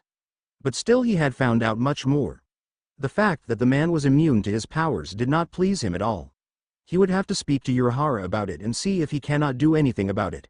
He could not allow such a thing to continue to be a reality. We got more than enough, Isshin responded calmly. But should you not be more worried about the fact that your techninus can't hurt him? Ryuken frowned slightly. Don't remind me of that, he stated. Did you notice that he seemed younger than what Urahara had said? Isshin asked, looking at his friend. Yes, he was. I guess Urahara will tell us more about it when he returns from the Soul Society, Ryuken stated as they started to retreat to Urahara's shop, where no doubt Naruto had gone to. Still, I did not think he could be this strong, Isshin stated. Urahara has said that he was neither a friend nor an ally despite being a member of the Gotei 13. And your ineffectiveness means that it will be a little troublesome finding a way to deal with him should he become an enemy. Are you going to keep reminding me that my power has no effect on him? Ryuken questioned in a calm tone while glaring at the former Goat 13 captain. It was possible that Isshin was repeating the fact that his power could not harm Naruto on purpose just to see how he would react. Or he might just be gloating about the fact he was useless while he was not. Isshin merely smiled and patted Ryuken on his shoulder. No, it is just that the matter is not favorable to us. It must also be hard for you given your natural hate to Shinigami. The fact that there is one who is powerful and your power does nothing but tingle him must have knocked your Quincy pride down. But don't be hard on yourself. I am sure Urahara will help you if you ask him nicely. Urahara's shop. For the past 3 to 4 hours, Naruto has been standing motionless in midair within the underground training ground under Urahara's shop. He had not moved a single muscle ever since coming into the place. One could think that he was a statue given that he had been motionless for hours. There was also the thought that he was fast asleep given that his eyes were closed. But you could never know since he did not make sounds that most made when they were asleep. It was as if he had shut down all systems within his body. Yoruichi had watched him with surprise. He had showed up at the shop but did not say many words. He only said he would wait for Urahara since he had not returned from Soul Society. She was surprised also to see the blonde here given that her friend had gone to the spirit world for the Capitane's meeting, so she figured that he would be there also. She did not know that Naruto had left early as there was nothing more that interested him. His new appearance was another thing to note, but she did not ask anything. She merely showed him the way here without many words. But if the meeting was over, it must mean that Urahara was doing something in the spirit world. It was also apparent to her that Naruto was aware of the fact that Urahara was not present. Isshin and Ryuken had come to the place, but they went back upstairs when they saw that he was not doing anything. Ryuken also did not seem to be happy seeing the man. In fact, he seemed even tempted to attack him while he was sleeping. She did not understand what had happened, but she could guess they had confronted him upon sensing him. She had also sensed him when he appeared, but chose not to go there and look after the shop when she realized that someone was taking care of it. Of course at first, she did not know it was him since the last time she saw him his Ryatsu could not be sensed. So she could not have thought it was him at first. She was not much surprised to see Ryuken show blatant hatred towards Naruto. The man hated Shinigami and hollows. But he hated Shinigami more. And given Naruto's stature, it was obvious he would dislike the man. But Ryuken was very calm and matured. He would not have sought to attack Naruto when he was sleeping, unless something had happened. Yoruichi smiled mischievously as a thought came into her mind. Yes, this would certainly get his attention. No matter how stiff he seemed, he had a woman in his life, he would react. And so Yoruichi flashed towards the blonde. She took off her top, exposing her naked chest. She moved closer to him and rubbed her chest against his back while she kissed his neck. But the blonde did not react. She continued her playfulness for a few more minutes, but the blonde still showed no sign of reaction. His body was just cold. Yoruichi moved in front of him to see if there was anything. When she appeared, she saw his eyes firmly on hers and he had this mildly amused look on his face. Yet there were no signs of flustering at what she had done to him or seeing her breaths. She was surprised by his reaction. That was not something she saw every day. She was sure even if she appeared in front of Yamamoto like this, he would certainly let loose of a few blood drops from his nose. If Shutaru saw this, she would kill you, Naruto stated in an amused tone, and a smile she not could tell what it symbolized. Shutara. She does not like it when another woman comes this close to me, Naruto said, his amused expression now a mere memory. It was not that ever since he took Shutara, he had gone close to any other women, but he knew the kind of person she was. She only tolerated Unohana because there was nothing she could do about it. For someone who was said to be a womanizer, you did not react the way I thought you would, Yoruichi stated, disappointment clear in her tone and expression. The fact that she was still topless was lost in her mind. Womanizer. Naruto said with a raised brow. Only Shunsui could have been the source of that kind of information. When people want to see things, you make them see them, he responded vaguely. Another one of your classic lies, Amaterasu stated, but Naruto did not respond as there was no need for him to do so. What is that supposed to mean? Yoruichi asked curiously. She did not understand the meaning of his words, hence her question. But by the look on his face, she doubted she would get the answer. Ah, I see you two are getting along, Urahara spoke entering the training ground with Isshin and Ryuken. Isshin seeing Yoruichi topless, immediately got knocked backwards with some blood rushing off his nose. The woman was quickly able to gain conscious of her current state, thus she quickly wore her top. Naruto then turned to Urahara. You are a bit late, but I imagine that you had to dig up some information before returning here, he stated as if it was the obvious thing.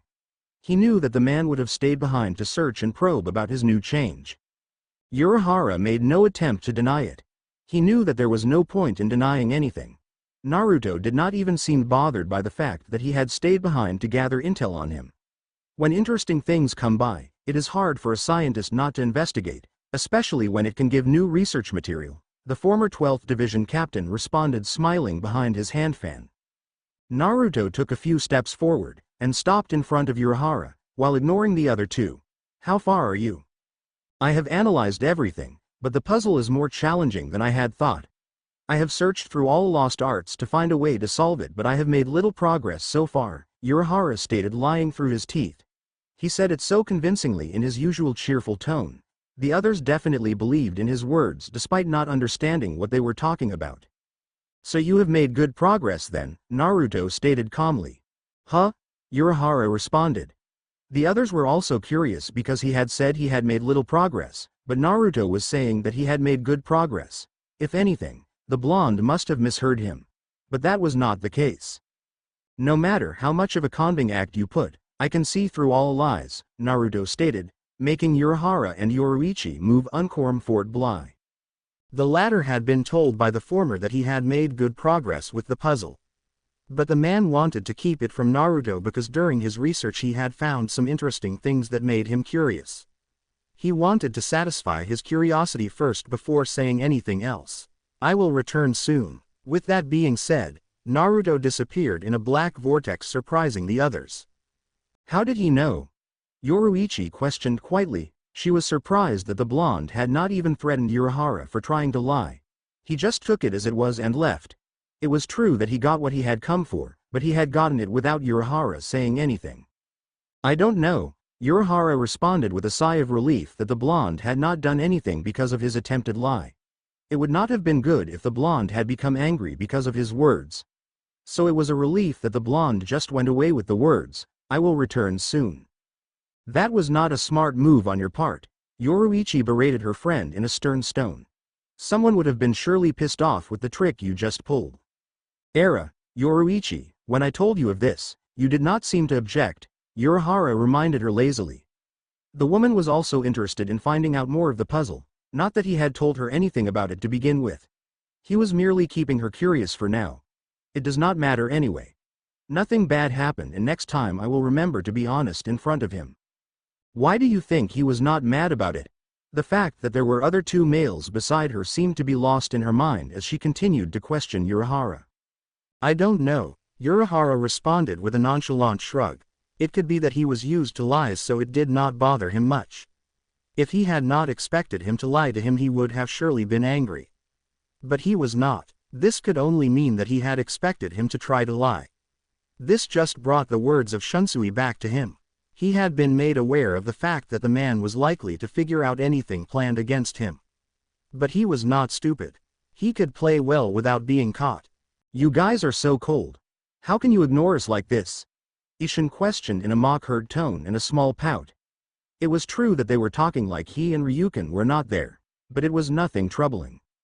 Ah, Isshin-san, I had forgotten about you, Urahara responded playfully while keeping his smile. Can we get to business? Ryuken said impatiently. Ah, you will never change, will you? But I guess I should not expect that from you. Urahara noted carelessly. Ryuken's attitude was nothing new to him. He was used to seeing the man like this. But there seemed to be something bothering him greatly. He is just pissed off that he shot hundreds of arrows at Naruto-san, which all hit him, and was told that it only tingled. Isshin stated, looking happy about the fact that Ryuken's techniques were said to only tingle, but at the same time he too was bothered by it. Yoruichi laughed, seeing the scowl on Ryuken's face. Seriously? He actually said that? Yes, Isshin nodded while laughing at Ryuken's expense, but he was not forgetting that the situation was serious. That must have been damning to your pride, Yoruichi stated, to which Ryuken said nothing. I would be pretty much pissed if someone told me that my shunko only tingled. You said that he shot arrows at Naruto-san and the results were that it tingled? Urahara said in some rather serious tone. Ryuken was one of their strongest ally. He could not have his technique merely tingling the enemy. If so, it would make him useless in battle. Not that he was expecting to go into battle with Naruto. Yes. Isshin then explained what had happened during the confrontation with Naruto. This is troubling, Urahara said in a thoughtful look on his face. The others nodded in agreement with him. But let us not forget that he is not really an enemy. As it stands, he is with Soul Society and we are not enemies of the Soul Society. Yoruichi reasoned while she also agreed that it was troubling. They could not forget that he was not technically their enemy. Urahara pondered Yoruichi's words for a moment. He does not hold any to hatred Soul Society itself, but the Soul King, Sotecho and Central 46, he paused for a moment. Even with all his past powers, he never attempted to fight with Soul Society. He did not even try to fight the Soul King. I do believe that given his past glory, he could have gone to the Soul King's dimension, but he did not. Yamamoto and the Royal Guard are the ones who picked up a fight with him. He had power that even the Sotecho feared, so he could have brought chaos to Soul Society if he wanted to. What are you saying, Kazuki?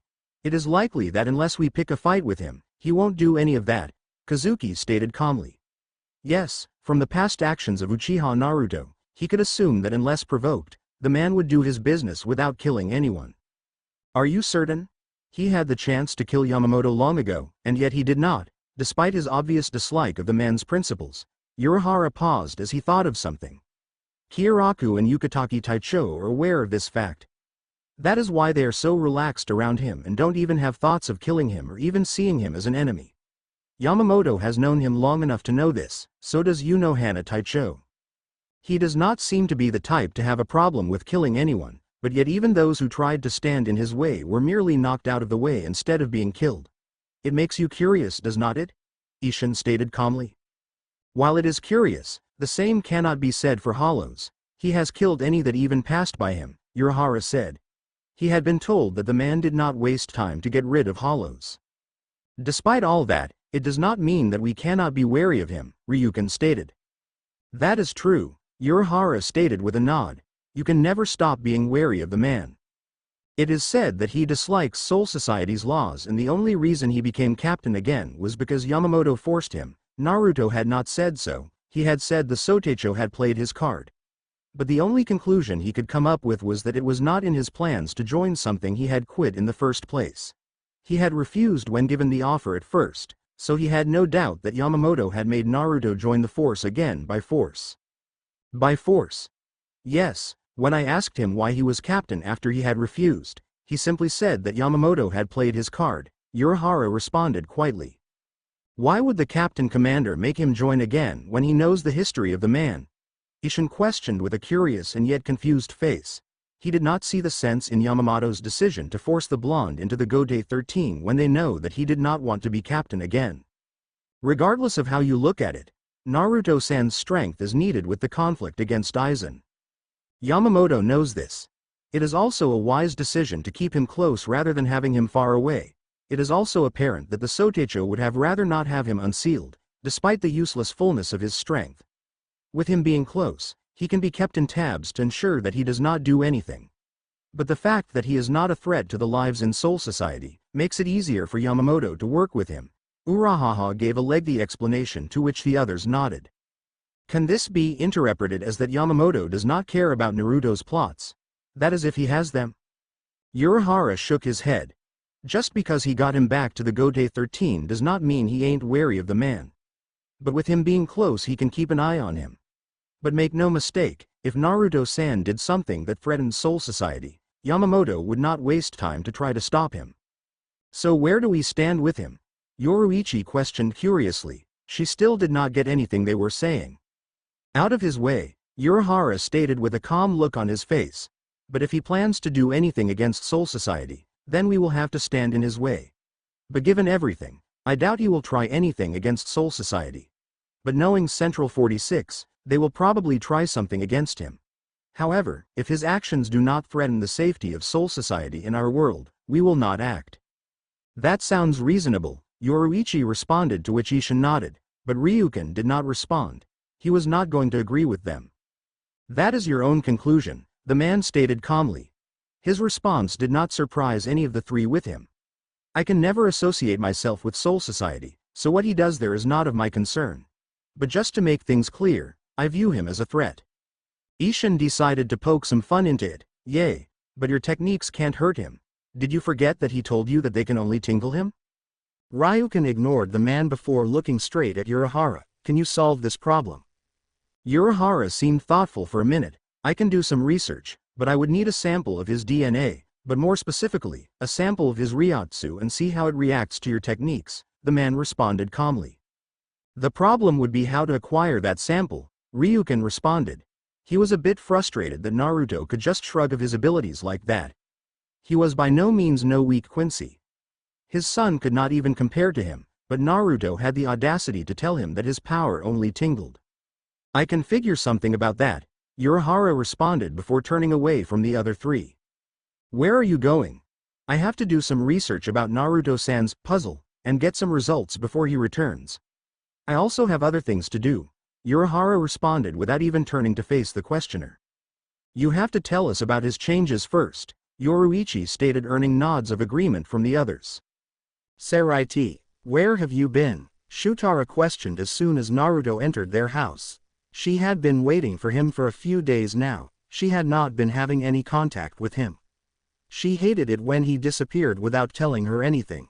During those days, he would never do something like this. He always told her when he was leaving. But now he was much colder and showed her little affection. "That is how you greet me?" Naruto questioned, looking straight at the woman. But he did not stop on his path. He looked away from her and went towards the entrance of his library. Shutara flashed in front of the door to block his path. She had this serious look on her face. It was obvious that she meant business. Anyone else would have been scared by the look she was giving, but not Naruto. He had years of experience with this thing. He also had Unohana. The experience was not lacking. There was also the fact that nothing really scared him. Well, there was something. "Where were you? You suddenly disappeared after Soi Fon came here.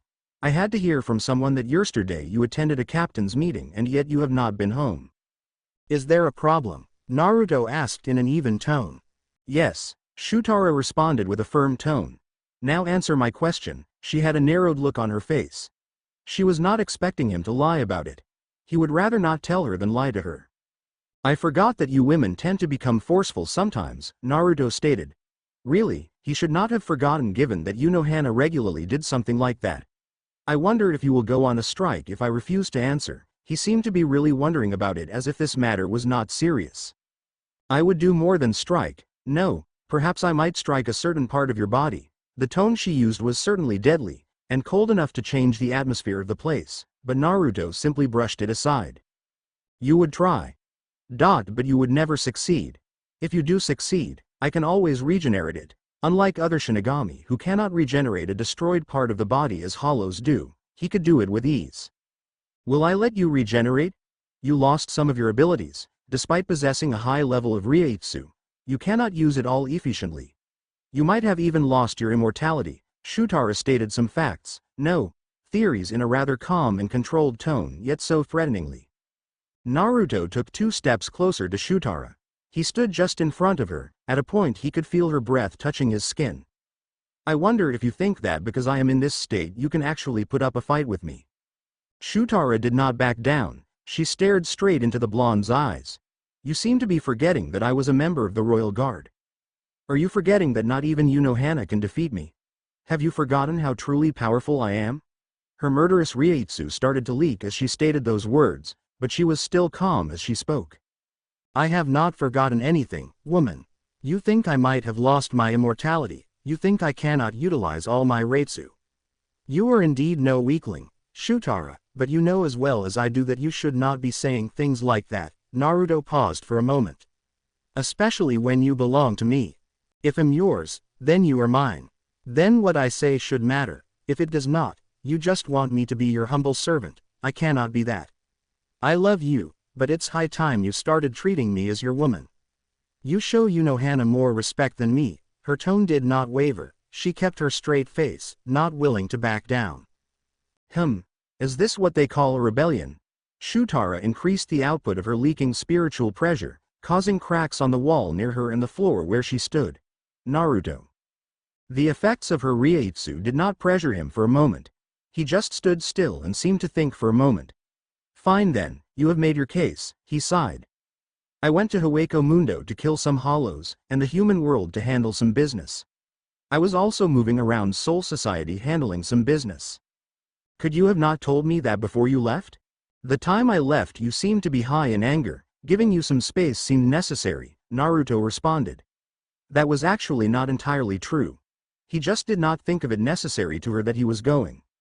"I find that hard to believe," Shutara stated.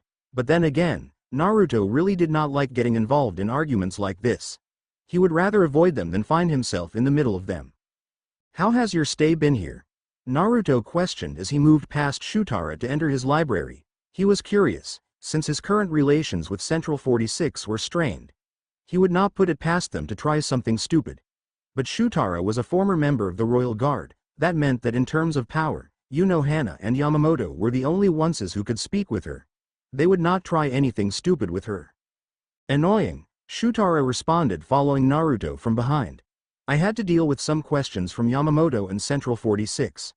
But it was nothing extreme, just annoying."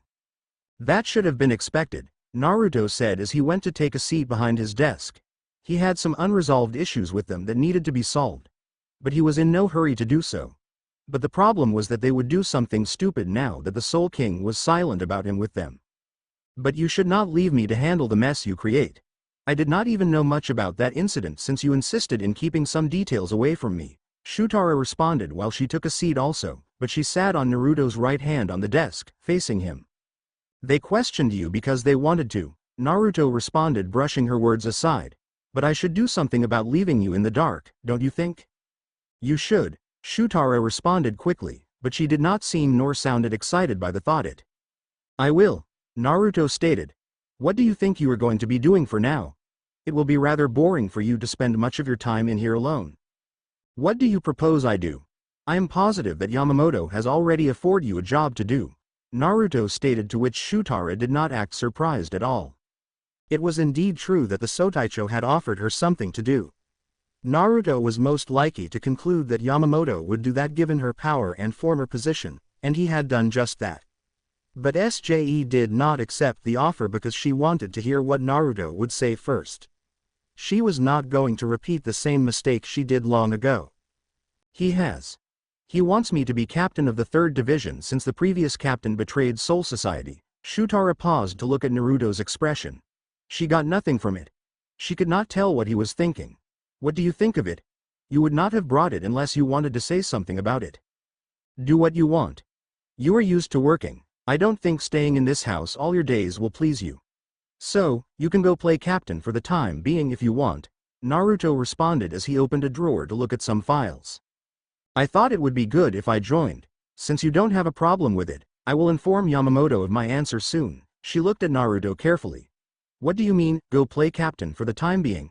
Are you plotting something? Not really, Naruto responded with a shrug. He was not plotting anything. He had already plotted everything long ago. In this time, he was only making his plans come true, and changing a few things due to unforeseen circumstances.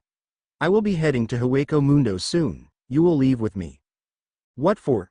Shutara questioned curiously. She understood that Naruto was not asking her though, he was merely letting her know. Despite that, she had the right to know why they were going there. I want to see what Eisen is doing, and also Yamamoto wants me to investigate what the child is up to. He was also very much interested in the thing called the Hagioku. Eisen had it, it would not hurt to take a look. Central 46. The members of the court all looked at Naruto with hardened gazes. The blonde was much more trouble than the help he provided for them. So far, he had done nothing to in assistance to the threat Eisen poses. All that he has done is trouble. The old court had done a blunder in allowing him to walk freely about this place with Yamamoto standing in for him and the Soul King standing in their way. But things had changed now. The Soul King rarely gave them instructions and he had not said anything about the blonde. The matter was in their hands and they could deal with it in any way they choose. It was a good thing for them that the Spirit King was not interfering.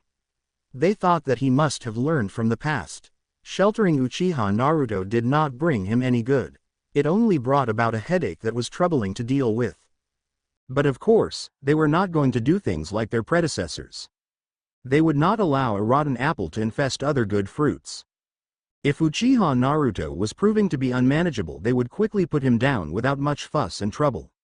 He did not pose a threat that he posed long ago. His power was not one that they could not handle, unlike before he was sealed. Back then, Yamamoto and Unohana had testified that his power was frightening. If the man hailed as the strongest Shinigami in the past 1,000 years could say that the blonde's power had been scary, what more could they do? They obviously could not act rushingly. But the Sotaicho had said that they could handle him now given his current power. However, they would not do anything now since they already have Eisen to deal with. Since it was obvious that Naruto would never work with Eisen, they wanted to handle the man first, then followed by the blonde. If they decided to get rid of Naruto at this time, there would be much destruction and chaos within their ranks.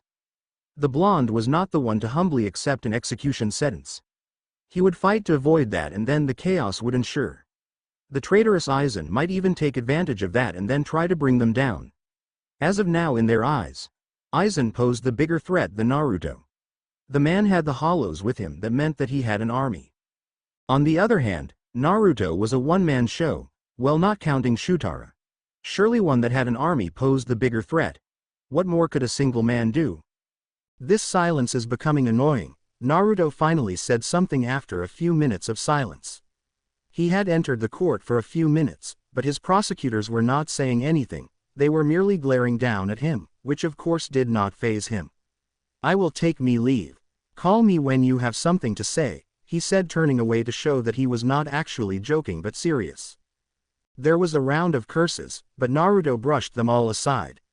We called you here. You will speak when you are given the opportunity to speak. You will show us respect and not talk with us as you wish. Know your place, Captain. And lastly, you will leave this place given our permission. Is that clear, Captain? The man who said those words spoke in a very calm and controlled manner. Unlike most, his tone was not loud to the point of annoying. He also had a straight face as he spoke. Naruto turned around to look at the man. He did not give the man anything, his expression merely remained blank. Interesting, I did not think that I could find one who could speak in such a controlled manner. Are you saying that we speak in an uncontrolled manner? It was more than one who shouted those words.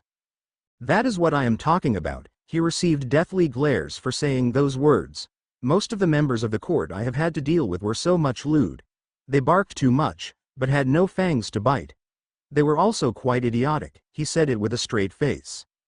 Bastard! Do you think we will allow you to speak to us like that without punishment? Come down, fellow members. The man who had first spoken to Naruto yelled. He looked back at Naruto, seeing the expression on his first. It was hard to read anything from him, but he had a feeling that the words were not meant as an insult, but he was just stating what he has observed over the past years. Uchiha Naruto, I believe you know why you have been called here for? Naruto rubbed his hand under his chin, seemingly thinking about something. He then folded his hands across his chest. Get on with it. Don't you dare think you can command us here. Another yelled before clearing his throat. We cannot leave what you did to Captain Soi Fon and her men unpunished. You injured a fellow captain and killed some of her men. What is the punishment? Naruto questioned in curiosity more than anything. We would have had you banished to the human world for some time or stripped you of your position as captain. If I go to the human world, I would likely cause multiple deaths. That is if you manage to force me into the human world. You cannot strip me of the captain's rank because Yamamoto forced me into taking the position. If you do that, you will most likely have relieved me. And there is a high chance that I might cause some damage. Naruto explained why they can't do any of this options they had for him as some form of punishment. Yes, you are correct, but, the man seemed to smile slightly, we can demote you into a third seat for a number of months and force you to take orders from those who are weaker than you. He made sure to put an emphasis on the word weaker. A man like you hates nothing more than being told what to do. You dislike taking orders from those weaker than you. It will certainly put some dent into your pride. That is exactly what we are aiming for. But that is not all. You will apologize to Soi Fon. Should you fail to do that, we will punish either Unohana or Shutara for your crimes. Naruto seemed to think about it for a moment. He could simply tell them he was not going to do any of those. But it was not worth the effort. We take the silence as a confirmation that you will humbly accept your punishment. Naruto did not respond. He kept his silence. Good, moving on to the next issue. The disruption you caused a few days ago. Tell us more about it. You have already talked with Yamamoto, Shutara and Retsu about it. What more do you want? Naruto questioned, not seeing the point of having to repeat the same thing over again. He was going to tell them the same things as Unohana or Shutara told them. We want to hear it from your mouth. Why? Are you saying that you don't trust what Yamamoto told you? Are you thinking that he might have kept some things from you? I wonder what he would do learning of this. Yamamoto is a trusted subordinate of ours. He does what he is told. And besides, we have reasons to believe that you might have lied to him or not told him anything. If I lied to him, what makes you think I won't lie to you? What makes you think I will tell you everything? There is no reason. It seems that you won't say anything. The man seemed to sigh tiredly at this, as if he had expected such an answer from the blonde. But, we have a warning to you. A warning? Should you do anything that makes us suspicious of you, like an event such as the past one, we will take measures to ensure that you are silenced. What will you do? The whole court seemed to grin sickly at this question. We will seal you again. And this time, We will make sure that you are thrown into the deepest prison we have without any chance of release. Do you think you can seal me?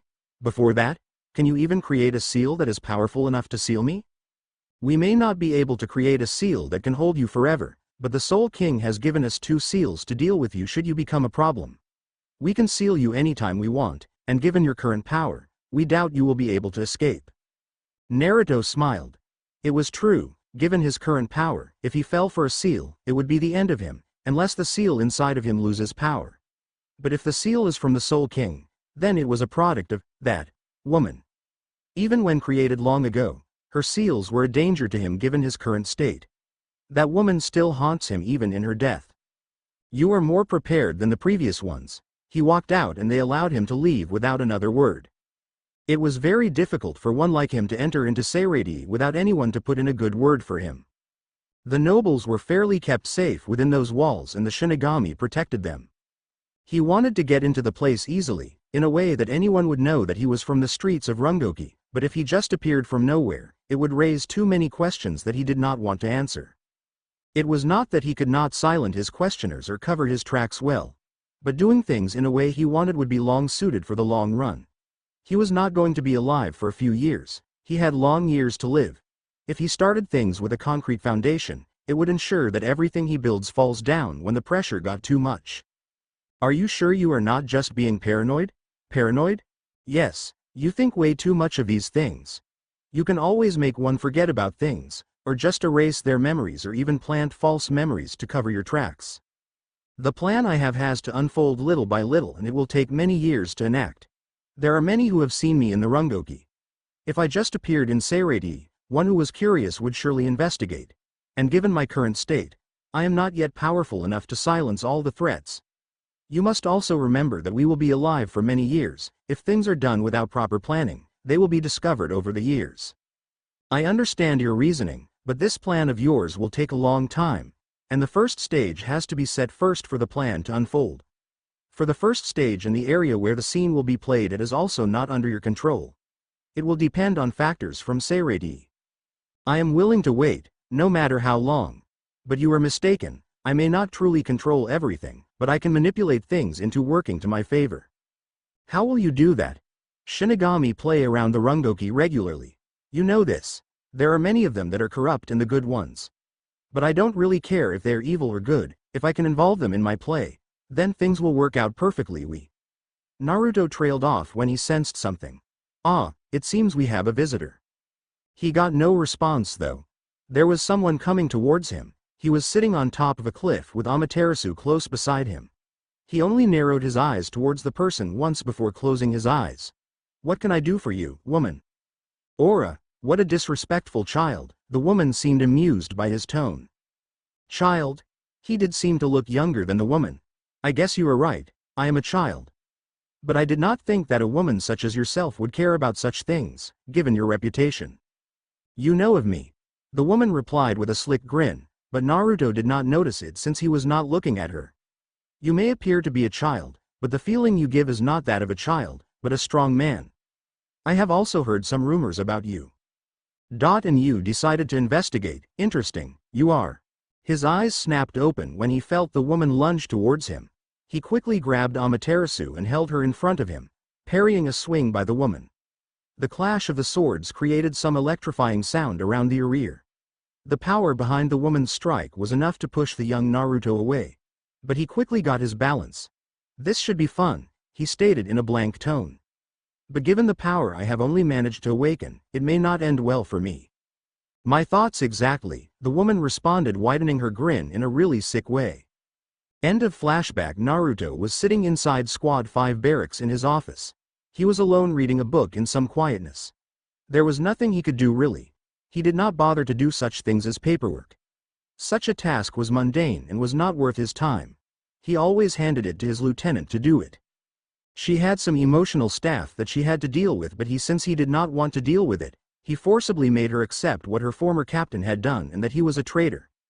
The process had involved putting the girl through a torture session that almost broke her mind. But Unohana was there to pick up the pieces, so his plan to get her back to work worked perfectly. Uchiha Taicho, Hinamori called as she entered the office holding a stack of papers. Naruto did not really take his eyes off his book. He continued reading like he had not noticed her, but Momo knew that he had heard her. Are there any more trivial activities to be done? Naruto questioned, flipping a page on his book. There were a few things that he did in here. It was mostly to get everyone in line and ensure that Momo's orders were being followed, since she basically ran the division. Momo smiled at her captain's words. You should not really call them trivial activities, Taicho, the girl stated. She knew that he was not going to change, but that did not stop her from saying it. I will call it as it is. He normally gave this kind of response, and most of the time he spoke while reading his book. Momo sighed. No, there are no more activities to do. I just have to attend the lieutenant's meeting and the Shinigami Women's Association. This time, Naruto looked up at Hinamori with a blank expression on his face. He was just showing her that he was not interested in hearing what she had just said. Oh, sorry, forgot you told me not to bother you with such things. But anyway, the nobles have requested your presence at a bouquet to be held at the Kuchiki compound in 4 nights. All the nobles and captains will be there. The nobles have stressed that you come because they have some business with you. I have no business with them. And social gatherings are not my thing. Though it would do to banish the boredom. But I will not be going, Naruto responded as he turned back to his book. Come on, Taicho. I can confirm that Unohana Taicho, Yukatake, and Kyoraku Taicho will also be present. I highly doubt that the Sotaicho will be present. He never attends these kinds of meetings, Hinamori explained, trying to convince her captain to go to the bouquet. It was really important for captains to go, especially when the nobles had specifically invited you. No one had refused an invite from the nobles. They had some say in the matters of Soul Society. Refusing their request would only make them dislike you, but then again, her captain would not care about that. Even though Unohana would be there, he was not going. It was obvious that Shutara was also going to be present at the gathering. She was a woman and would not miss such an event. But the fact that she was going there did not mean that he too was going to go there. The woman could go by herself. It sounds interesting, but no. Well, I tried convincing you to. Hinamori trailed off when the doors to the office opened. Yukatake and Shunsui entered looking lively as always.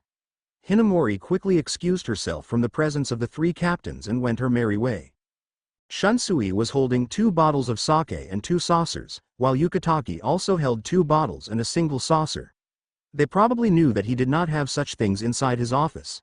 What a surprise, he was certainly not surprised to see them. Ah, you can still be sarcastic, Shunsui noted, smiling. Well, anyway, we decided to come here since it is apparent that you won't go to either of our barracks. Naruto closed his book and placed it on his desk. He stood up and walked towards another room next to his office. The 2 captains followed him silently and sat down around a small table. This feels rather nostalgic, the blonde stated as Shunsui poured the cups with sake. We have not done something like this in a long time. Since you left the academy, we never really got together, Yukatake said as he took his cup and sipped some alcohol. We did hang out though, it was just never fun since nothing ever seemed to interest you, Shunsui added as he too took a sip from his cup. Is that so? Naruto said, not seeming uninterested or interested in the subject, he was just neutral. He stared at his cup for a few moments. He has not drank sake in a very long time. His tongue must have probably lost its taste. Sighing, he took a cup and gulped everything in it in one go before pouring himself another round. He did with it as he did the first round. If you continue to drink like that, we will be out of sake in the next minutes, Shunsui commented on the way Naruto drank. He always drank like that.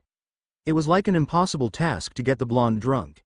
In all truth, no matter how many drinks the blonde had, he had never seen him drunk. It was a mystery to him how the blonde could tolerate alcohol in his system. What pissed him off was the fact that the blonde never gave out his secret. Naruto merely shrugged. I never thought we would once again sit like this and share a drink, Yukatake stated, smiling. Yukatake, you are still the same as you were back then. I would have thought that you would have at least changed a bit. Look at you now, your body is frail, you are sick. You can't even fight at your full strength because of it. It was not the first time he stated those words. It just disturbed him, which is why he always said it. Ah, you are still honest as always, Yukatake always gave the same response. But my sickness is not something I can control. Things that we don't expect to happen always happen. It is not like you can control everything. It is possible to be in charge of everything. That was not so correct. Things he did not expect often happened. But he always took charge after that. But you two, unlike Yamamoto, never did like playing. So I guess you now have a good excuse why you can't fight. I still don't understand your lack of desire to fight. A good fight is not that bad, but a fight does not always solve everything. And I dislike fighting because it involves blood being shed and needless deaths being caused. If it was not that you were a good person, I would have killed already for your attitude, Naruto stated bluntly. He then turned to Shunsui. And you? You would rather lie down and have sake rather than fight. With all your powers, you still refuse to use it. He paused for a moment. Your unwillingness to draw out your swords annoys me. How so like you, Naruto? To call one a good person and an annoying person at the same time, Shunsui commented as he smiled. He watched Naruto pour himself another drink before taking a sip. He seemed to dislike drinking via the small cup because after the sip, he downed everything and crushed the cup. Can't Retsu heal you? She is the best healer in Soul Society. He had never spoken to her about it since it was not important. But she had informed him that Yukatake was sick. No, Yukatake responded, shaking his head to emphasize his answer. I never thought that you would speak like this, Shunsui commented. He had thought that the blonde would be about business and nothing more. He had been like that after he became captain. Small talk was not something he did. It is not like I can kick you out of here, Naruto responded calmly before pausing for a moment. He then corrected himself. No, I can kick you out, but it would be annoying since I know that you will return again. And I can only talk like this since it is you guys. You can hardly pick up any serious conversation. No wonder I find no interest in your presence. Yap, he said it. I don't know about you, Yukatake, but I am hurt by those words, Shunsui stated jokingly. He did not mind the words Naruto had said. He felt no insult in them. What brings you here? I doubt you would have come here just to share this sweet drink with me, Naruto said, somehow managing to look straight at the two simultaneously. We came here to check on you, Shunsui responded, earning a blank look from Naruto. Yukatake sighed, knowing that Shunsui was only messing with Naruto just to see his reaction. We came to talk about your unsealing, Eisen and his plans, your visits to the human world. Speak, I am listening, Naruto responded, looking a little interested in what the two captains had to say to him. They never got the chance to talk since he was always busy in the past months because of his condition. He hated weakness, and since during those past months he was in weakness, he avoided meeting captains. The younger generation would never suspect anything wrong with him. Their little heads would be busy thinking about his reputation to think of doing anything. Later, Shunsui and Yukatake were smart. They had already discovered what Eisen was planning to do without anyone to help them. He could give them a smile since Eisen is said to be quite crafty for a child. The man had fooled the entire Gotei 13 for all his time as part of the Shinigami organization. He did not give them anything about his sealing. He only told them about his battle with the Royal Guard. They had no witnessed the battle since they had been told to leave his dimension. He would never tell them anything worthwhile. If he did, he would have to kill them. No, that would be drastic. He would only put them out of commission until he had reclaimed his glory. He was not always going to be in Soul Society. Their power would be needed for stability since he would leave this place once he reclaims his glory. Their experience with Eisen was nothing more than Hinamori had informed him about. He had gotten all he could about the man from the girl. Over the past months, he never gave Eisen much thought because of his dire situation. His survival was far more important than what a rogue captain was planning. He only put far more focus on planning his rebirth. Still, he had thought that after losing his evolution, he would have to fix up himself, but now he can't because there is nothing to fix. He had the audacity to force himself into picture to change things. But it did not matter anyway. It worked well for him. If she had not intervened, he would have had to contend with being weak and trying to fix his body and soul. But now he had nothing to worry about. He was just waiting for everything to merge fully and his body to adjust completely. He still had told Yamamoto that he would visit Hueco Mundo. It was best that he did so soon. He understood why he reversed to this younger body. A younger body would be good to go through the process his body was going through. But if he could be asleep for some time, he could recover quickly. But that was out of the question. Given that this younger body is only for his soul to fully merge and adjust to his body, he would consequently revert again to his fully matured body. He liked this younger body though. But if he reclaimed all his glory, he could control the process and keep this younger version of himself. It would not be good for a god to age and look old. It was amusing. His previous form was his aged look. He could never go past that because of his immortality. His immortality was a very big part of his being, just as his eyes were. "It is rare to find you sitting in your office," Unohana stated as she walked into the office. She had thought she would find him underground in the lab. He spent much time there instead of his office. It was a good place for privacy. "There is little that is interesting here. I wonder how you can keep smiling like that all day given all the nonsense you have to deal with," Naruto responded, standing up. By nonsense, he meant some of the duties of a captain, like doing paperwork. He walked over to the couch and sat down, inviting Retsu to do the same. The woman then walked up to him and sat down beside him. "I take my responsibilities seriously and don't see all my duties as trivial. That is why I can still smile at the end of the day," Unohana responded, looking straight at Naruto. "You are a very bad host. You can't even prepare tea for your guest. Must I always make myself tea when I come here?" "If that is your attempt for a joke, it is not amusing," Naruto responded to Retsu in a calm and relaxed tone. "No, I am being serious, Uchiha Taicho." Naruto was silent for a few moments before speaking again. "Since this day seems to be a day for trivial talk, let me speak then. What happened to you?" Where is that smile you used to wear each time we crossed blades? I liked it." "It took you more than 3 months for you to finally say that," Unohana responded, seemingly amazed by these feet. Of course, Naruto did not respond to the comment. He merely waited for her to respond to his question. "You will see it should you choose to cross blades with me." Our old stage has been destroyed. And we cannot have fun so close to children. I dislike it when children watch me have fun," Naruto responded, looking thoughtful. "Destroyed? Last time I checked, I had made sure it was not destroyed," Unohana responded with a raised brow. She had restored the place after Naruto had been sealed. Their stage was their own little private ground that they used only for fun. It was out of Seirei and away from civilization. "I destroyed it beyond repair when I was unsealed. I was using it to see if I could still dance well." Before Unohana could respond, Shutara came in and spoke.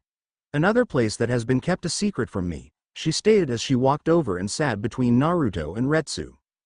"Your whining is starting to get on my nerves," Naruto stated bluntly, looking straight at Shutara. His tone was a little bit icy. But the mood did not change around the room as Unohana still maintained her smile, and helped by the next words Naruto spoke. "Have you finished everything?" Shutara nodded, knowing that she was not going to get anything. "Perhaps we should take her to another location when we go for our next play. I have not had one in a long time. It would be a bit disappointing to share though. But given that it is you, I am sure you can handle us both," Unohana suggested, smiling. 2-on-1? Normally that would not be a problem, but are you trying to discover my weaknesses, Retsu? That is, if you have any weaknesses.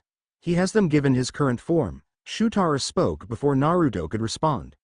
Her tone seemed sure that Naruto had some weaknesses in his current state. "And I would not mind teaming up with you to discover them." The following day. "Welcome to my world of Tsukuyomi," Naruto said, walking towards a standing still Unohana. The scene changed from one that was merely illuminating the red moon that was like Naruto's eyes. He then stood beside her, looking around. "This world is little bloody, but that should not be a problem for you. However, it would get you quite excited and not focus on what I have to tell you."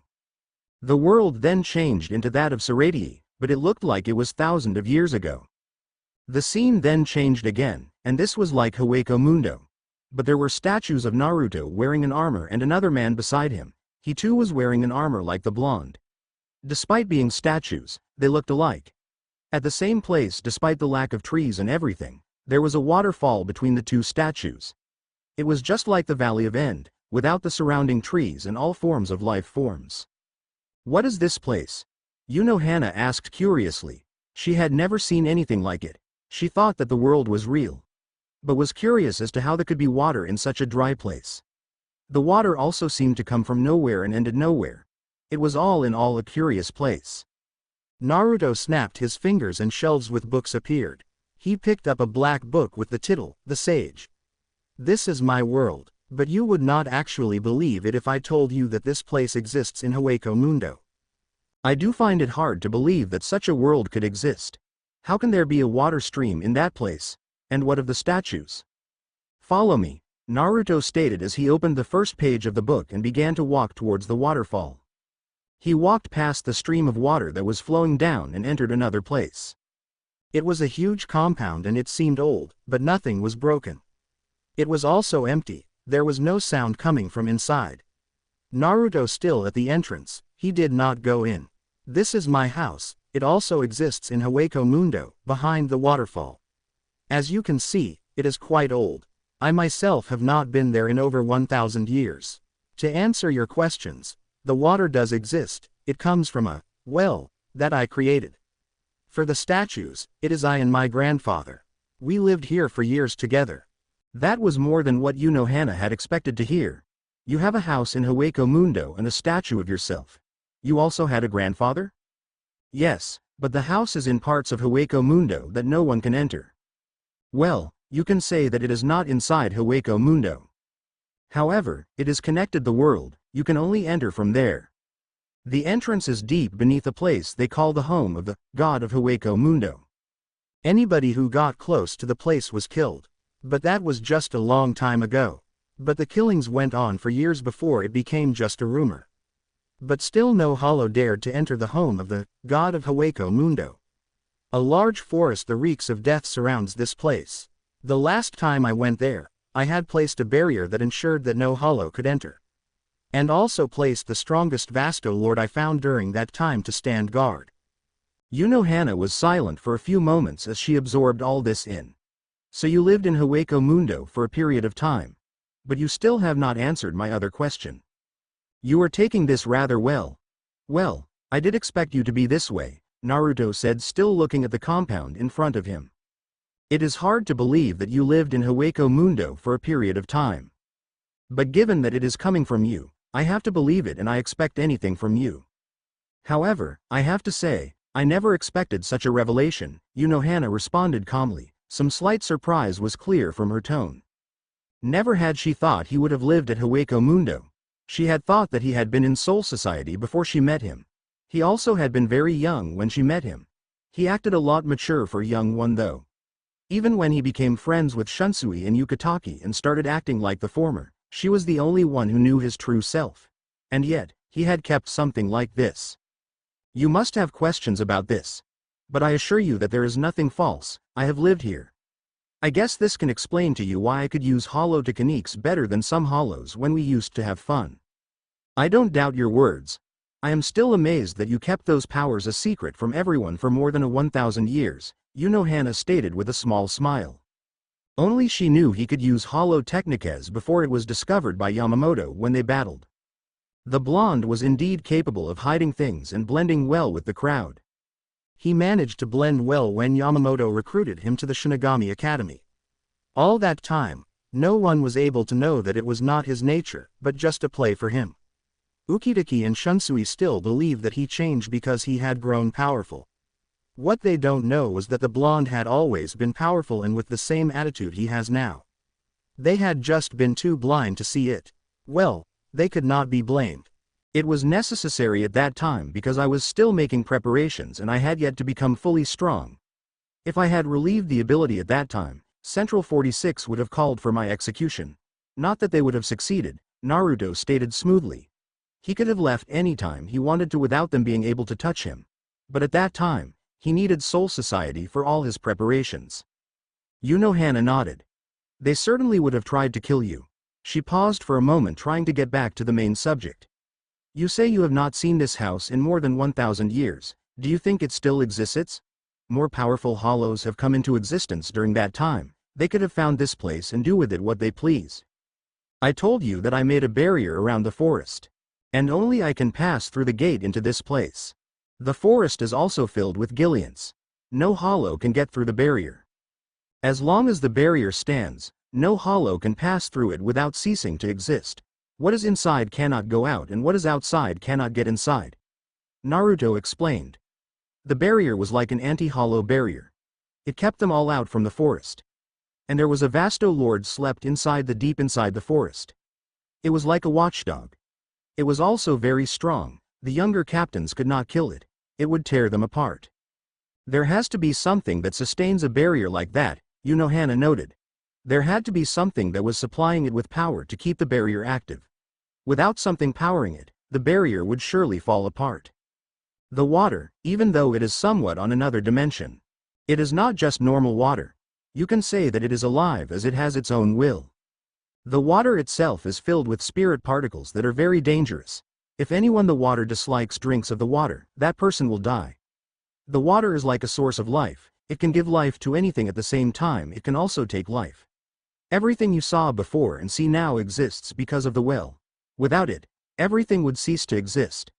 Nevertheless, it cannot be destroyed, and if it becomes corrupt, it can become very dangerous. How dangerous? Unohana questioned in a tone filled with curiosity. I told you, it has its own will. It can also give life. That means that if every hollow had access to it, there would be no death, since if a fragment of a dead hollow were to be thrown into the water, that hollow would be revived. And if the well likes you, you can get a power boost, Naruto stated. This was the first thing he created with the use of his other eyes. He called it, the Fountain of Life. The place itself was called Eden. So is this a creation that made you believe you could be God? Unohana questioned, smiling at the blonde. No, Naruto responded calmly.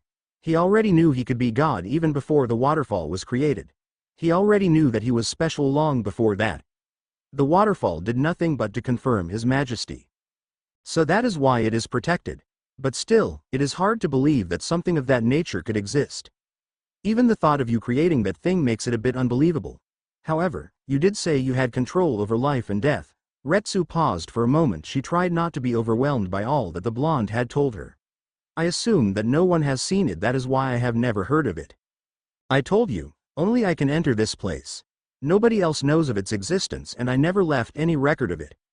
The gate towards Eden cannot allow anyone other than I to pass.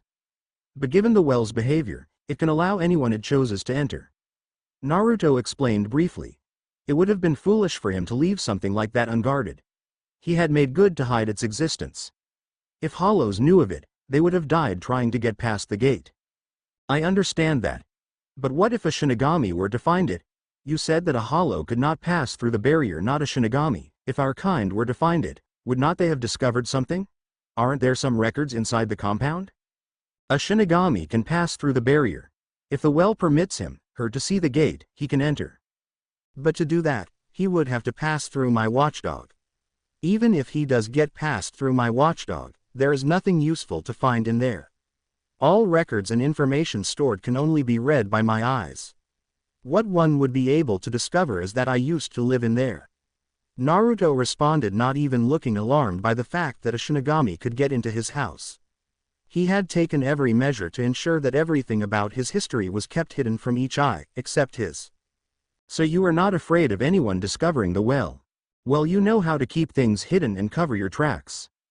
You have left nothing about yourself in Soul Society, aside from the little detail in your house.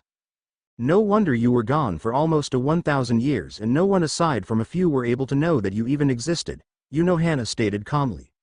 The blonde was good at keeping things hidden. He was like a snake in this regard. He could waltz over Soul Society in a sunny day and no one would be able to know that he had been there. This ability made her respect him. Not that she did not respect him at all. Being able to keep things hidden from other eyes is fundamental for the success of my plans. If everybody could get their hands on every detail about me, things would prove to be a little difficult for me to move around, but not impossible. For how long did you live in Hueco Mundo? About 400 years, Naruto responded as he began to move forward into the entrance of the compound. He opened the gates before walking towards the biggest house within the compound. Unohana was walking right behind him. He did not enter into the house, he jumped onto the roof and sat down along with Unohana. 400 years? But when I met you in Soul Society you were just over 120 years. You could not have been that old, Unohana said in surprise. True, when she met him, he was but a child. She could not mistake that day and his figure. But even with the small figure, his brain was that of someone mature and he fought like veteran. I will explain that later. Do you have any questions? God of Hueco Mundo. It seems ancient. I heard of it when I was still young. I still believe that it is a myth since no one has been able to see this god. But some hollows years ago used to believe that he existed and he would one day avenge all the hollows that we killed. But at that time, it seemed to be nothing since no one has seen it. Yamamoto had some information about it and seemed to believe that it existed. But he himself had never been able to see it. So at this time, we have all been led to believe that it was all but a rumor that hollows started to try to scare us, Retsu explained, looking straight at the blonde beside her. The god of Hueco Mundo is not a myth, it actually does exists. And you must have heard that it devours everything that goes close to its humble abode. The title god given because of its monstrous power that was able to shake the whole of Hueco Mundo and make its atmosphere unstable, Naruto said, smiling a little.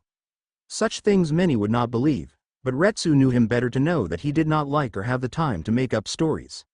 These things were called legend or myth because none have been able to see this god, not even the hollows. Was this god your grandfather? And when you were at it, why were you living in Hueco Mundo? Were you a hollow along with your grandfather? But I would not imagine so since such thing as families does not exist in Hueco Mundo. Unohana shook her head.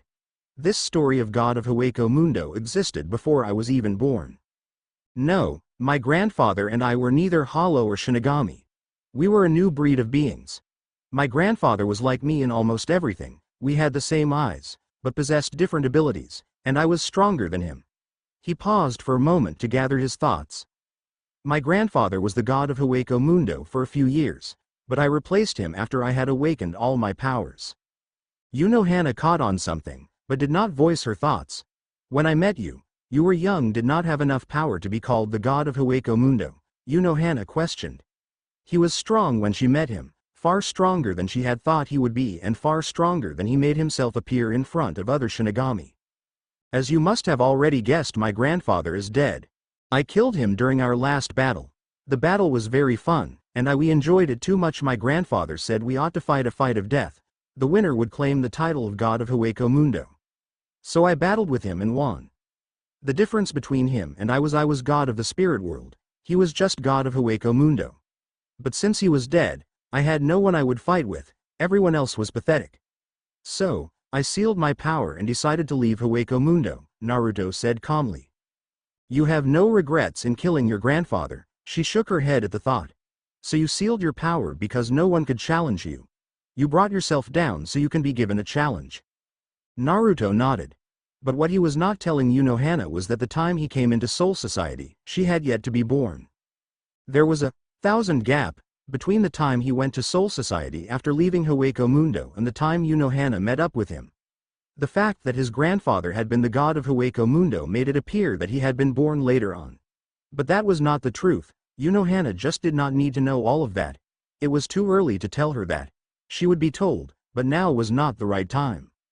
This puts you over 3,000 years, Unohana said, looking around the compound.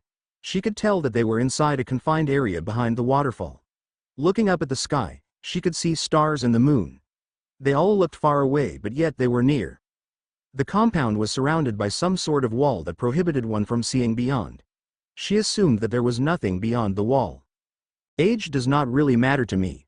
And you forget, I have not lived all those years since I was sealed for almost 1,000 years, Naruto stated with a small shrug. That was indeed true. This put him back to having lived for around 2,000 years. Even though he was alive during the years of his sealing, he did not actually live those years. You became the god of Hueco Mundo after killing your grandfather. You surprise me, not that you killed our own grandfather, but that you had family. Given your nature and the fact that you are neither hollow nor Shinigami, I had assumed that you might have been some spirit that was born from nothing. Naruto ignored the comment. You asked me why I appeared young when you met me. It is because when I sealed my power, my body reverted to a younger look, he explained an earlier question Unohana had asked him. That was partly true. He just put it in a way she would believe without putting gaps. Unohana nodded silently. This was big. She had never thought that Naruto's background would have been like this. She never asked about it before and he never said anything about it. They just lived their lives without asking too much unless the subject was put into discussion. However, Even though she did not know much about Naruto's past, he knew everything about her. He knew what ticked her off, what got her excited. It was very hard to keep everything about her from him. Still, even if she would have liked to keep secrets, she would never have gone far. It was impossible to lie to him. She knew that and had a way of dealing with it. There are subjects she refused to talk about. Eisen, Unohana said as something clicked within her head. He is in Hueco Mundo now and is working with the Hollows. He could have traveled everywhere, and a man such as him would not think twice about coming into this place if he hears so much as a whisper about it. Given how curious and cunning he is, I believe he would find something useful if he were to discover the place, she stated, keeping her tone calm. She was not worried that he would inform them to expose Naruto should he find something useful. The man was not like that. She was worried about what he would do if he could find ways to activate the power of the well. He could use it against Soul Society. She did not even want to think of the results should he find ways to activate it. Naruto seemed to think of it for a few seconds before replying. I doubt he would find anything useful, but if he does, it would be troublesome. Still, there is 0.1% chance that he can decipher anything within the compound given all the measures I took to protect the information that is there, let alone get into the place, he stated, not even sounding the slightest worried about it. There were odds that did not favor anyone but him. What Eisen could find was that he had lived there. But there would be no time reference since everything inside the barrier was refreshed to look new despite being of an old model. You are that confident, Unohana said before she sighed. Even if there was a possibility that Eisen could find something, she knew he would not have panicked or suggests they go check out the place right away. If Soul Society got hold of this information, they would probably call for you execution. After that, it would be war with Hollows so that they can have control of the well. Central 46 liked being in control over everything. If there was something that could empower the Hollows, they would not waste time to destroy that thing. But given the usefulness of the well, they could simply decide to take it for themselves. They would do something like that, Naruto agreed shortly. He had no single doubt that those foolish weaklings of Central 46 would attempt to gain control of the well if they knew of its existence. He would certainly not allow them to do something like that. The Hollows themselves would not sit back and watch the mortal enemies take something from them. Perhaps I should take you there one day, he said, looking back at Unohana. The Hollows would certainly not accept our visit, Unohana stated. Shinigami and Hollows did not like each other. They hated one another to the core. Why have you shown me this? There will be a time where I will not be available, a time where I will be beyond reach. It shall come a time when Soul Society will brand you a traitor and wish to exterminate you. But you will not allow yourself to be killed. You will come to this place along with Shutara without fighting anyone. This place will be your hideout until I return. It was like he was prophesying. If things go as he planned, it was indeed going to happen as he had said. Retsu would be branded a traitor along with Shutara when the time comes. And during that time he won't be there to protect them. He will be away, out of reach. No one will know where he is. No one will be able to locate him. I knew a day like that would come. She was not surprised that because of her involvement with Naruto, she would be called a traitor to the Soul Society. Well, she is prepared for anything. She would happily give up her life if the choice was to fight to survive. But it seems that Naruto had made all preparations. Where will you be and what will you be doing? Naruto merely smiled. I cannot tell you where, but I will be making final preparations. What exactly are you planning, Naruto? Naruto snapped his fingers and they disappeared. They were back in Naruto's lab under Squad 5 barracks. It is nothing you should worry about, Yachiru. I don't plan to destroy Soul Society at all. Like the previous time, I will bow out without killing anyone. Flashback to Kemi looked at the beautiful woman before him. They were standing within her throne room in the palace they called their home. He did not know what to do. He could never lay his finger on her, he could never even think of harming her, yet she had done something to him. Her reasons did not matter to him, and even if he could not understand her reasons, he still could not lay his finger on her. He could feel that something had been done to him ever since he woke up from his routine slumber. Yet when he came here, he could not escape her. When her binds stretched forward to bind him, he could have just blasted them away, but it was her, he could not do it. What have you done to me? He questioned, keeping his tone low and calm despite the alien feelings he felt inside his heart. What have you done to me? He repeated the same once question again, looking straight at her. She smiled at him. It was a sad smile he knew too well, and she was trying to hide some guilt.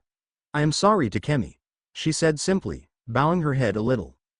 He could swear that the woman before him was crying, but he could not move, nor see her face clearly. What have you done to me? For the third time he repeated the same question. She stood up from her throne, looking a bit shaken. Despite her young looks, she was really old. When she walked closer to him, he could clearly see that she had been crying, why he could not figure out. She then put on a brave face and spoke. You know very well that aside from your feelings of me, there is nothing inside of you. I have talked to you about this. I have been fine just the way I am, and feeling something is already a weakness. My feelings for you are enough to cover every other feeling. As long as I know love, I have no need for any other feelings, Takemi responded calmly, looking straight at her eyes. Her sad smile widened a bit. I am sorry. I truly am sorry. Because of what you feel for me, you will experience betrayal. Perhaps I should have never met you to begin with. If I did not meet you, I would not be forced to betray you. But this is something that must be done regardless of my feelings for you. He suddenly had a sick feeling in his gut, and for the first time in like forever, he felt something akin to fear. He knew that she was very capable, but her power did not frighten him. There was no one who was stronger than him, yes, and he was God in all worlds. But she was a different story. What have you done? Before we fell in love, you had no heart, you were just hollow, there was nothing good inside of you, you were just a being of ridiculous power that was certainly not good. You were dark, Takemi. And despite being total opposites, I gave you a heart, and you loved me with it. Over the past 150 years, I have been trying to change you, but I have failed. It is impossible to change you. I wanted your power to be used for good, which was why I wanted to change you. My time to die will come soon, but you will remain. You cannot die, you have stopped aging, you are immortal. I asked myself, what would happen if I died? I am the only thing that keeps you grounded, but without me, you will start using your power. I fear that. I know for certain that if I die you will not stay around to look after my son, despite my latte's husband request. Let us be honest, you care for nothing but me, even my own son means nothing to you. I still don't understand why you call that thing a child. But that is not important right now, he stated, still immobile because of the bids that reached down his soul. I have told you that you will not die. I know your time is near, but I can restore you. It is not beyond my limit to make you immortal as well. But something like that would require a sacrifice. If you do not wish to be immortal, I can always take you to Eden. Your body will be restored and your sickness will vanish. Life has a beginning and an end, Takemi. You only know to live eternally, but you are still younger than I am. All your life, you have only known to end life. Those around you live as long as you wish for them. But I cannot live forever. While I do admit that the idea of spending more time with you is appealing, for the good of the spirit world, I must forget my personal wishes. You are starting to talk like that fool. He gritted his teeth slightly. Answer my question. What have you done to me and what is the meaning of all these that you are saying? Tears came out of eyes, but she wiped them off and smiled at him. I tried to make you good, but I failed. Over the past 150 years, I have been working on a special seal that would seal all that is dark inside of you and leave only the heart I gave you. But it was a failure. I really wanted you to live with me. I wanted you to be good so that I would not have to do this. I would have been okay with it even if you hated me for doing it, but as long as I did not have to do what I am going to do, I would have been happy. That feeling again, still, he did not know how to deal with it. What are you planning to do? The seal itself was not a failure. The thing is that, even after I took away most of your darkness, you are still cold, Takemi. Both her hands were shaking as they made their way towards his cheeks. For a few minutes, she ran her fingers across his face, feeling every part of it. The distance between them was reduced as she moved to kiss him. After a few moments, she gave him that sad smile, again. I am sorry. What have? He trailed off when she silenced him. My son cannot control you. I don't think he can. Even if he could do it he would not. Despite how you see him, he sees you as family and cares for you more than you think. You have really done well to keep the spiritual world from collapsing with the death of my late husband. I realize that your power is something frightening. Despite the laws that bind you, you still impose yourself as God. I was lucky that you had sealed some of your powers. Otherwise, You would have foreseen this betrayal and you would have chosen a differ. She stopped as she started coughing violently, leaking some blood at the same time. My time is near. She paused for a moment. When I sealed your most darkness, I also sealed most of your powers, on my own seal, destroying yours. What I did not expect was your darkness having a consciousness of its own. It was just another replica of you, but with no heart like you were before we met. If I allowed him to leave, destruction would only follow. I was forced to bury him deep within your soul. You did not recognize it because you were slumbering, and I ensured that you did not wake up. But now that you are awake, you must have realized it already, especially since the seal has yet to fully lock. Takemi, you cannot longer use all your power, but don't worry. I am going to make you forget everything. I will make you forget about me, everything. You will start a new life. I will force your mind and body to revert to a child's and then seal you. When you finally wake up, but not fully awake, you will not remember a thing about us, but you will start a new life. This heart I gave you may perhaps lead you to finding love again. There is a chance that you might remember, but your power will no longer comfort you, it will be gone. Even if you fully awaken, your power will not. If things go as I planned, you will only remember Uchiha Naruto, you will forget Uzumaki and Takemi. I am truly sorry about this, but it has to be done. If I do this, you will no longer cause everyone aside from us to die. Perhaps you will be reborn as a good person, that is my wish. I did not fall in love with a good you, I fell in love with the real you. I do not wish to change you for me, but for the sake of the spiritual world. I love you, Takemi, and will always do. With those last words, unimaginable pain shot through his body, causing him to let loose of a screech that resounded around the entire dimension. While all this happened, a pair of eyes just watched silently. Naruto, Shutara called out to the blonde who was inside his library looking through some old books. There is a woman looking for you, she said, knowing that he would not have responded if she had not said those words. It was sometimes annoying that she had to explain herself when she calls him. Calling him by his name sometimes did not do it unless you stated the reason for were calling him. It was such stupid things that made Shutara question why she, and even in a relationship with him, he said would treat her better, but she knew that things were not going to return to the way they used to be in the old days. Those days were so much fun, but everything was just flat out cold. Naruto turned to look at Shutara. It was still early in the morning, he would not have thought that someone would come looking for him at this time, especially given that he wasn't familiar with anyone who Shutara would call woman, rather than their name. Who is she? Yoruichi, Shutara responded, looking straight at Naruto, trying to figure out what business he had with this woman. From the look on his face, he seemed to recognize the name. It was not that she did not know Yoruichi, she knew her. She was a former member of the Royal Guard, knowing everyone who was involved with the Gote 13 was her business. What she did not know was what business she had with Naruto. She had never seen them together, nor has she heard the blonde speak of her name. Oh, the former captain of the 2nd Division, Naruto said, more to himself than Shutara, but she heard him. She must have been sent by Urahara if she was here. He had no business with her. I did not know she was familiar with you, Shutara stated, trying to pry for information from the blonde, but all she got was a blank look from the Naruto.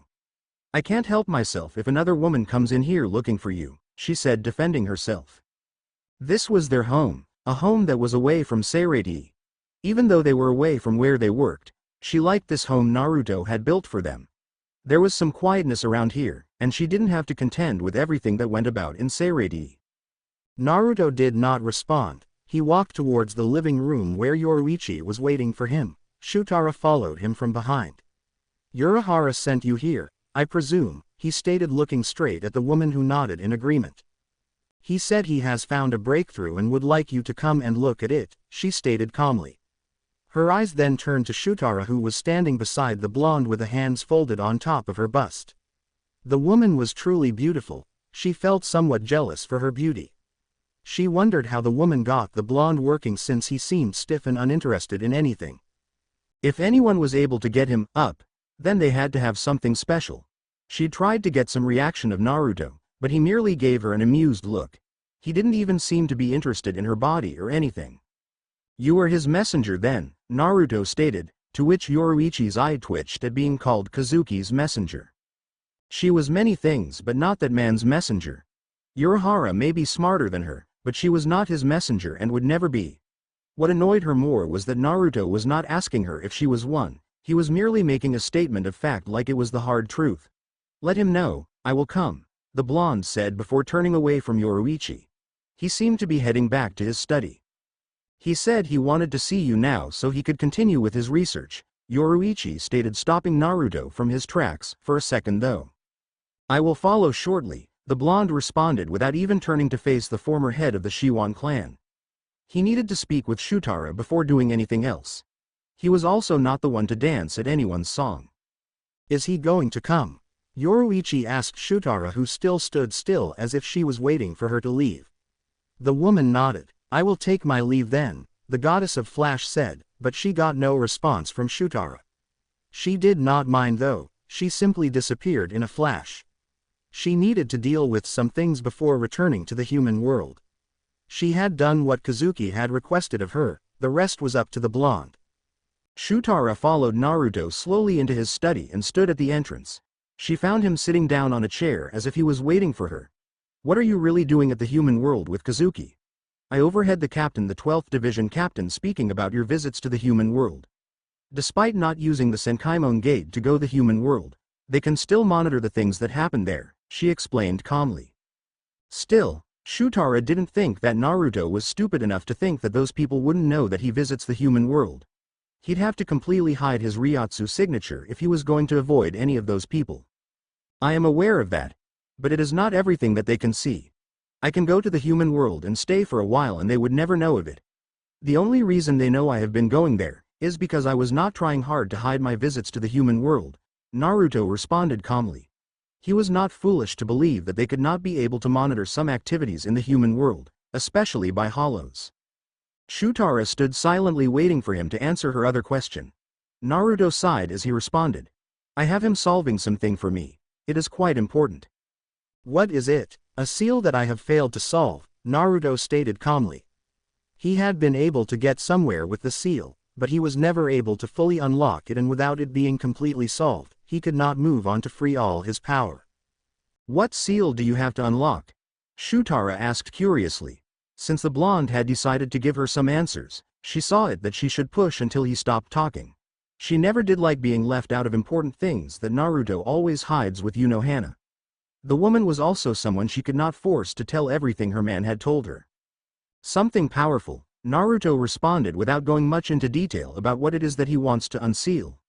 "You will find it soon after the seal has been deciphered," he added, seeing the look she was giving him for his lack of saying something tangible. Shutara nodded. "Will you return early today? You and I never do anything fun. You are always doing things you deem important," it seemed like a complaint. Naruto chose to ignore her words because he had something better to say rather than what Shutara had said. "I will go to Hueco Mundo today after seeing Urahara. You should come with me when I go to see him." "Sorry," Shutara said, shaking her head. "I have some important things to deal with at my division. I need to tidy things up and make things function to my liking. I would recommend that you do not come back tomorrow, but today. If you don't do that, I might have to take advantage of your weakness." She had a straight face as she said those words, meaning she was completely serious. She was not going to have him leave and then not come back for a few days. She wanted him at home before the next day arrived. "You have been getting good at making threats," Naruto stated, standing up. But then again, she had always been forceful. Perhaps it was because now she had recovered her high morale after everything that has happened. He walked over to her and kissed her on her right cheek before disappearing into thin air. "Well, things are certainly looking good these days," she said to herself after the blonde had left. Human world. After getting traces of his Reiatsu, I was able to analyze it and I found some interesting things, Urahara stated to Ryuken, Ishida and Isshin. They were in the underground training ground under his shop. He had called them to discuss some things before Naruto showed up. He wanted to prove his hypothesis by testing it on Naruto. But he blonde would not be aware of that. "What did you find?" Ryuken Ishida asked impatiently. He was still not pleased with the fact that Naruto could not be hurt by his attacks. But Urahara had been working on something to correct that abomination of a reality. Ever so smiling, Urahara responded. "Your attacks?" Quincy attacks to be more precise are Naruto-san's weakness. There is a saying that nothing can kill him, but a Quincy could kill him. I don't know about now. It seems unlikely. I am not yet sure why, but his Ryatsu acts wildly when in contact with your power. A singe arrow could seriously wound him. You are not making sense, Kazuki. Why didn't that happen when I tested him with Isshin? Ryuken questioned, a little bit frustrated by Urahara's response. He had fought the man and nothing happened. Yes, that is true, nothing happened because he has a way of negating those effects to his advantage. I don't know he is able to do it, it was very complex, but within time I may be able to understand it, Urahara explained calmly. It still amazed him that Naruto could turn his greatest weakness into something futile and useless. To be able to understand negate everything, Naruto must have done some extensive research. Exploring it all was something that Urahara relished. Still, there were many questions that rose in him. Why does Naruto's power react wildly to the Quincy power? You have not said anything that is helping, Kazuki, Ryuken said, reminding the man that his problem was still unsolved. The man was saying things that were past, but now he could not wound the man. He needed something to help him deal with the problem. If you could wait for Urahara to explain himself fully, he might have already told you something good, Isshin stated, looking bored. But I guess the fact that your attacks only tingles him has hit you pretty hard. A snicker was sent to the Quincy with a mocking tone. Before Ryuken could respond, Urahara spoke. I have made a device that will make your techniques effective, the man revealed, handing out two small metal devices. The devices were very small, they were white and shaped in square. Attach them to your bows, he instructed. The two Quincies did as told and attached the small bugs on their bows. The bows glowed lightly. Urahara smiled proudly at this. What are they? Uryu asked, speaking for the first time. He was curious because the moment he attached the device, his bow felt a little heavy than normal. I will tell you their function. They work on to increasing the density of the reishi you gather for your arrows. Your bows now feel a little heavy. That is because the device has already attached to your bows completely, uniting with it. I realized that to break through Naruto-san's defense, a dense weapon had to be used.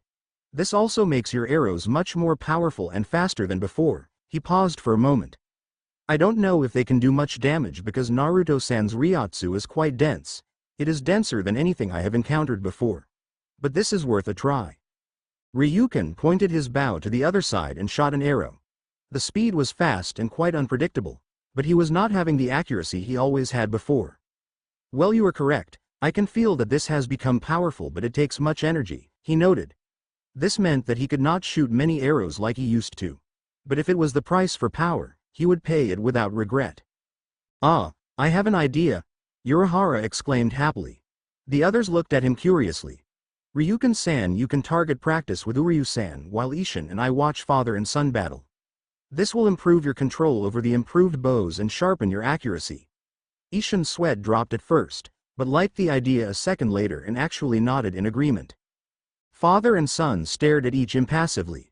Uryu responded by shooting the first arrow, but he missed horribly, and then it started. I just hope we won't end getting hit too, Urahara said as the two Quincies started shooting at each other. It was obvious from the start that Ryuken was by far the better between the two. His attacks were fast, a lot more precise and accurate than Uryu's. The latter was obviously struggling to control the bow armored with denser reishi. Isshin looked at Urahara. I wonder what Naruto-san will do when he discovers your little invention, he stated. If the blonde had worked hard to manage his weakness, he certainly wouldn't be pleased if someone had found a way to expose it again. He just hoped that trouble didn't start because of this. There're enough problems to deal with already. The hollows coming here into the human world were coming in regularly and each came stronger than the previous one. I wonder about that too. But this step was necessary, don't you think? Isshin nodded. Even though they were not planning to fight Naruto, they couldn't refrain from taking measurements to deal with a fight with him should it be unavoidable. It never did hurt to make some precautions. Even if he had been in Urahara's position, he would have done the same. Not just for Ryuken, but for their safety as well. Hours later, Naruto appeared in Urahara's training ground in a swirling vortex. He sensed that there were people in the place, so he would not need to call anyone or look for them. But his business was with Urahara. He did not need to talk to anyone. He walked calmly towards where he sensed people. but stopped on his tracks as he sensed something coming towards him, fast. It was coming way faster than he would have thought. He managed to tilt his head sideways to avoid the arrow that had come his way. There was a small explosion behind him that made him raise a curious eyebrow. He did not think that those things could be so powerful, but he also noticed that the arrow would have hit him, meaning that it missed. The position he was in was not the safest for him to dodge. Lucky for him, the shooter missed him. The arrow was coming way faster for him to dodge when he was not facing it. The fact that it missed meant that the shooter was not a very accurate shooter. He narrowed his eyes behind him as he sensed someone. He turned around, ignoring the first person who had shot an arrow at him. The first one was weak and the other he recognized. "Is this a lovely welcome?" he stated, not concerned by the welcome he had received. This was the second time the Quincy had attacked him. "But, I have already told you." He trailed off when he realized that the Quincy was not listening to him. Instead, both of them were preparing to shoot at him. Like both men were in sync, they shot their arrows at the same time, not giving Naruto time to escape. The bows were still coming pretty faster. He noticed that they were coming faster than before. This speed was proving to be a little troublesome to deal with. He disappeared from his position in a quick flash of black. The arrows had been pointed at his head and waist. When he disappeared, they carried forwards the Quincies as they were on the path of the projectiles, but they seemed to have predicted this and quickly disappeared from view, only to appear near the captain of the 5th Division. They noticed that his haori was slightly torn around his waist. It meant that one of the arrows had gotten him. Another arrow was shot at him by the older Quincy. Naruto stood still, analyzing it with his yes. He had already noticed that it was not just the speed and power that had changed in the arrows. He held out his hand as his eyes spun around like a windwheel. Time seemed to slow down a little. The arrow then reached him and pierced through his palm, leaving a gaping hole on his hand. Before the blonde could comprehend what had just happened, 2 waves of arrows came flying towards him in a heap. Considering what had just happened, he was not going to allow himself to be hit or he would have holes all over his body. Given that thought, he disappeared in a swirling vortex like when he appeared in the secret training ground. But when he appeared to another location, it seemed that the 2 Quincies had tracked him as they followed him there. They did not give him time to think as another bundle of arrows were shot towards him. This time, Naruto took out his blade and held it firmly. Its tip began to produce pure black Ryutsu while in that process. He swung the blade towards the incoming arrows. The blade then released the pure black energy in the form of a wave of energy. It was just like a Getsuga Tensho, but much more deadly and dangerous than Ichigo's technique. The blonde was testing it. He had created it after seeing both Ichigo and Urahara's techniques. The wave of black energy crushed the arrows and pushed towards the shooter. Ryuken shot another bundle of arrows that collided with Naruto's technique, creating an explosion. When it died down, neither opponent was wounded. Ishida flashed towards his father and stood by his side. He smirked slightly at Naruto as both he and his readied their arrows for another assault. The blonde knew that the next attack would be dangerous, so he placed his sword back to his sheath and raised his right hand. The Quincies shot hundreds of arrows that were coming to Naruto far faster than before. This time, he knew that if he wanted to dodge the attacks, he could not do such thing despite his incredible speed. The arrows were so many that he could not block them all with his sword without being cut. It was a good thing that he was always prepared. These Quincies were showing up their abilities. He could give them a taste. Death Ray, he muttered as in front of him, energy formed like a wall of reddish energy that sped towards the Quincies. The attack was so big that it pushed back Naruto slightly. It peeled off the ground underneath it as it matched on forward. It collided with the arrows, but they were seemingly devoured by the technique. The Quincies knew danger when they saw it. They flashed away from the path of the technique to avoid being caught in its path. The technique then moved forward until it exploded. The explosion shook the entire training ground and picked up debris and gusts of winds. Urahara started to fear that his training space would be destroyed if Naruto threw more of those. "I should have used a normal technique," Naruto muttered to himself, seeing the destruction his technique had caused. He narrowed his eyes behind him when someone appeared behind him. It was the younger Quincy. "Don't move," Ishida stated a bit coldly, like they were in real battle. He made the mistake of catching the sight of Naruto's eyes. This mistake resulted in him standing still, frozen with slight wide eyes. Naruto took a step towards Ishida, only to be stopped when an arrow hit him from the front. But he only stopped for a few seconds before moving again. Another arrow was shot towards his head, but in a fluid movement. The blonde caught the arrow. This action of course surprised Ryuken because he was certainly not expecting the blonde to do that. Naruto then turned to look straight at the older Quincy. I do not play with the same opponent more than twice seriously. I grew bored after the first battle. Here is your mistake. You have been trying to hit him with the same technique over and over again. It becomes annoying at certain time. You Quincies are predictable. You have been shooting arrows at me this entire time, don't you think I would have gotten used to that? Ryuken sensed that whatever the blonde was going to say, he was not going to like. The blonde was still holding the arrow, which was in fact surprising. I cannot be wounded by the same technique over and over again. Once is enough. Twice you were just lucky to hit me. I have already analyzed the structure and speed of your arrows enough to form a counter-attack. Anyone that has a creative mind can do that. Because I have done this, your techniques become predictable. Next time you shoot them at me, they will be annoying more than anything. Naruto then turned to face Ishida, who was still frozen. You should know by now that I can manipulate reishi like you. Because of that, I can do this. He flicked the arrow and threw it at Ishida, shocking Ryuken. He knew that if the arrow was to hit his son, it would do some damage. He could still not understand what Naruto had done to him to render him immobile. Just when the arrow was about to hit Ishida on his forehead, the blonde snapped his fingers and the arrow disappeared. Ishida was also freed from his frozen stupor. The Quincy then glared at Naruto knowing that he had done something to him. He straightened his bow and shot an arrow straight at Naruto's forehead. But the blonde disappeared, leaving only a small cloud of dust. He then shockingly appeared behind the younger Quincy. He was not even facing the boy.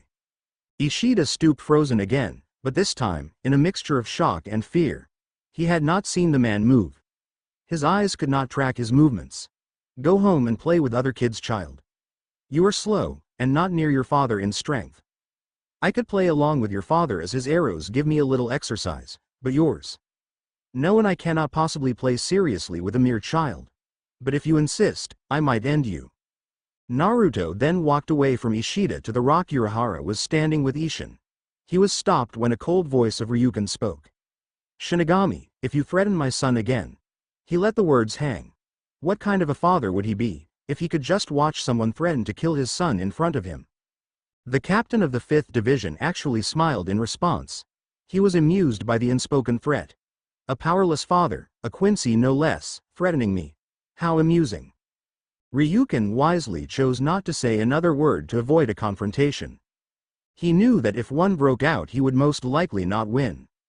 But he was happy with the progress he had shown today. He had seen what his arrows could do to Naruto before the blonde successfully analyzed them and formed a way to defend against them. It was obvious that the blonde was a dangerous opponent. He had adjusted to the speed of his arrows as time progressed. He assumed that if you wanted to get him, you had to put it in a one-kill shot.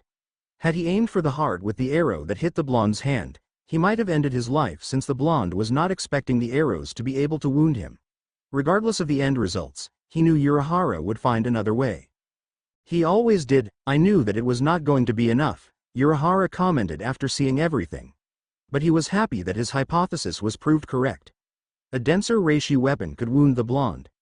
But you had to make sure that he did not see it more than twice because it was obvious that Naruto was not the one to be wounded by the same technique twice. You knew this was not going to work? Ishida yelled, losing his calmness for a moment. The man had said it so casually. If it had been real battle, he would have been killed. Come down, Ishida-san. Urahara stated politely, trying to calm the young Quincy. I did not say it would not work. Your bows did work, it was just not enough. So you are the perpetrator behind this little activity, Naruto stated.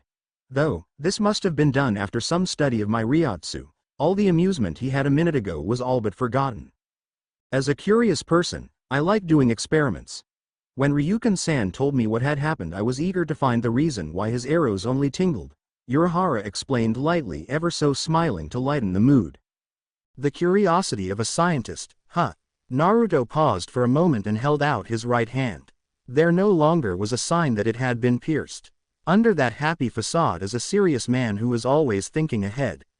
This little experiment was done because you could not have one of allies useless against me should I become a threat. The atmosphere then became cold as no one was willing to say the next words. Regardless, I am impressed by your efforts. For a second I thought you were going to be pissed with this, Urahara stated looking straight into the eyes of Naruto.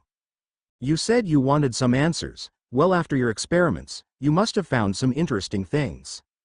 You also seem to like to gamble with me. This is your second time, is it not? But I will let this slide. It is not a crime to search for usable intel about an object of interest. The atmosphere became cold again. If you involve me in your little experiments again, I will exterminate them. They are the last Quincies. Well, there is one who has yet to discover himself. At this, Isshin and Urahara visibly tensed. Central 46 would probably thank me for it. They did, after all, try to exterminate the Quincy. The frightening part was that it was all true. Soul Society had tried to exterminate the Quincy. Surely Soul Society would not deal with him if he killed them. They were not even allies of the Shinigami, and more to that, they disliked Hollows just as they hated Shinigami.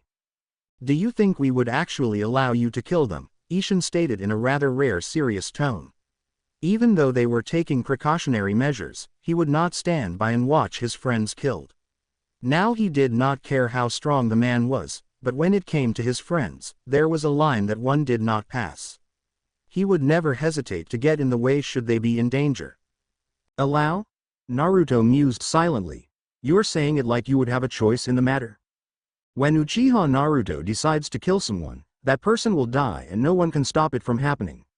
It is like the hounds of death listen to the voice of Uchiha Naruto. Should I decide to exterminate someone, I exterminate that person along with everything that stands in my way. The tone he used had nothing added to it to emphasize his words. He used the usual tone he used. He then disappeared from his position and appeared in front of Urahara. Isshin, thinking that the blonde was attacking, and brought out his katana and held it against him. Unfortunately for him, Naruto ignored him and looked at Urahara. Shall we get to the important business? He stated. Feeling that Isshin had not lowered his weapon, he spoke again. Point that blade away from me. It is starting to annoy me. There was no threat lying underneath those words. Seeing that the blonde was not going to attack, Isshin lowered his weapon. So threatening to kill Ishida and Ryuken and telling Isshin that there was nothing he could do about that was not important, Urahara thought. By the looks of things, the man did not value anything that did not affect him. He did not care for their deaths and would happily give them deaths. But he had not been included in the talk of deaths. More importantly, he had only spoken about the issue of death if the two Quincy tested their new toys on him again and if Isshin tried to get in his way. He was still surprised that the man could threaten them without even making an effort to appear intimidating. When he said "I will kill you," he uses the same tone as "hello." It was like the subject was nothing to him. Well, he did just make it sound like their previous talk had been useless, or not important.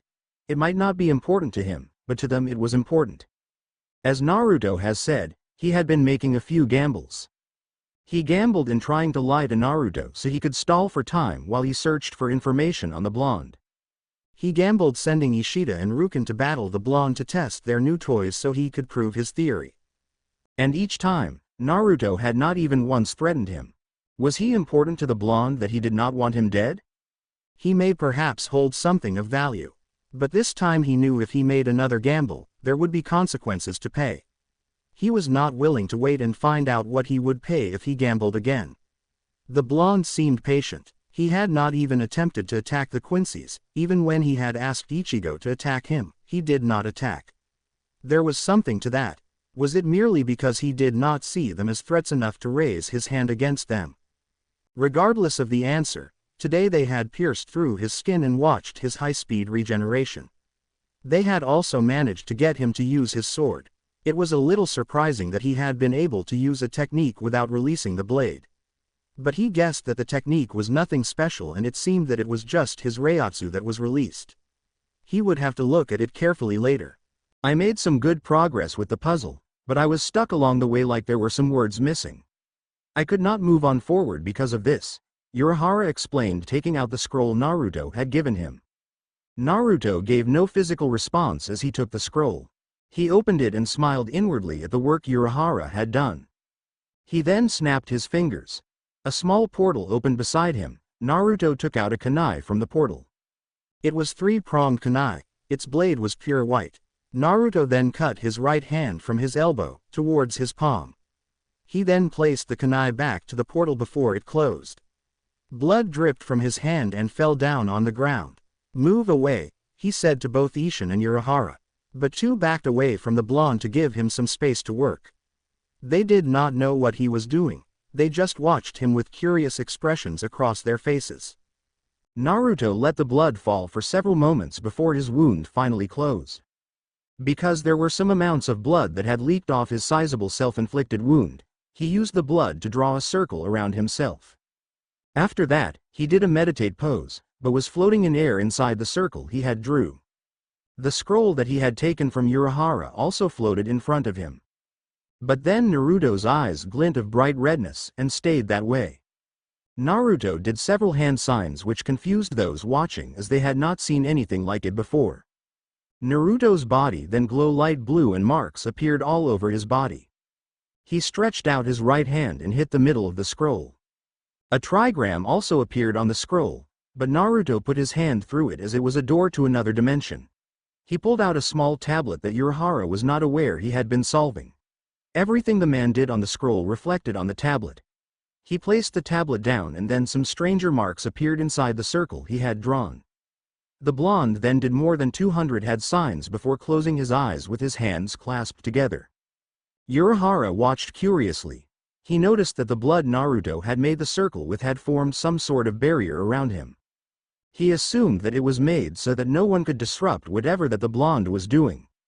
He figured since the blonde seemed to be too focused on what he was doing, if one wanted to kill the immortal, this would be a good chance to do it. But to avoid any of that, the blonde made a barrier around himself. It was probably near impenetrable given how it was made. It was invincible to the naked eye, but he knew it was there. The stranger kunai that the blonde had used was no ordinary either. His wound did not heal quickly after he cut himself. There was some time it took for the wound to close, and it did not close as fast it would have, normally. He saw how fast his wound closes after being pierced by Ryuken's arrow. The marks on around the blonde did not give him a good feeling at all.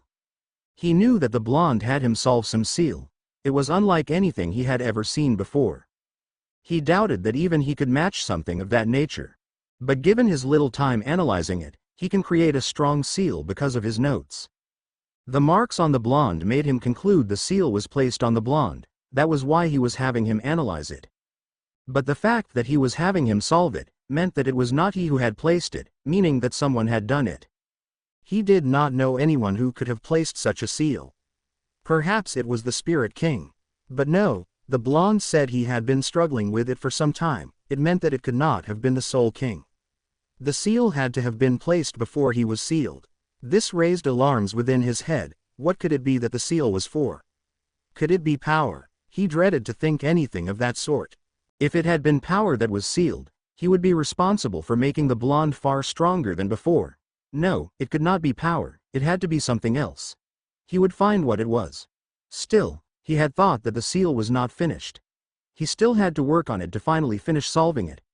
There was something missing from it that he needed Naruto to fill in before he could continue. Just then, with the blonde's eyes closed and hands clasped together, violent winds began to form around him. This forced Urahara and Isshin to take more steps away from the blonde. It did not make Urahara feel good at all. The violent winds continued to roar for several minutes. The more minutes passed, the more powerful they became. Just then, a heavy spiritual pleasure hit them all, nearly forcing them to their knees. Added with the violent winds, the atmosphere became unstable. Urahara's training ground began to shake. Naruto seemed oblivious to it as he was still inside his circle and not even moving an inch. It also seemed like the winds were not affecting him, and the glow around his body had increased. The violent winds then became even more powerful, picking up large amounts of debris. The space became distorted and a lot more unstable. Rocks everywhere, the training ground started to shatter into nothingness. It was becoming a lot more dangerous to be within the ground. The air had also become heavy and made it very difficult for them to breathe. Urahara was starting to consider that they leave the place for their safety, but then a large explosion blew. The explosion blew them violently away from the blonde. they did not recover until they had hit the ground painfully. When they recovered, they saw a very large crater underneath the blonde. Remarkably, the strange marks underneath him were still there, even with the ground gone. That was dangerous, Urahara said, thinking Isshin was still a lot closer to him. But when he got no response, he realized that the man was nowhere close to him. He figured the explosion must have blasted him away from him. He looked around and finally saw the man dusting himself up. He looked the other side of Naruto and saw Ryuken holding Ishida. He assumed that the younger one must have been knocked out by the spiritual pressure. No one could blame him for being knocked out. The pressure had just been unbearable, even for him who was a former captain. When Urahara looked towards the blonde, he found him now standing still with arms folded across his chest, eyes looking his way. All the marks and glow had disappeared, and he looked normal, like nothing had happened. He then walked towards the blonde. The others did the same as him. What just happened? It was the best question he could ask given the events that had just occurred. He had not encountered anything of this kind. He was also expecting the blonde to fill the blanks, then he could go back to his work. If it was not for the measures he had taken, the whole of Karakura town would have felt what they just felt. I was merely testing something, Naruto responded calmly. The test had been satisfactory, but he was almost trapped within his mindscape forever due to the trap that had been laid there for him should he make an attempt to free his other half. But he handled the trap and managed to test Urahara's work. Urahara seemed to think about something. I thought that the reason for your visit today would be for you to fill in the blanks, he said. He dreaded the answer the blonde would give though. That is what you thought, Naruto stated, making Urahara narrow his eyes at him. There was not blank. The blank only signified the end of your work. See, I have already solved some part of the seal. I just needed your scientific mind to solve this other part, the blonde revealed. So the puzzle is solved now, Urahara said, seeming to think about this occurrence. Yes, Naruto responded. But it should take some time to get everything to settle down. Despite having solved the seal, he still had another thing to do. After that, he would have to allow things to settle gradually. His soul had yet to perfectly fuse and his body had yet to adjust perfectly to the changes. So it would take some time to have everything sorted out and working. I should have seen that one coming, Urahara said, actually berating himself for not seeing it. Now because his work was complete, he could no longer study the seal. It was all over. What does the seal unlock exactly? I have figured that someone crafty placed a seal on you, sealing something. I just don't know what. And by what you have said, I can conclude that the seal was on you before you were sealed. If it is power that was sealed, it would mean that back then you were not at full power. If it was some techniques of yours, then it would mean that you did not have access to all your abilities. Now I am sure you can understand my concern. Naruto smiled and outright ignored Urahara's question. You said that you wanted answers for your work. You already know my problem with Quincy's by now. You studied the seal I gave you and given your mind. You have probably found ways to create a seal similar to it despite having an unfinished product. I allowed you to observe this ritual so you could see the results of your work, and I am sure just by observing this you have drawn some positive conclusions. That was indeed true. He had discovered some things, just by watching the ritual. I will allow you to ask one question. Depending on the question, I may not answer. Urahara was thoughtful for a moment. All his questions could be changed if he could find an answer to a single question.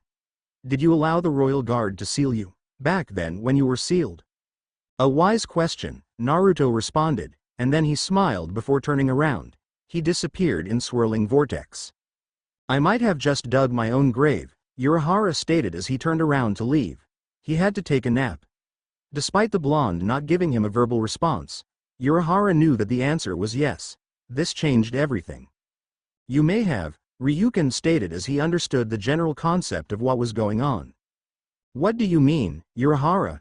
Isshin questioned, not getting anything. There is a high possibility that we may have another enemy waiting for us after we have dealt with Eisen. But this enemy is a lot more powerful and cunning than Eisen. The former captain paused for a moment. Ryuken-san, I am sure you know what to do. I will come to you after I have finished your new equipment for you and your son. Isshin, I would recommend that you start training again. A few minutes later, before Naruto left the human world, he had decided to check on something beneath Karakura town. There was something that was buried underneath the town. There was nothing useful in it though, he had just decided to check it out to see if it was still useful. He never got the chance to do so, as he sensed some Ryatsu somewhere. He knew it was hollow. He could never mistake a hollow in all his life. The fact that it was hollow and was strong, he abandoned his plans and decided to check out what was happening. Upon arriving at the scene, he found a young girl and another boy. He was a lot bigger than the girl. The girl was in the process of healing the boy with a strange technique. There were two hollows. The other small one that was considerably strong was watching as the other fought the child he recognized as Ichigo. The boy had not released his Bankai yet, and seemed to be barely holding his own without his Bankai. The shorter hollow then took notice of him by narrowing his eyes above the air where he had been standing. In the blink on an eye, he disappeared and landed down the ground. Ulquiorra had no trouble in tracking him down. Naruto appeared between Ichigo and Yami. The latter was about to hit the former with his large fist, but Ichigo seemed ready for it. The fist then hit Naruto straight in the face. Despite the blonde not moving an inch, the ground beneath him shook and some debris was lifted due to the power of Yami's punch. Ichigo was surprised seeing blonde hair. Then he quickly recognized him. "You," he said. He had kind of forgotten Naruto's name. Yami retrieved his fist before glaring down at the blonde. Naruto then turned around to face Ichigo. His face looked completely okay, like Yami's punch had not even done anything to him. But that was not the complete truth. Yami growled at the audacity of the blonde to turn his back on him. "Stand aside, child. I want to test this new breed of hollows," he stated. He had already noticed that they were different because they had katanas in their sashes. It meant that they were with Eisen as far as intel suggested. Ah. Ichigo did not really know how to respond. He smiled nervously and scratched the back of his head. He wanted to fight Yami to make him pay for what he had done to Sado. He knew that he would have to use his Bankai if he were to get payback. But there was an obstacle, one that he really thought he could not move given what he was told by Urahara. "Who the hell are you?" Yami growled while still glaring down at the blonde. Naruto turned to face the hollow. He looked the big being in front of him carefully. It was not interesting as the shorter one, who was stronger than this loud child. "How loud?" Naruto said casually, not even feeling threatened by the size of Yami or anything. Ichigo seeing that he was not going to get his payback unless Naruto moved away and settled for moving towards Inoue, who was still busy trying to heal Sado. "Tacha," Yami growled. He was still surprised that the blonde had managed to take his hit without being sent flying or breaking something. But he could do better than what he had done. So he was not worried. He looked at his partner. "Hey, Ulquiorra, who the hell is he?"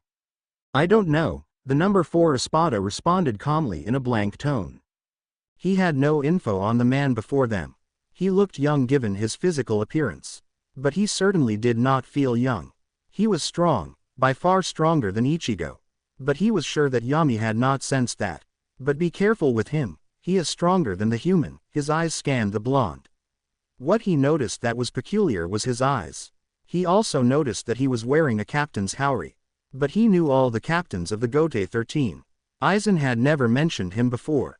Yami tached again and looked back at Naruto, who had yet to move after speaking. "Who the hell are you, brat?" "A brat?" Naruto questioned with a raised brow. "A child, a hollow no less, calling me a brat. How amusing." Despite saying those words, he did not look amused at all. "You are all but an oversized child with a loud mouth. You are of no interest to me. Now go home so I can play with your friend." Yami growled at the blonde. "I no longer care who you are. I will just crush you," he said, grinning arrogantly, thinking he could take out the blonde. "Bala." He shot several ballas at the blonde, looking to finish him quickly. Then continued to laugh hysterically, thinking that he had hit the blonde, but when debris cleared, the blonde was nowhere to be seen. Yami thought he may have vaporized him. But the blonde appeared behind him with a finger pointed towards his right shoulder. Hado number 4. Byakurai. He shot a very powerful beam of lightning at Yami. It was by no means a normal Byakurai. But the hollow was not aware of that. The beam shot towards him and pierced right through Yami's shoulder, eliciting a scream of pain from the hollow. "Gua." He glared murderously at the blonde. "I will crush you for this," he yelled, charging a punch at Naruto. But the blonde jumped back to avoid it. He was not even minding Ulquiorra. Yami then again shot several ballas at the blonde. You can't dodge this. He yelled, shooting with both his hands, while laughing maniacally. Debris then picked up from the position Naruto was standing when the hollow started to shoot his techniques. When the debris cleared, Naruto was still standing, unhurt. But he was in a small crater, held his blade at his right hand. He then lifted up his left hand and pointed a finger at Yami. Byakurai, he said again, shooting another powerful beam that Yami was unable to dodge because he was slow and had not been expecting the blonde to be standing. The beam pierced right through his knee, forcing him to fall down under the pain. I wish not for my blade to cut children, but you leave me no choice, he said before charging towards Yami with his katana in hand.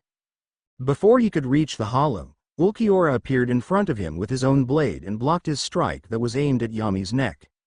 The sound of swords clashing echoed through the clearing. The hollow held his own against Naruto and was only using his right hand to block his strike. The Espada then held out his left hand. At his fingertips, a ball of energy started to form. But before he could do anything, Naruto had already made some distance between them. We are going, Yami, we have already accomplished our mission. He noticed that Yoruichi was watching from a distance.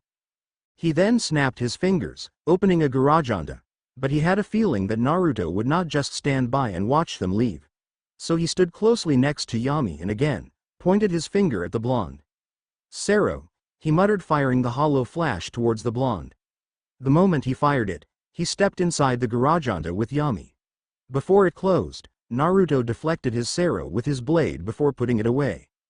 Those must be one of the strongest in Aizen's army, Yoruichi stated as she appeared. She was talking to Naruto, but was walking towards Ichigo and the others. It appears so, Naruto responded, looking up at the clouds. He disappeared without saying anything more. He wanted to see what Eisen has been busy with. The new breed of hollows seemed interesting enough. Los Noches. It was such a lovely place, a place befitting a king of Hueco Mundo. He had to admit the place was wonderfully crafted and the technological equipment that was used was unlike anything. Well, Eisen was indeed a resourceful person. Naruto had traveled around the world of hollows for a few minutes in full speed before he finally reached the palace of Eisen. When he got in, he realized that it was easy to get lost within the place. It was insanely huge and there were several hollows inside the place. Of course, he killed some hollows who refused to tell him where the main residence was. He then went out of the place, and stood on top of it. There was no reason to believe that his presence had yet to be noticed by the owner of the palace. So, he was not the least careful in anything. Naruto was finally able to locate the place where he sensed several high Ryatsu signatures. Once his target destination was confirmed, he disappeared in a swirling vortex. Aizen's throne room. The king of Hueco Mundo was silently watching his subordinates bicker as Ulquiorra explained everything that had happened in the human world. Yami had not been pleased that he had been forced to leave before he got his revenge on the blonde. No serious damage was done to him, but those attacks seriously hurt and were meant to render him immobile, not kill him. His stoic partner had been quick to remind him that he could not have even put a scratch on Naruto even if he wanted to. Eisen had yet to tell his subordinates about the man who had made a short work of Yami without much trouble. It was simply amusing to watch them bicker as they were. They were discussing about who was useful and who was strong. Yami was being berated as being weak because of his defeat to someone unknown. Just then, a swirling vortex appeared within the room, alarming everyone. But Eisen merely remained calm, with a small smile spreading across his face. Jin, standing beside his master, leaned down and whispered, "Ah, it seems he has finally decided to pay us a visit." "Indeed he has," Eisen replied. "Ever since he found out about the blonde, he had been keeping track of him. This man could pose a threat to his plans. But given all that he has gathered, he could not be much of a threat.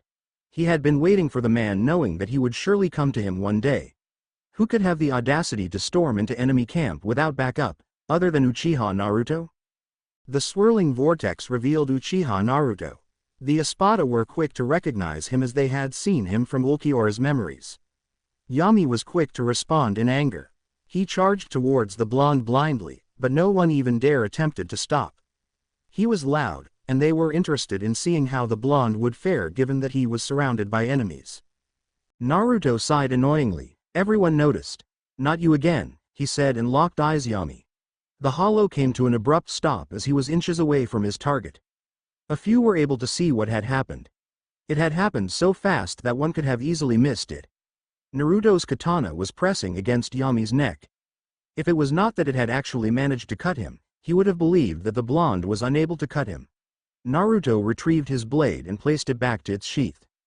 Yami grinned. "You should not have done that," he yelled as he attempted to punch Naruto straight on his face with his right fist.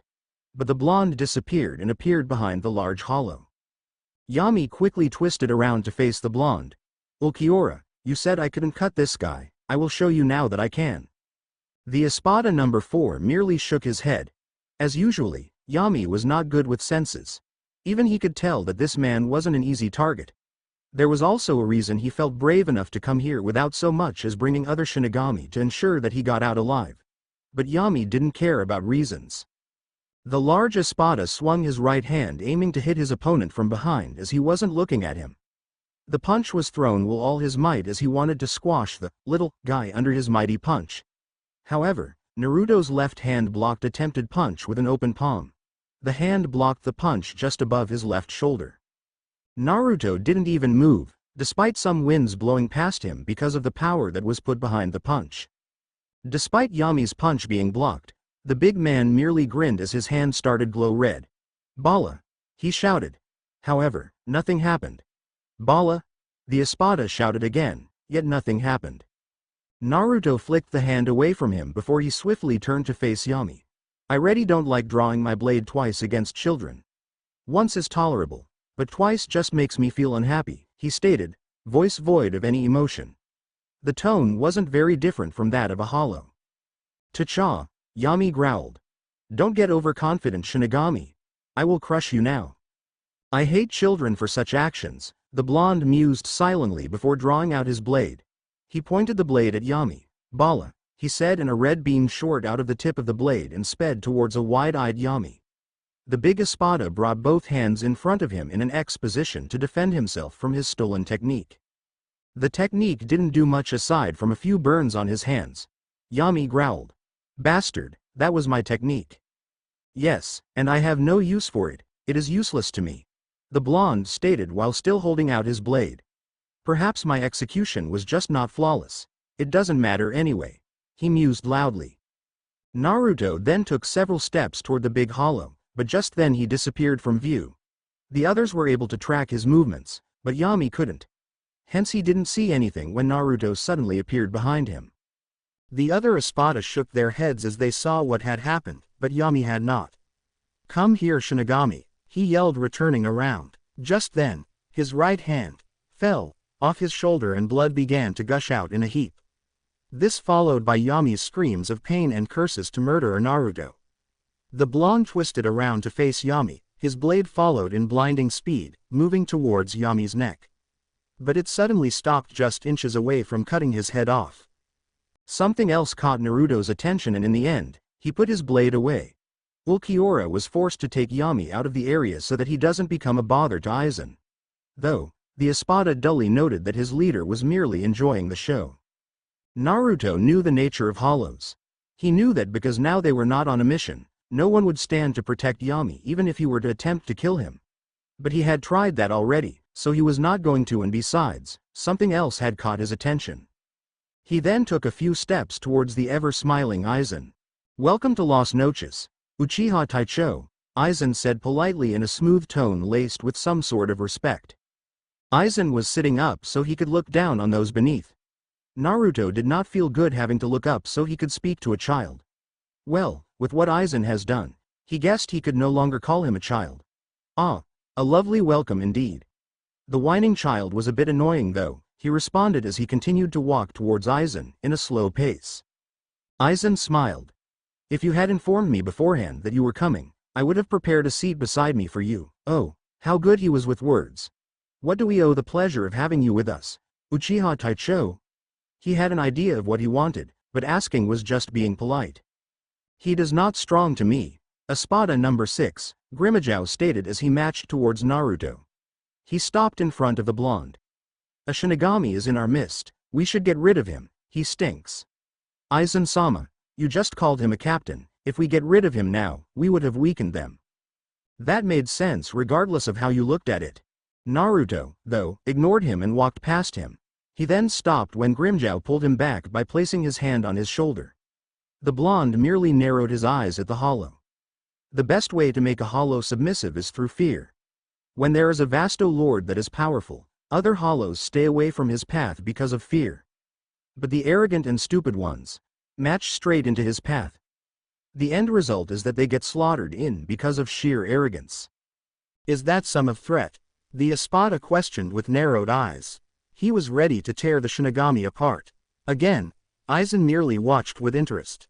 If Grimiho gets killed, he would find another hollow to replace him. It was easy as that. Only a strong man can enter another strong man's house and hope to come out alive. Unless you can outsmart a snake, you must never be foolish enough to play hide and seek with it, or its venomous fangs will violate your flesh. He paused for a moment. Some already got what he was saying. But the number 6 Espada did not get it. Now tell me, child, do I look like a prey or a predator to you? Grimmjow let the comment about being called a child slide as he responded. All Shinigamis are preys to me, he responded. So you are saying that those 3 are also your preys? Naruto questioned, not even sounding interested in his own question. Eisen actually smiled at the question, wondering how his rebellious subordinate would respond to it. It was now lost to Grimmjow that those 3 was referred to the other Shinigami in the room. So he settled to glare at the blonde for a second before grinning. You talk big. I wonder if you can back those words. But I have no problems in teaching you a few lessons, he said, readying to attack the blonde any moment. Naruto looked at Eisen. I imagine that he is quite an annoyance, he said to the former captain, ignoring the fact that Grimmjow was still standing beside him. He is sometimes, Eisen admitted. But he can be handled. The man never lost his smile as he responded.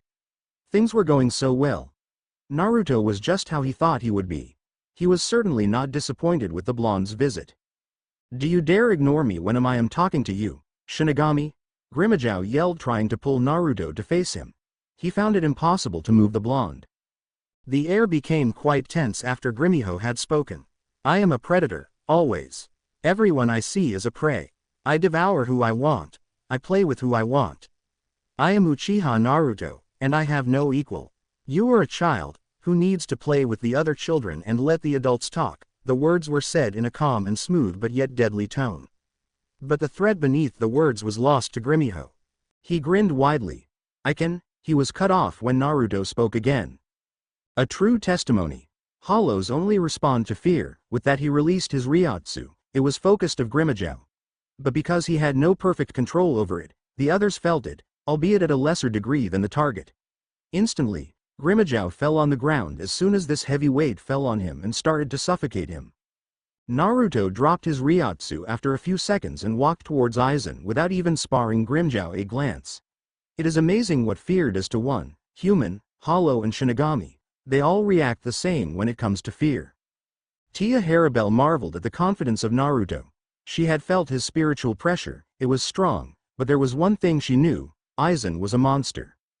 Still, the blonde had all the confidence.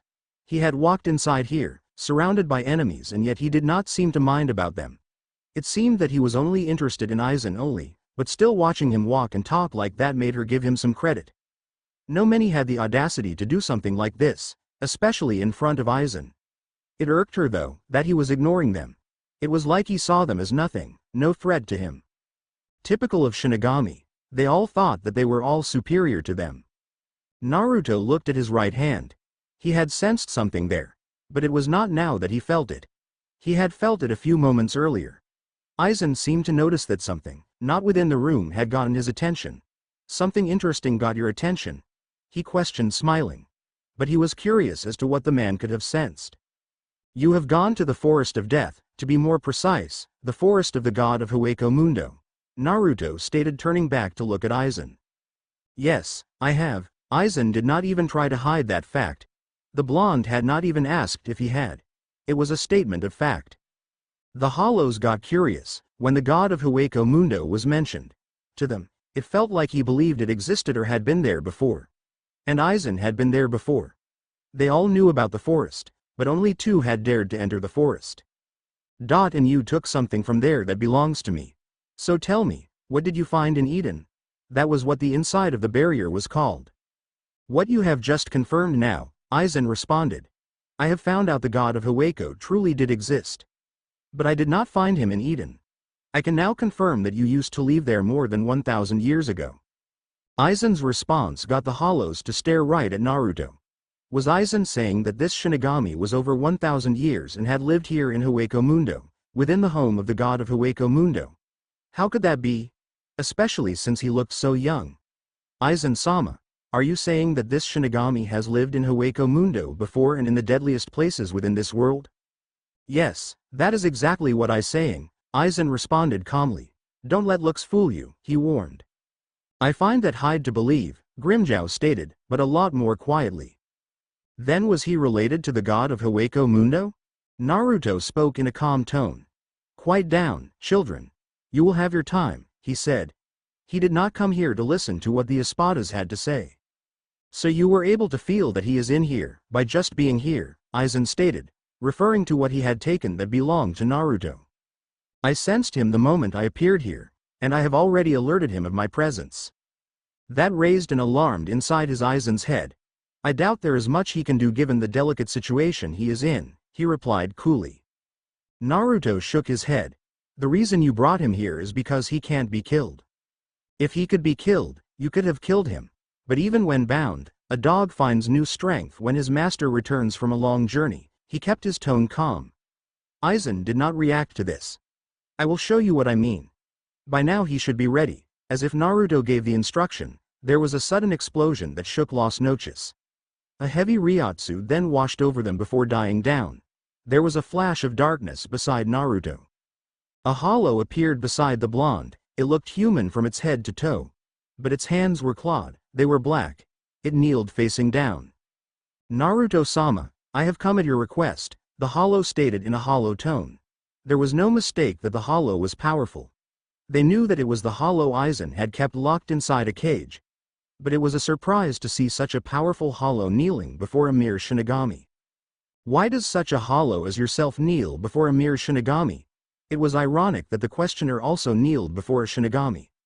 Perhaps Eisen was no longer a Shinigami, or there was something special about him that Naruto did not have. You are uniformed, fool. Your stupidity and arrogance leads you to say such things. My master is neither hollow nor Shinigami. Eisen was not surprised by this, for he already knew. But you on the other hand kneel before a Shinigami. But I guess it is to be expected.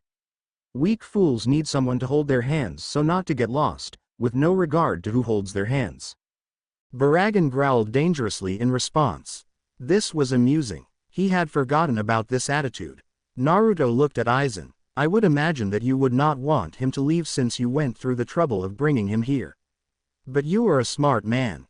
You know an attempt to do that would end in this place being destroyed. He placed his hand on his subordinate before he started to disappear in a swirling vortex. I will return soon, and then he was gone. Eisen-sama, should we go look for them? Ulquiorra questioned, ready to track down those two. Eisen shook his head. There is no need, he stated while still smiling. You have all met Uchiha Naruto, the former strongest captain in Soul Society. He then stood up, leaving his army to digest what he had just told them. Eden, the barrier was still activated and everything was well. Nothing was broken, but for his subordinate to enter, he had deactivated the barrier. The air within the barrier was very different and calming. One would never wish to leave once they came here. But there was a problem because this was designed to reject those who would stay within the place for too long. Every visitor had to come here and then leave. If you did not, you be flushed out. It was not unless he gave permission for one to enter the place. But he should have made a barrier that restricted both Shinigami and hollows. Well, it did not matter anyway. This one had worked well over the years. It was not like more Shinigami would attempt to come here. He looked at Kishin. How were you defeated? This one was one he thought would never taste defeat. He had made all the measures to ensure that this guard was strong enough to handle anything. To compensate so the lack for strength that was like his, he had made him immortal and sacrificed some of his powers. Yet this hollow was still defeated. It was obvious that he was stronger than all of Aizen's toys, unless they had other cards. He was strong, Naruto-sama. His Zanpakuto is also an illusion type. The illusions deceived me and I was captured. I apologize for my failure, Kishin reported. The man had been strong. He had not been expecting someone as strong as him to come knocking at his door. Over the years, he had decided that sleeping was the best medicine since nobody dared to come here. But the Shinigami had come and fought against him.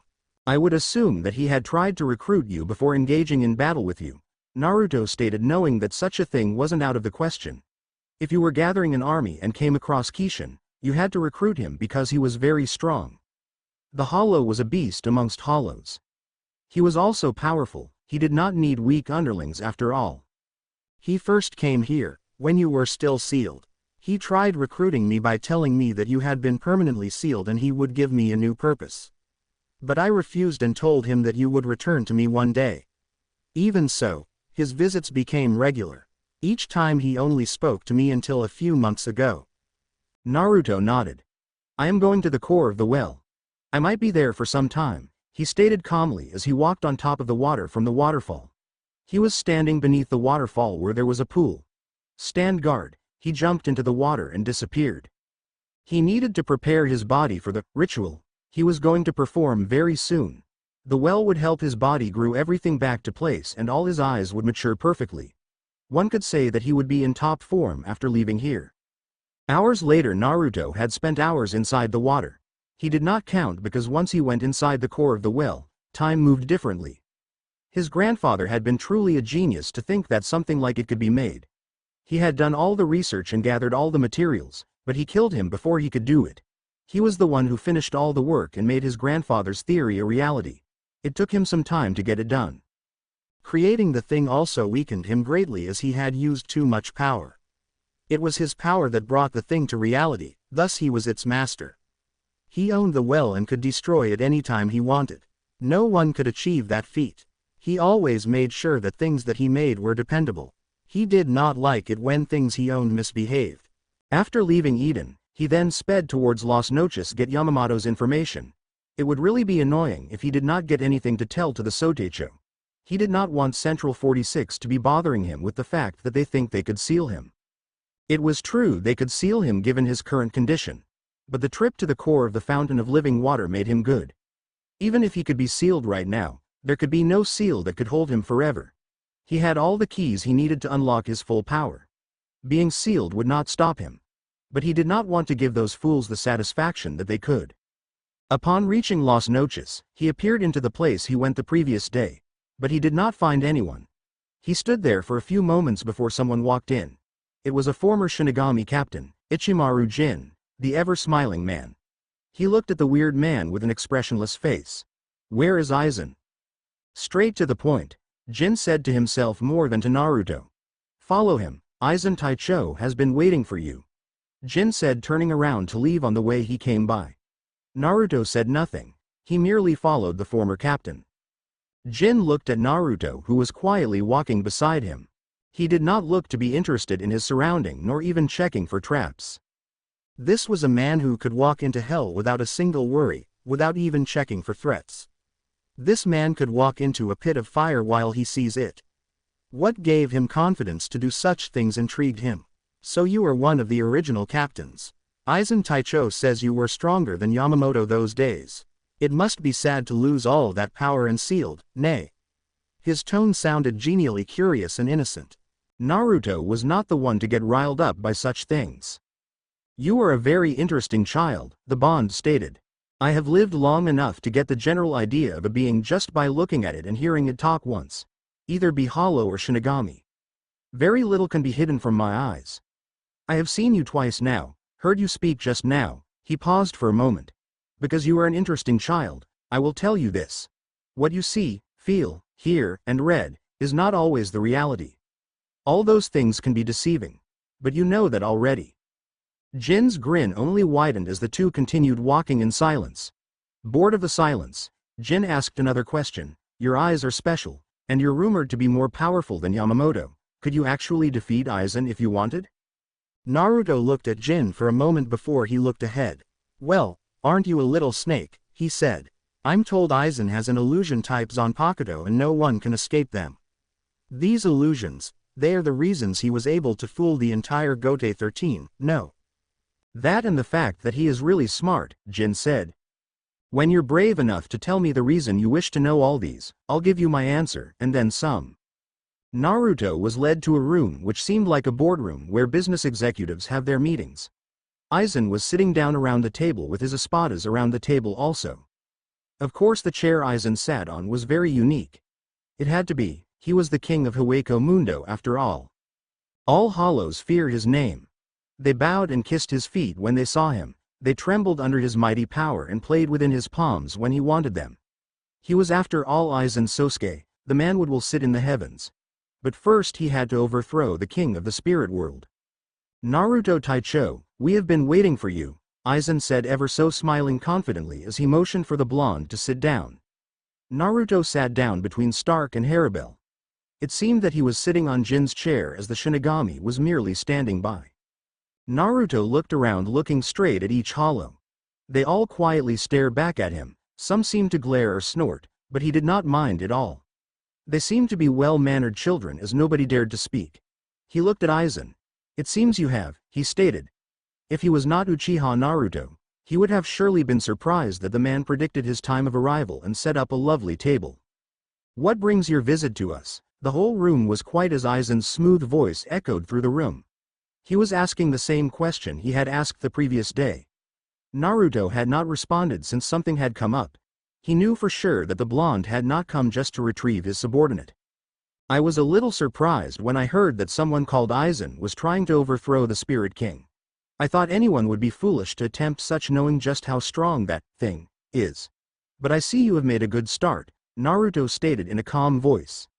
The fact that all these hollows could attempt to play with him did not concern him one bit. It did not concern him that Eisen might be planning something for him. A good start? Eisen queried.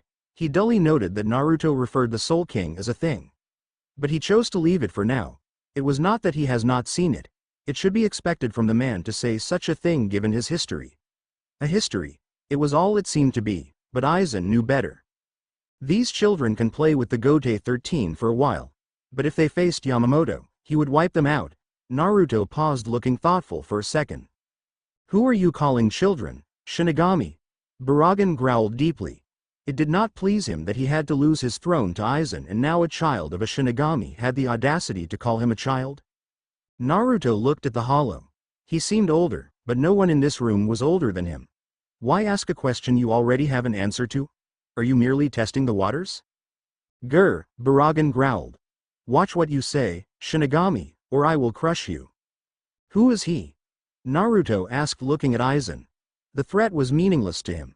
By the way the hollow spoke, he seemed to one used to be in power and authority.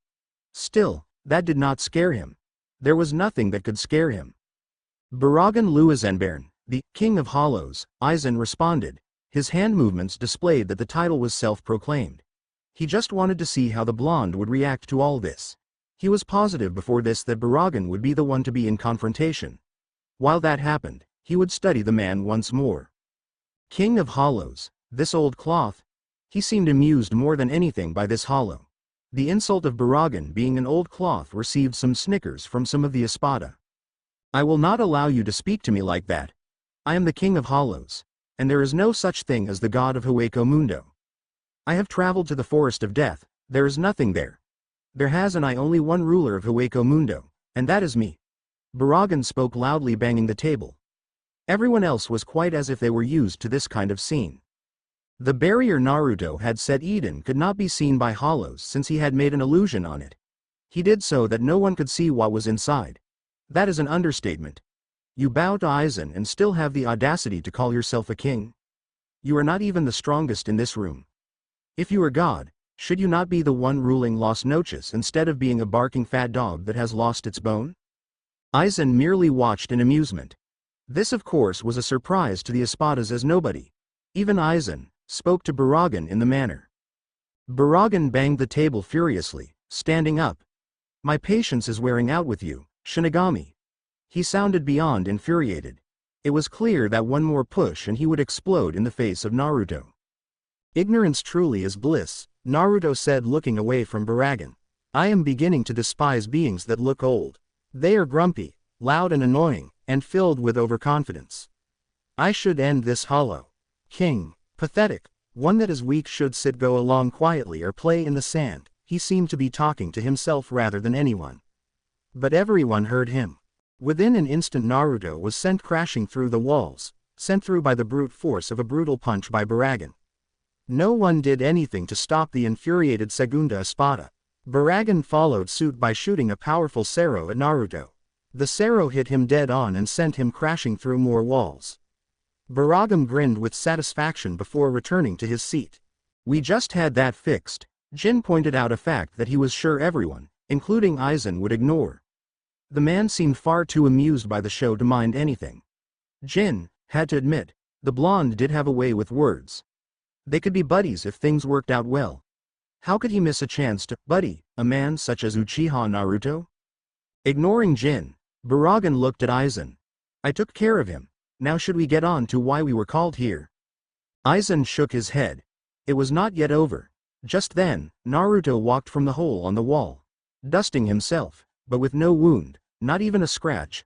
Perhaps you may be a king after all, but a king of sheer arrogance, the blonde adding more to the insults. He raised up his right hand, facing Baragan. Allow me to show you a real Sero. His second strongest Sero was deadly. It is enough to severely wound him. Perhaps only the strongest could survive it. Even if Baragan does survive the blast, when he sees it next time he will run away. A real Sero? Was the thought of some Espada. They did not know that the blonde could use hollow techniques. Just then, a black ball of dense energy began to form on Naruto's palm. It was quite obvious by the Ryatsu being released that it was no ordinary Sero. While it slowly formed, electricity sparks began to sparkle around it as though it was part of it.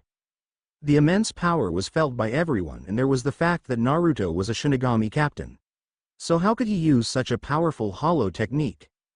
Baragan arrogantly stood up waiting to take the Sero head on, believing that only his power was absolute. Naruto was only forming it slowly for show. Another point that was worrying was that the blast would not take Baragan only. Before the Espada could act, Eisen spoke. Naruto Taicho, a technique of that magnitude will not do well this well. It can cause the atmosphere of this place to become unstable. And I still need Baragan for my plans, the former captain stated smoothly without sounding as if he was demanding that Naruto cancel his technique.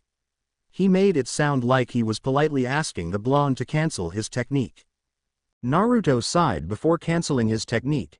He sat down, ignoring the glare Baragan was giving him. Eisen decided to speak before anything else happened. Baragan, will you please sit down so we can talk with our guest? Even though he sounded so nicely, everyone in the room knew that Eisen was not asking. He was telling Baragan to sit down, no questions asked. It was not a request. And if the Espada did not do as told, there would be consequences. Begrudgingly, the former ruler of Los Noches sat down quietly. That hollow you left with, he said you were neither hollow nor Shinigami. What did he mean by that? Tia Haribel questioned, looking straight at Naruto. She was rather curious to know because he looked like a Shinigami, and felt like one, but there is something that made him feel like a hollow. Not to mention he can also do hollow techniques. It means I'm not a hollow or a Shinigami, but I do possess powers of both species. Isn't that obvious enough? If he could use hollow techniques, it must mean that there is a hollow part of him. However, that was not the reality of things. The truth was that he could use hollow techniques because he could. There was no barrier that limited him from learning anything he chose to learn. If he wanted to live even as a human, he could go to the human world and live as a human. Anyone could see him, even humans. He didn't need a Jinkai for humans who aren't spiritually aware to be able to see him. He exists in every dimension, spiritual or physical. He could also live as a hollow while assuming a hollow form. Not much was impossible for him, after all. I know that is obvious, Tia said firmly. She wasn't the least bothered by his response. What I meant to ask is, what are you if are not Shinigami or hollow? You cannot be a human, so what are you? Eisen merely watched this play unfold with a small smile. He wondered though, if Naruto would answer the question honestly or not. However, knowing the arrogance the man had, he wouldn't be surprised if he told them what he was. The man did believe he was untouchable. Telling them what he was wouldn't put him at any danger. Saying things he shouldn't be saying wasn't a bother to him since he thought no one could defeat him. Even if you knew how his abilities work, and other things, it wouldn't make a difference because he would always overpower anyone. This is what Eisen believed to be the thought of the blonde captain. I am what I am. That wasn't what Tia expected to hear, but she wasn't going to press further. Naruto looked back at Eisen. Yamamoto asked me to gather intel on what you're doing here. I find the task bothersome, but it can't be helped. I'd assumed that much, Eisen responded. The lack of information means that they can't act or do anything since they do not know the kind of danger their enemies might pose. I do believe that by now they've already discovered what I plan to do. Naruto didn't confirm nor deny anything. In fact, he said something else like he hadn't heard Aizen's last words. I've sensed a number of hollows within this place. Special kind of hollows. However, I do assume that these ones here are your elite forces. You could say they're the captains. Something does lead me to believe that these ones the ones that have use. I would absolutely have no use for the flies that are flying around here except these ones. Eisen too didn't confirm nor deny anything. What do you think of my plan? Would you be interested to take part of it? I don't know. Naruto said, looking in thought. Who is the strongest here? If you want to find out, I propose you battle one of my subordinates. I'm sure you'd be interested in finding out just how powerful they are, and I'm interested in seeing how they can do against someone like you. Your power is legendary after all, or perhaps you no longer have that power, Eisen said smoothly. Ho! He sounded amused about something. Are you trying to assess how much of a threat I can become, if I do become one? Unlike the rest of the captains, you cannot tell how powerful I am. That is up for debate, Eisen said, smiling. I do like to see something original from you should you choose to test my subordinates. Eisen, aside from the people he truly knows, Naruto almost never call anyone by their name, yet he did it here. What do you think when you see me? He then shrugged. Well, never mind. He said. Will you show me this thing that makes all things possible? Naruto wasn't looking at Eisen when he spoke, but rather, he was staring at the ceiling. Some other time, perhaps. Later, Eisen Taicho, why did you allow Capt. Uchiha to come here and leave without even trying to stop him? Jin questioned his leader curiously. It was indeed an interesting chose that Eisen had taken. Naruto had a potential to threaten Aizen's plans, yet the man still allowed him to enter into his palace and leave without much of a fight. The man did not even seem to be interested in having the blonde fight. He seemed interested in other things. That man can be stronger than the captain commander. But he has yet to recover all his strength. It will be interesting to see what happens when he does recover all his strength, Eisen responded while still smiling smoothly. Would it not have been a good thing to rid of him or try to convince him to join your cause now when he has yet to recover? He may prove to be a problem in the future, Jin reasoned while looking straight at Eisen. He certainly did not care what the man wanted or if he tried to convince Naruto to join his cause, he was more interested in why he let him come and go. That would be the most logical thing due to, Eisen admitted. Jin could feel that there was a but coming. And indeed it came. But that man is not like anyone. You can't convince him to follow you. He only follows the path he chooses, and besides he can't be killed easily. Still, all the Espadas would have proved to be a match for him. It would also have been interesting to see what more he could do, Jin said, pushing for more. He knew that Eisen was aware of what he was trying to do. But that would not stop the man from giving him what he wanted. Well, if he wanted to, that is. They might have, Eisen said. But if you noticed him speak, he said the Espadas may be able to hold their own against the captains. And he also added that Yamamoto would wipe them out if he went against them. He never included himself in the picture. I did note that. What are you thinking, Eisen Taicho? If we were to launch an attack at Soul Society now, that man would not take part in it.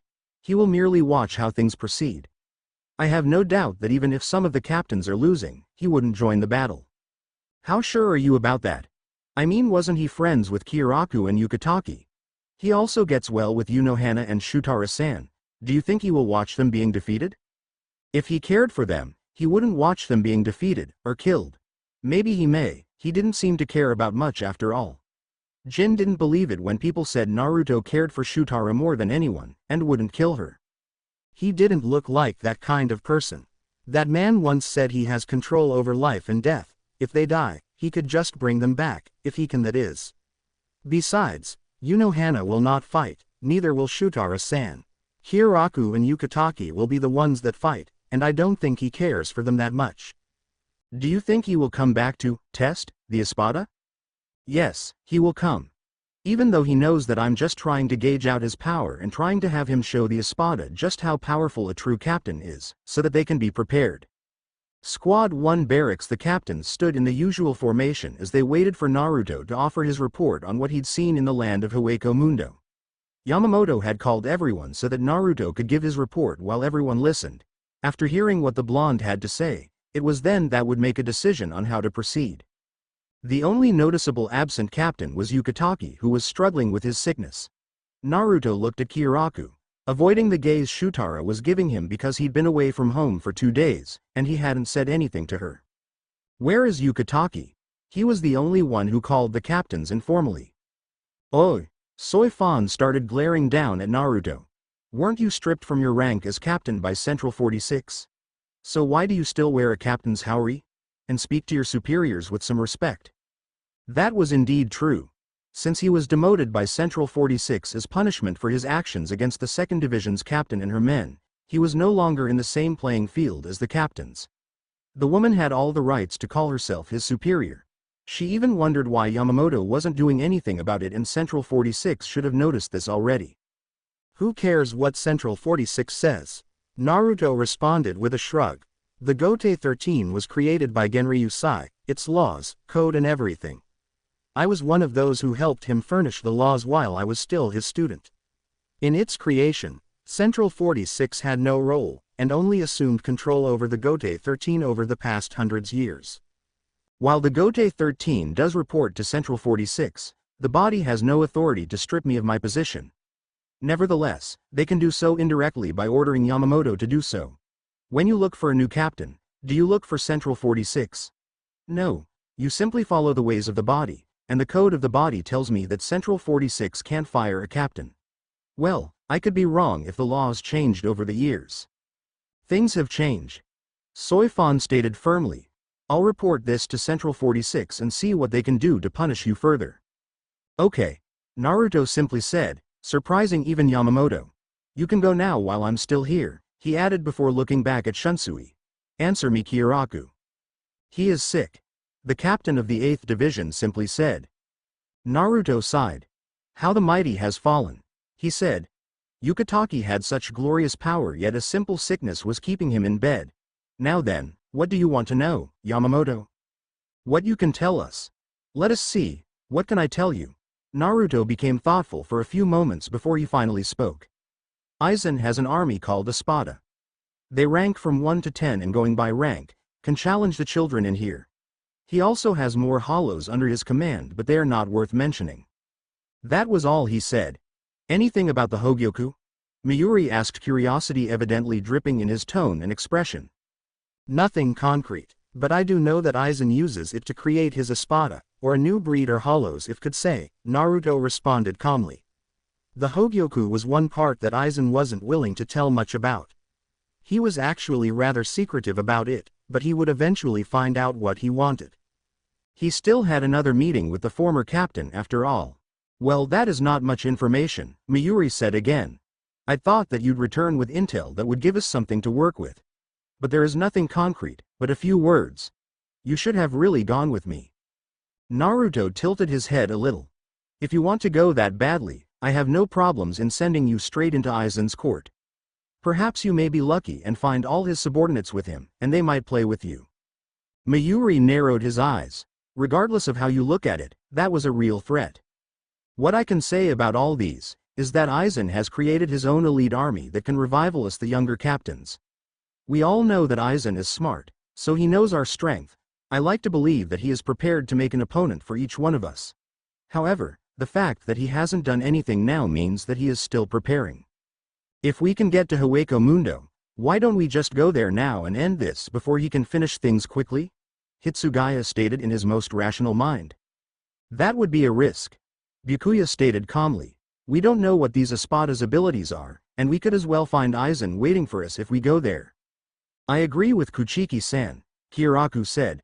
Let us find more information about this before we make our move. I wouldn't be against the idea of heading to Hueco Mundo if we knew everything about the enemy.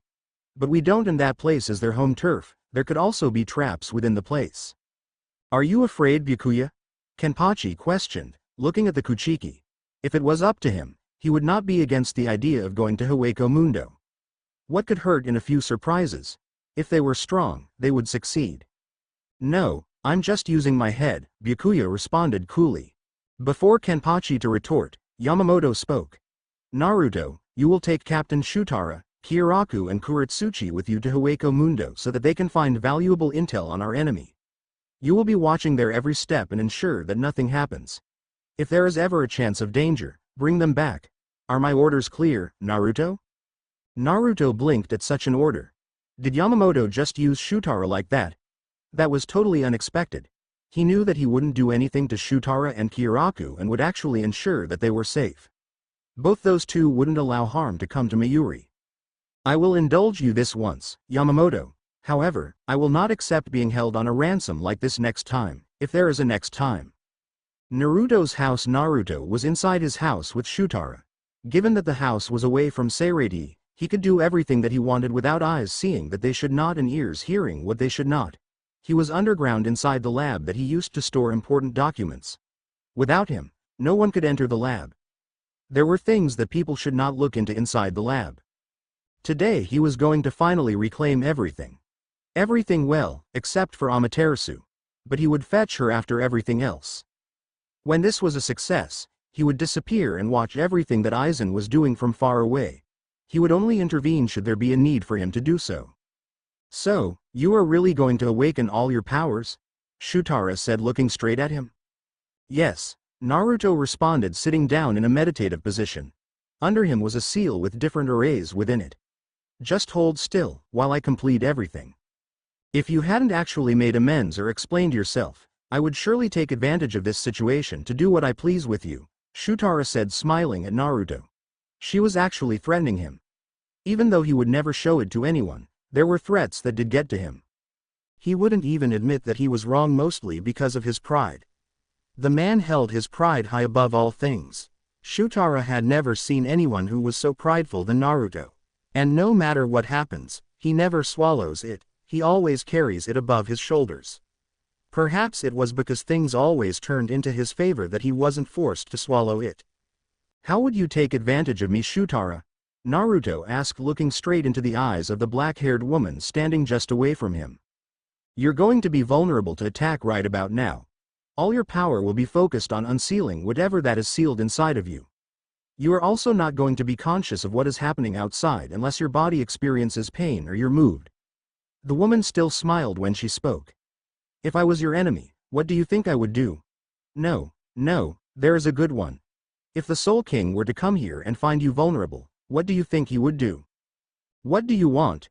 Right now, you're asking me to stand guard because you don't want anything to interfere. Inferences could ruin things, that's what I assume anyway. Shutara started before answering Naruto's question. I want you to make me a promise, Naruto. What is it? I want you to promise me that you'll love me like you used to. If you can't do that, then this relationship isn't going to work. Better we just end it because I'm not actually happy and you're not looking at me. Rather you're focused only in what you want, Shutara stated firmly. She did know leaving him wasn't going to be easy. He would probably be angry if she decided to do something like that and would most likely kill someone. However, dying seemed to be a better option than continuing on with a life like this. Sometimes she couldn't even define what she was trying to make work because it didn't feel like there was a relationship between her and Naruto. Do you feel that much neglected, that you're willing to make me promise in such a situation? Yes. I've told you before, and you said you would change, but nothing has changed. Fine, Naruto smiled at her. A true genuine smile that Shutara hadn't seen in years. I will work on my resent towards you for choosing your duties over me, he stated. With that he closed his eyes and entered into the depths of his soul.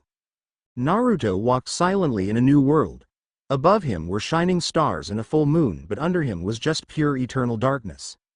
The blonde walked without even minding all the darkness underneath him.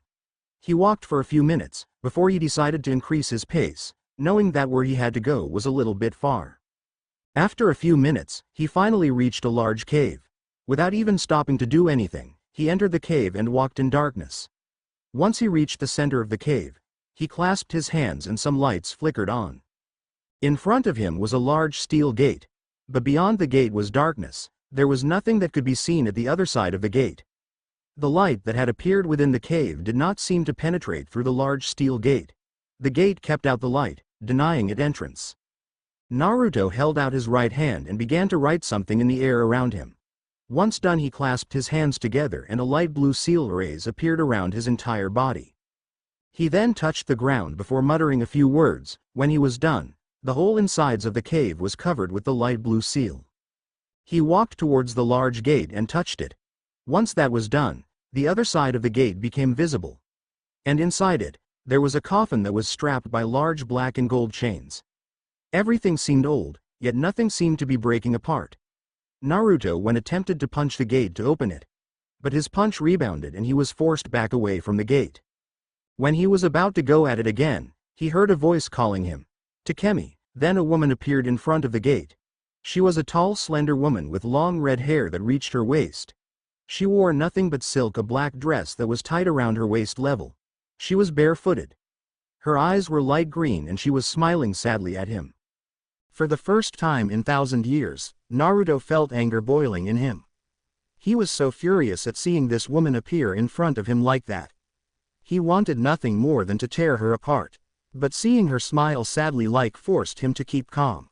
Had it not been for that sad smile, he would have lunged at her. He knew that smile. It did not spell anything good. So being calm would help rather than acting in anger, which would do him no good. How are you here? He questioned through gritted teeth and a death glare straight at the woman. I have always been here from the day this gate was created. This gate is me. You have been here all along? You have been alive all along? His voice was louder than it normally was. How could he keep calm seeing the woman who damned him and the only person who could make sure that he never fully awakens? But that was not what was making him shout. No, it was the fact that she'd been inside of him all along and yet he never knew. Yes. I knew that you would attempt to unlock this gate so that you could get all your power back. So I sacrificed myself and sealed myself within you. I have been watching almost everything you do in Soul Society. What are you planning, Amaya? Naruto questioned, walking slowly towards the woman with narrowed eyes. His mind was already begging to work on a way to get out of this situation. I am going to end our existence, all three of us. This time her small smile had disappeared. It had been replaced by a rather serious expression. I only set this up if you became successful in finding the key. I didn't want to end you. I only wanted you to live a normal life. But that didn't happen, and now we have to die together. What? Naruto froze just in front of her. It was possible for her to do so. It was possible for her to kill him despite his immortality. When it came to him, this woman could put a dent to his plan. But that did not mean that he could not do anything about. But to do anything, he needed all his power to counter her seals. I have seen your power, Takemi. No one should possess the kind of power you have. You cannot live forever in this world and hope rule it over. With your power it is very much possible. But I cannot let that happen. If you fully awaken, everything will change. It might be the end of the world. I cannot let you get to him. We will all die here. As she said that, she began to glow light blue, forcing Naruto closer to her and the coffin close to her. Naruto couldn't control any part of his at this time. It was just like last time. I know you might survive this, but there is only 1% chance that you will survive. If you do manage to survive, you will not live long enough. The damage to your body will be too severe, and even if you continue to live, you will never be able to use your Reiatsu again. Naruto by this time was trying by all means to break away from the invincible force that was holding him down. Yet he couldn't. You are so proud of your power. I am going to release it at once. In this situation, it will be unstable and uncontrollable like a wildfire. Do you know what will happen if you do that? Uncontrollable spiritual in the depths of your soul.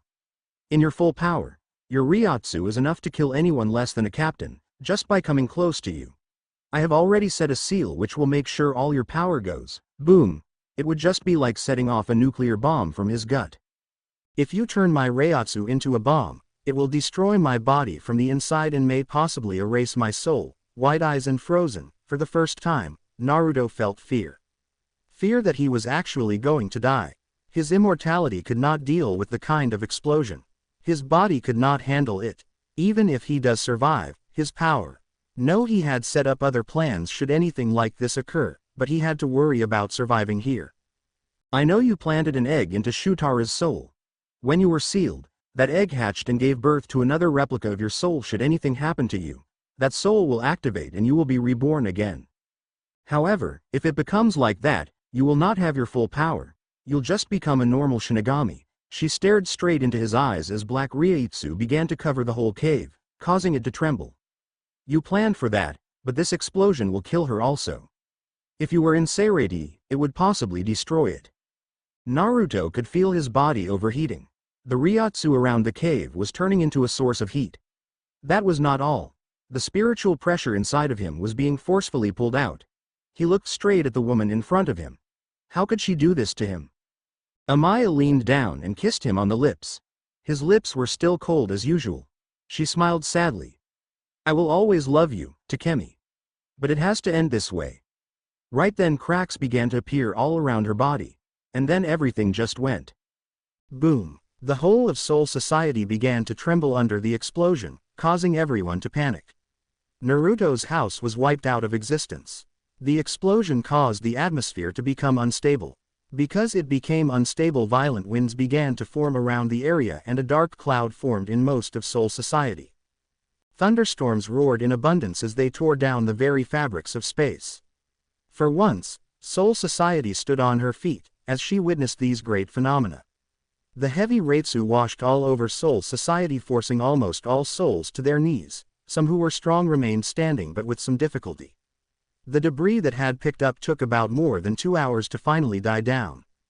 The violent winds had already stopped, but the atmosphere seemed still unstable, making it dangerous for just anyone to enter. What used to be Naruto's house was but a large crater that dug deep down the ground. Amaya had been correct. If the explosion had occurred in Seirei, it would have destroyed it, killing all Shinigami. Even after everything else within the crater that once had life had turned to ash, Uchiha Naruto, or what was left of him, was in the middle of the crater in air. Naruto, what was left of him, had turned all pure black. Not even his blonde hair had retained its color. It was all pure black. What was left of it anyway? The side of his right face was all blown out. The remaining part was his left side and his left eye. His entire right shoulder was missing, and there was a large hole from what used to be his stomach. There were 6 rods sticking out of his chest and at the back. Both his legs from knees were missing. He could not even breathe. His lone eye was just wide, frozen in shock. 4 shadows then appeared at the edge of the large crater. They all looked up at Naruto, who was now falling down the center of crater. The end. Now we will see you in the next video.